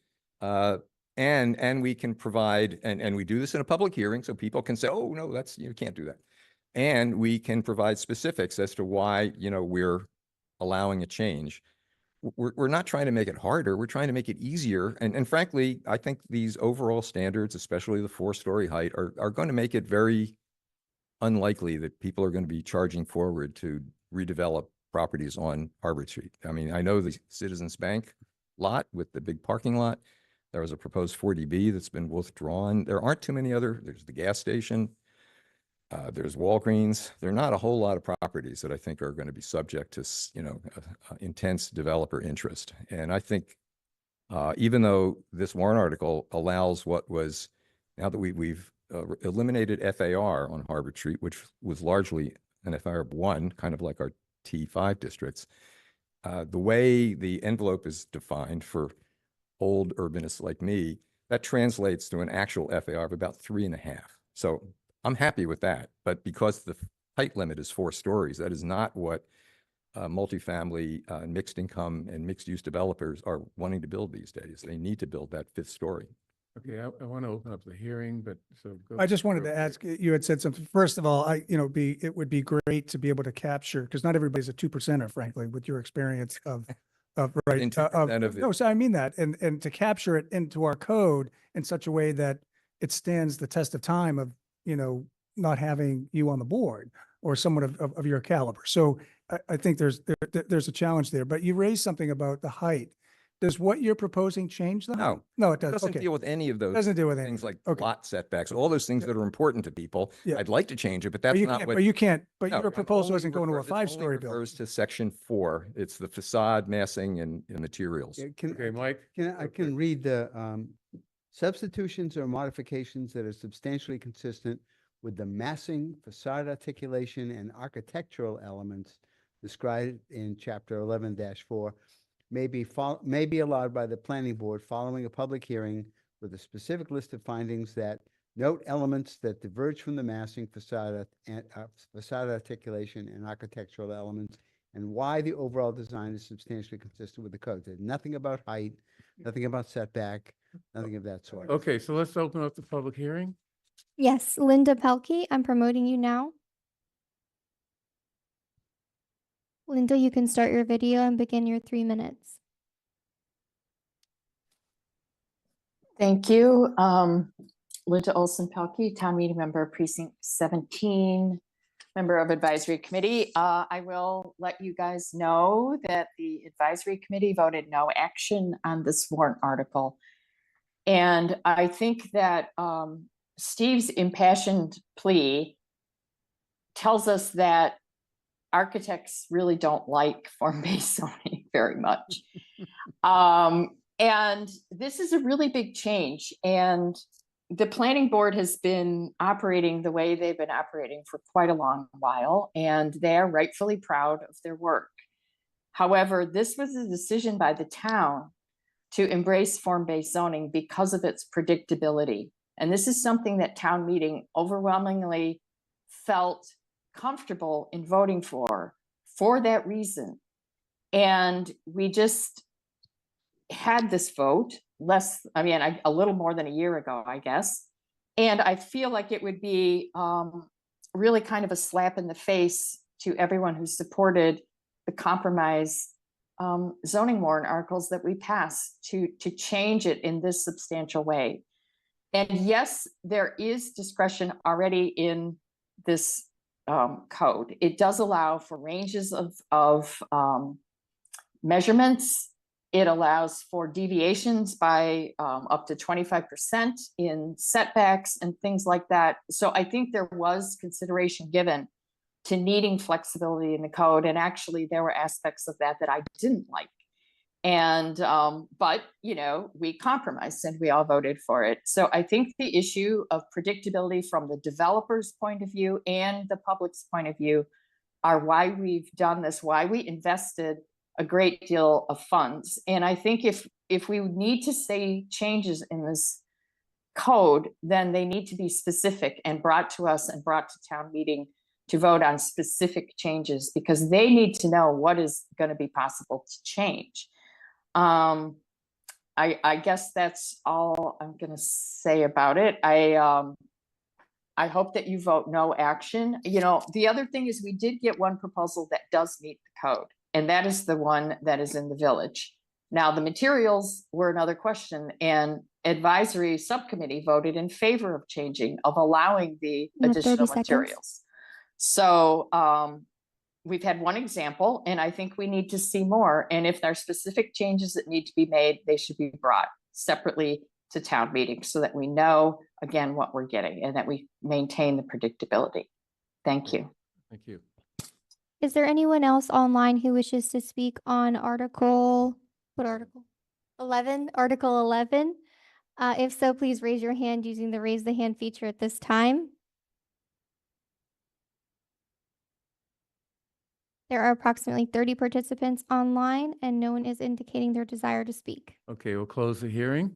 And unless anyone on the select board has further discussion, we'll move on to the 4 votes that we have to take on warrant article. Paul. I just have one comment, and you've really given me a lot to think about, Steve, on this, because basically what you're saying is the ranges are too tight.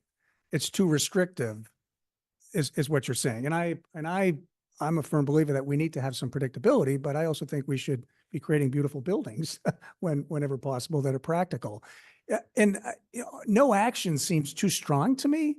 Like, no, is it possible for you, a meeting of the minds with planning, with the planning department to say, can we move these things forward and provide a little bit more increase in tolerance and ranges versus just giving you, the ability to at your discretion do these things? Not all these things had to do with dimensions and ranges. I mean, there was the thing that, everything has to be aligned vertically, or you need brackets under balconies.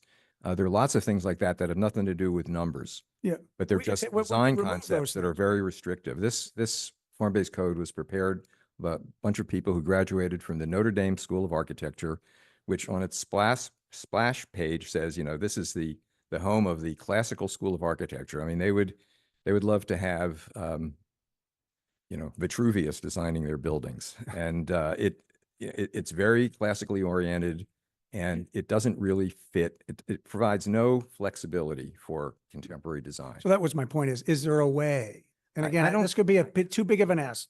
Yeah, I mean, I think for you to work with the planning department to come up with the type of flexibility that would allow for some of the variation that you're suggesting. Like I said, it would almost involve going back through this thing page by page and making innumerable changes and edits. And I think it's much simpler to say, there's a little leeway here. You don't, if your windows don't align, but this building looks okay, you can go. And the childcare center, again, that had some materials in it that, first of all, it's subject to the Dover Amendment, so we really can't judge them. But if it hadn't been, it's using several materials that are also, including metal windows that weren't allowed, and they're some of the materials that are, But we're changing that. You're changing right? that. Yeah. That happens. It's a I did watch that fortunate public hearing, by the way. You guys did a good job. coincidence, but otherwise, our first example would need either we couldn't do it or we're having to change the zoning to meet. Mike, do you have your hand up? Yeah. So I'm just, when you talk about something as like vertical window alignment, everything lined up versus offsetting them. How do you have a finding that the elements that an element like that diverges from the facade articulation is substantially consistent with the code? Well, if it's massing, materials, I mean, if it meets, the big picture components of that code, if it's got ground floor retail, it's got appropriate transparency, if it fits the big picture and meets most of these extremely nitpicky specifics, then, it's sort of like pornography. You know it when you see it, or the opposite of that. If something kind of fits. Yeah. I mean, the planning board has, we have design review for any number of projects any project that's over 4 units. And design review has language in it about projects that are consistent with the massing, scale, size, et cetera, materials of what's around them. And it's pretty vague, but it's also pretty useful we don't insist that everything look just like what's next door. But none of the members of the planning board are opponents of contemporary architecture, per se. There's some good contemporary buildings here. There's some not so good ones. But one more question. I promise this is it, Bernard, at least for me. You've said that there are other examples of form-based zoning that don't have this level of detail in them. Yeah. Wouldn't it be simpler to just strip out that level of detail? If you wanted to strip out section 4, I wouldn't complain. I mean, because I wrote a form-based code for Lowell 15 years ago for downtown Lowell. It has none of that. It has lots of stuff about setback and height and transparency, but it doesn't have it doesn't prescribe all the materials that you can and cannot use. And, and there have been some very nice buildings developed there, both renovations of existing ones and new ones in downtown Lowell. Mike, this is why, and I'm sorry, Bernard, but Mike, this is why no doesn't feel right to me, right? No doesn't feel right No to me doesn't at feel all. right Not to a me, bit, but yeah.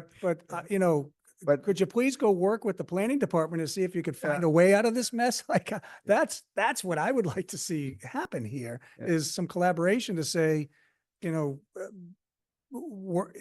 that's possible. Yeah. Well, to be honest, I don't see a whole bunch of buildings coming forward to be so you have time proposed under the Harvard Street zoning. So you have time. We proposed something like this last year at town meeting at the very, when the form-based code was first introduced, but the moderator first said, yeah, that's okay. We just said we wanted the same, more or less the same language. First she said, that's okay. Then she said, no, it's out of scope because it's, loosening things. And so this is more or less the same thing the planning board was trying to do a year ago. Well, Steve, I appreciate you coming forward. thank It's you. given me a lot to think about. So Okay. Yeah, we'll think about it next time, next meeting. Okay, let's move on to warrant articles that we've had hearings on, and we are going to bring them up for a vote, or not.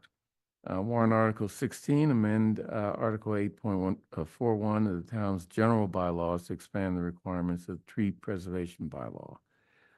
Where is that in terms of? Liz I'm is here. sorry. Hello, Yes. good evening.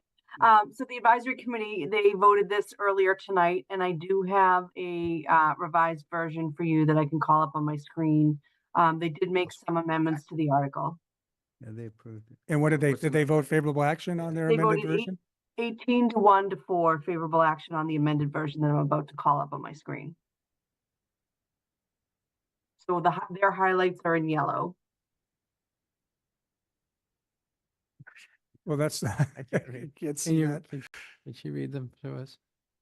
So and exemptions on section 8.41.4. Could you blow that up for the blind man in the room? Me? Sure thing. Big. Yes, thank you. Okay. Is that better? Yes, thank All right, you. so this is the first change here. Then this is another change under 4.3. Tell me when tell me when you want me to scroll down further. It's hard for me to, can you just summarize like what did they change, or is the petitioner on that can just give us a summary? The petitioner's in the room. She's in the room. She raised her hand. So why don't we? She's in the room? Is The online. Zoom. The virtual room. Elisa, I've just promoted you. Thank you. So I need to apologize, because I'm not sure if this is just a question of timing. So as Melissa noted, we just went before the advisory committee earlier this evening.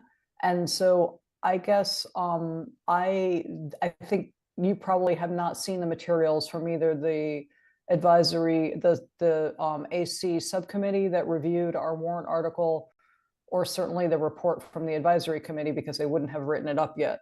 So I don't know if, you want to proceed, because there have been changes the changes that Melissa just ran through are the changes that we made just from being in front of the advisory committee. We made other changes since we were first before you, because just for whatever Yeah, all right, we reason, can do the this. order of our presentation was that we sort of went before the select board almost first.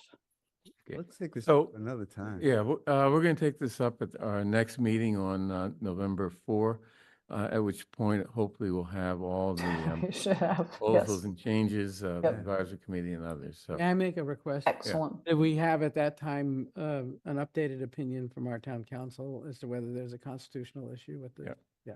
Both town council and DPW have restated their issues with this article. Yeah. Okay. There is still an issue of constitutionality here, and we have no means of paying for it. Yeah. Yeah. okay. Okay, thank you. All right, thank you. Next warrant article 7, town amend 5.01, town's zoning bylaws to restrict height to 2.5 stories and select SSC and T districts. Melissa, where are we? So the advisory committee voted 17 to 1 to 2, referral to the comp plan steering committee, and then Maria is also here to answer any other questions you may have. Okay, any questions for Maria? No? No. Let's see, so AC referred to comp plan. I will say there is an issue here that it dovetails with Article 15, which is being postponed, which we won't discuss tonight because we're still working out discussions with the substitute motion petitioners. Language in here does have an impact on Article 15, which relates to the definition of a story. There is reference in Article 15 to the definition of a story that references this article. So if this does not pass or is referred, you kind of have a hanging reference in Article 15. We'll fix that. Right? One way to fix that is you could strip everything out except that language, except the definition of a story, if you're not inclined to pass it. I'm sorry, go ahead, Excuse me, Maria. You know better than Chaz. me. Yeah. Chaz, could I just say that there is already a definition of story in Article 2. So the ADU bylaw would reference the current definition in Article 2. Oh, so the current definition and not the new definition. Okay. That's right. Yeah. Okay, what do we want to do with Article 7? Well, I would like, I think I've made my opinion clear. It's a principled opinion. I'm an equal opportunity referrer here, and I'm not referring every zoning article that comes before us. But I do think the articles that are broadly impactful across the town, whether it's upzoning or downzoning, which to me is 7, 8, and 9, and I don't want to say no to them. The risk of, anyway, that's my opinion. I'd like to see us refer Article 7, and I would Are be we on proposing Article that. 16? No, No, we- 7. we- We're on Article 7. we- We already Okay. did 16. So Article 7, AC voted to refer, and I would be very clear, the subject matter, don't refer the article. The Comprehensive Plan Steering Committee is not going to write zoning articles. But what we will do is take as input into our process, the subject matter in the intent of the articles as part of our recommendation, which is going to come out in 18 months. Okay, what do other people think? Should we? Agree. I'm sorry, Yeah. go okay. ahead. I'm very sympathetic to referring this, partly because I don't like it as it stands, to be perfectly honest, but, And I don't have a like or dislike. yeah, right, no, I understand. But, this is the result of a town meeting vote, regarding, zoning changes to reduce the likelihood of Demolitions. demolitions. Yeah. And while I don't, I don't always pay that close attention to town meeting, to be perfectly honest, or agree with it, we do have to remember that this did come from town meeting. Right. So why don't can we start? favorable action? I'm inclined to support it. Yeah, okay, how about you? Yeah, I am. Okay. I move favorable action. All in favor indicate by saying aye. John Van Scoyac. Aye. Michael Sandman. Aye. Paul Warren. Abstain. David Perlman. I'm also going to abstain. Chair votes aye. Okay. this take one. that in. Now warrant Article 12. Excuse me. Article 12. 10:40. My voice is slowly Dying. Right. Power. Amend town zoning bylaws to add a section on outdoor lighting standards in residential districts. This is similar to 13, but I assume we can't pick them together. No, we can't take them together. We're voting. Okay. So Article 12, the advisory committee voted 24-0 to refer this to the planning department. And then Nicole is here to answer any additional questions you may have. Hi, good evening. I did also want to give an update that we, as staff, met with the building department and town council, and we are going to strike out section 7.10.3B, which refers to light trespass, the definition, and also section 7.10.4B, which refers to light trespass not being any more than 5 feet from the property line. And this will allow for members of the community who wanted to pursue a general bylaw at the next town meeting to do that without having any conflict to this warrant article. Okay. Paul? Yep. So if I understand if I remember our discussion from last time, there was 2 issues about this. One was this, where should it be? It should be in the zoning article, should it be in the bylaw? And then 2, its applicability retroactive. So if you've got a blinding light coming in your window, this does not allow you to have that fixed. So if I remember, those were the 2 main, and I was very sympathetic with those 2 issues. And I think I would be inclined to support referring it back for some more work. I think the thought here, and I'll let Nicole obviously fill in, it was that for folks who wanted to see something done, what we've done in stripping this out is we've laid open the possibilities that we won't trip up folks who are trying at a future town meeting to get that general bylaw in there that will then have retroactive applicability, but still have some language in here about light that has been traditionally regulated by the zoning bylaw, so that we have at least something. It's not a perfect solution, but it's a step in the right direction. That was the aim, and kind of whittling this down to something that can be contained within the zoning bylaw. David? But how does that address the concern by town council that if you pursue it through a zoning scheme, then you can't just switch to a general bylaw? So this, by stripping out the stuff about light pollution and, the issues that people were talking about with the broader goals, that then you're not addressing in the zoning bylaw that specific subject matter. You're leaving that for a general bylaw, and you just have more language in here about refining the lighting standards that already in some cases already exist, or in other cases we're just adding specific language, but doesn't regulate light trespass. Am I right in that, Nicole? I'm sorry, I don't mean to. Yes, I would just go a little further to say that these are more design related for lighting standards rather than for nuisance matters. Okay. So the advisory committee is referring it back to the planning department. What do we think? John? I wish I was more secure in my knowledge of this, but my understanding is that if it gets referred back to the planning department, we will eventually see an article that addresses, much more generally, what do they call them? Dark sky, dark sky, regulation. And I think that's a worthwhile thing to pursue. So referring it back to the planning board makes sense to me. Okay. I do just want to say, from a policy perspective, right? Planning's budget right now is devoted to, the projects that you've asked us to focus on. So okay. Fisher Hill, Chestnut Hill, those the comp plan. So this would be back on the back burner. I don't think there's not staff support for a dark skies. I mean, there's not staff availability to take on a dark skies program at this juncture. and won't be for a while until this backlog of projects gets Is addressed. referral gonna, that's necessarily mean that they'll look at dark sky? No, not necessarily. I mean, what we would probably, I mean, Kara Britton is here. You know, the split was at town council's recommendation and I think town council is online and can discuss if necessary.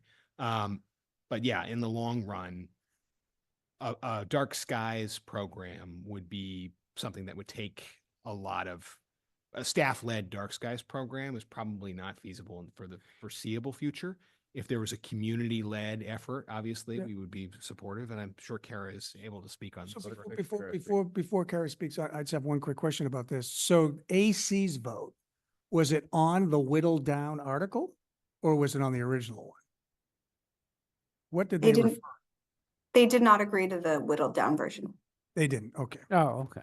They saw it, they did see it, that version. Okay, John. May I just Yeah, revise what I said? Yeah, you want to hear it first? Well, no, why don't you? Well, I want to revise what I said.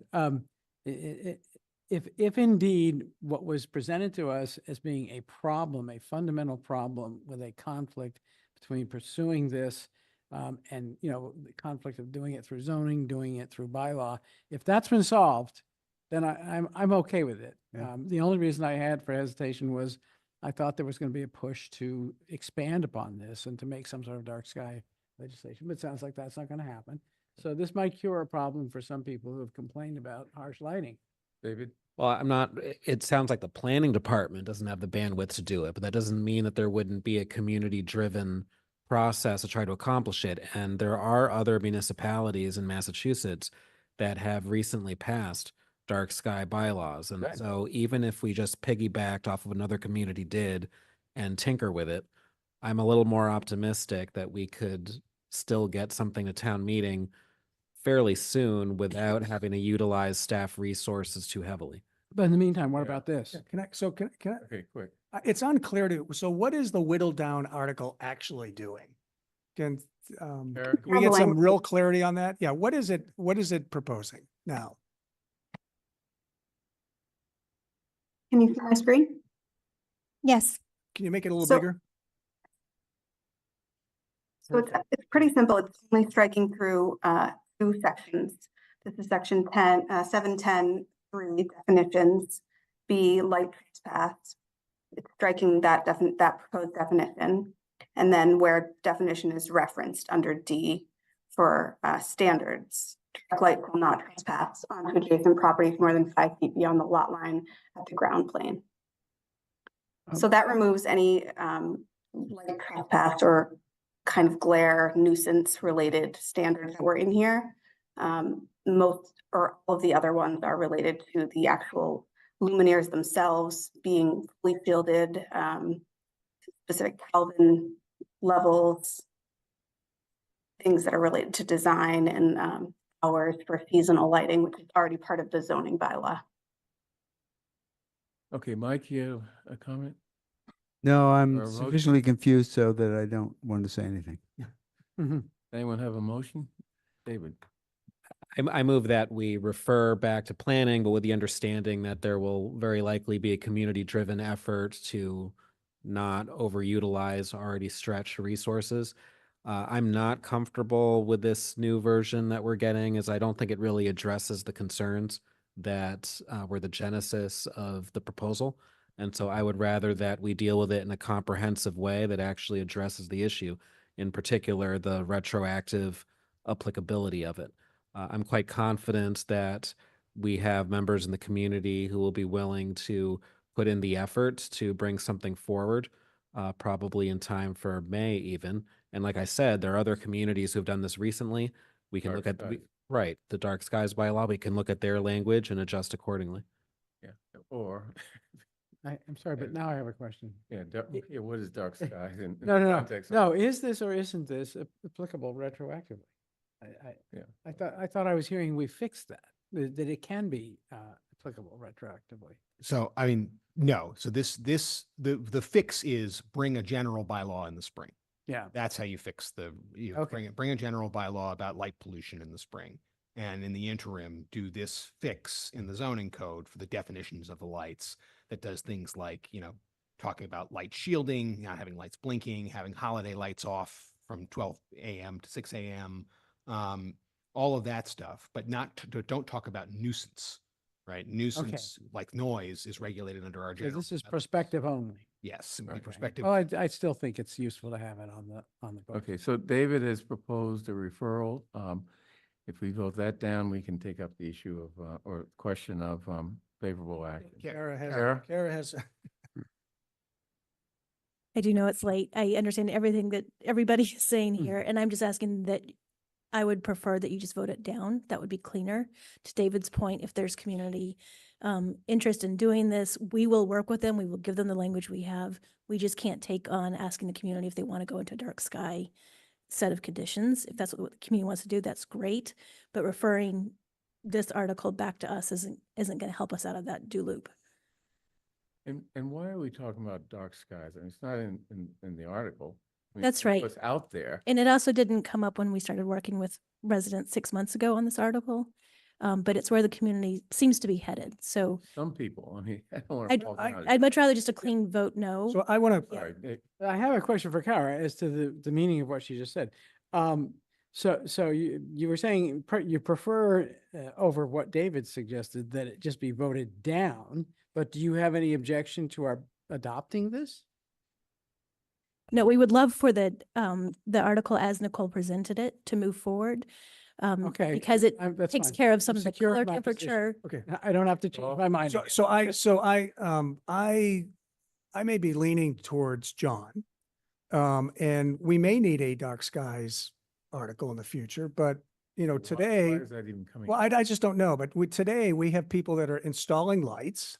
Right. And they're installing them in a way that has a negative impact. Yeah. Right. And yes, you wouldn't be able to go backwards, but that could be brought in the future. But I'm kind of with John that why would we not Okay, so put something in place? So I'm kind of inclined to support. David? Well, we were just told that section came out that said this is no longer going to be nuisance related. It's about the types of lights that you can install, but it's not going to be about the nuisance it creates for adjacent properties. Right, so why it's not? not So really why not? addressing it. So why not put it in? If this is about If we put it in, standards for lighting on new installations, of course we should have standards. because if we put in the nuisance part, then we're stuck in zoning and we can't have the general bylaw later. They crossed it out. Right. So there's no more nuisance language in It's out. this article. But This then is we're a not stripped down addressing the version. problem. But you are doing something. Right. You're not creating a nuisance.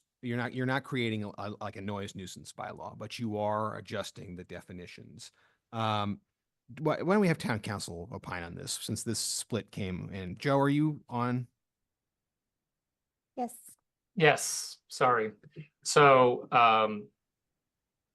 what we try to do is if this is referred to planning, then what would come back is a zoning article and a general bylaw.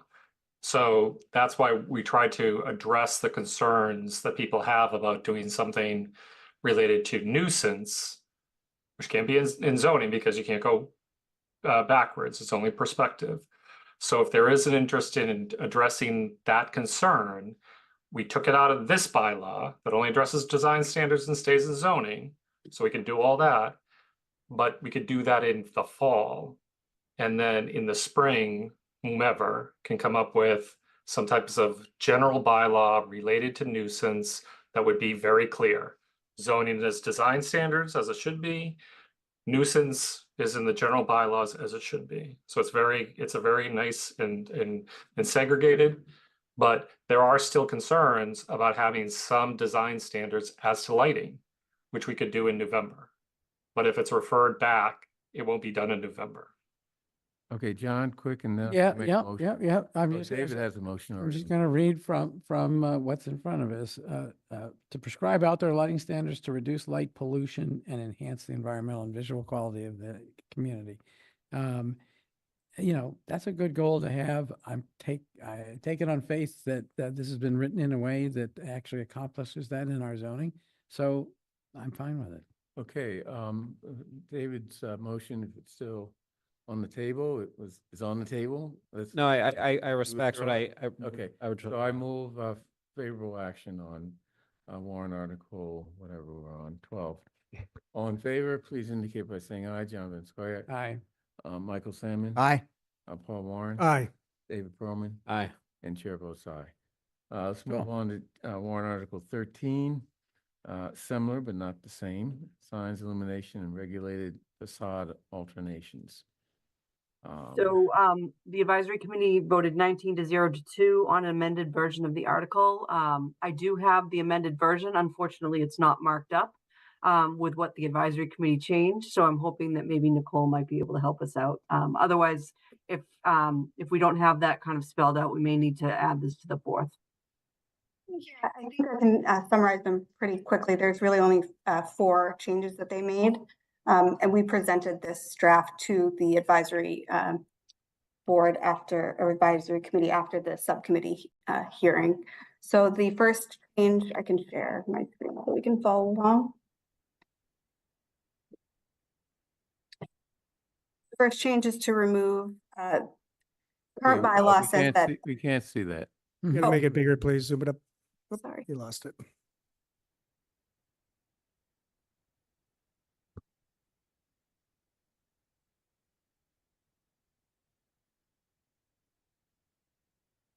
Five minutes until 11 o'clock.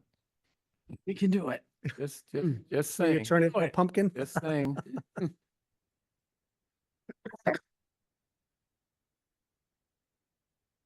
It's the bottom of the 8th inning in New York. Okay, let's go. She's got it. It's 6 to The 4. Yankees are ahead 6-4. Yep. Can you see my screen now? Yes, thank you. Okay, the first change is that we removed the proposal to make banner and projecting signs able to be internally illuminated. The current bylaw says that they shall not be. We're just proposing to leave it as is. The second change is for the second part of this. But D says, and shall be no more than 6 inches in depth. That's the new language. Previously it said thick. Staff agreed with the subcommittee's recommendation to change that to an in-depth, which would be consistent with other language in the zoning bylaw. Okay, wait, what is that change? You're taking out the 6 inches? Nope, just changing the wording from thick to in-depth. Okay, From thick to in-depth, is that what it Yes. no more than 6 inches, okay. in-depth? Okay, what's next? The next is, they asked us to leave in the electronic notification for town meeting members, which we had originally proposed to remove, and staff is fine with leaving that as an email only, and just removing the portion that required mailed notices to town meeting members. So that's in section 3B. And then the fourth one is the word appropriateness, which was found in section 7071A, where we changed it to where the planning board finds that the sign complies with the sign and facade guidelines. We agree that the word appropriateness is a little bit vague, and it's better to make it based on a finding with the design guidelines. Good. Okay, those are the 4? Yep. Yeah, it sounds good to me. What other people think? I Okay. still don't understand why we need it. I mean, I know we may do it, but I just don't understand why it's needed. Could you give just a brief explanation as to why are businesses asking us for this? How do we come up with this? For the projecting sign change? Yeah, we did have a lot of businesses or sign designers coming in saying it's very difficult to design a projecting sign with which is only 12 inches from a building wall. It just, with bracketing and things like that, it doesn't make sense. It doesn't provide for any type of good design. I move favorable Okay. action. Okay, all in favor? John Van Scoyac, I have problems Here's a with it. question. Well, I yeah. can ask the question if you want, but, Well, let's well, hear the problem. could you explain the provision in this as it now stands in terms of lighting, illuminating of those signs? So right now, the bylaw says that projecting signs shall not be internally illuminated, and we're not proposing to change that in the current version. So it remains that they shall not be illuminated, and I'm Correct. talking about not illuminated from within and not illuminated by shining a light on them? You could have a gooseneck light exterior Uh-huh, design currently. Currently. And so Currently, and we're not proposing to change. that preserves yeah, okay. Yes. Well, all right, I'll say yes. Okay, any other discussion? Okay, all in favor, John Van Scoyac, Yes, I'm sorry. Mike Sandman, Aye. David Warren, aye. Paul Warren, David Perlman, Aye. and chair votes aye. Okay, final item on our agenda is an appointment to. You've got 14. I thought 14 15 was, is 15 we'll postpone. We're not ready, but I 14. thought 14 was referred already. Okay, I guess we have to decide that. Yeah, Excuse me, space Mr. between. Chairman, this is Yeah. Maria.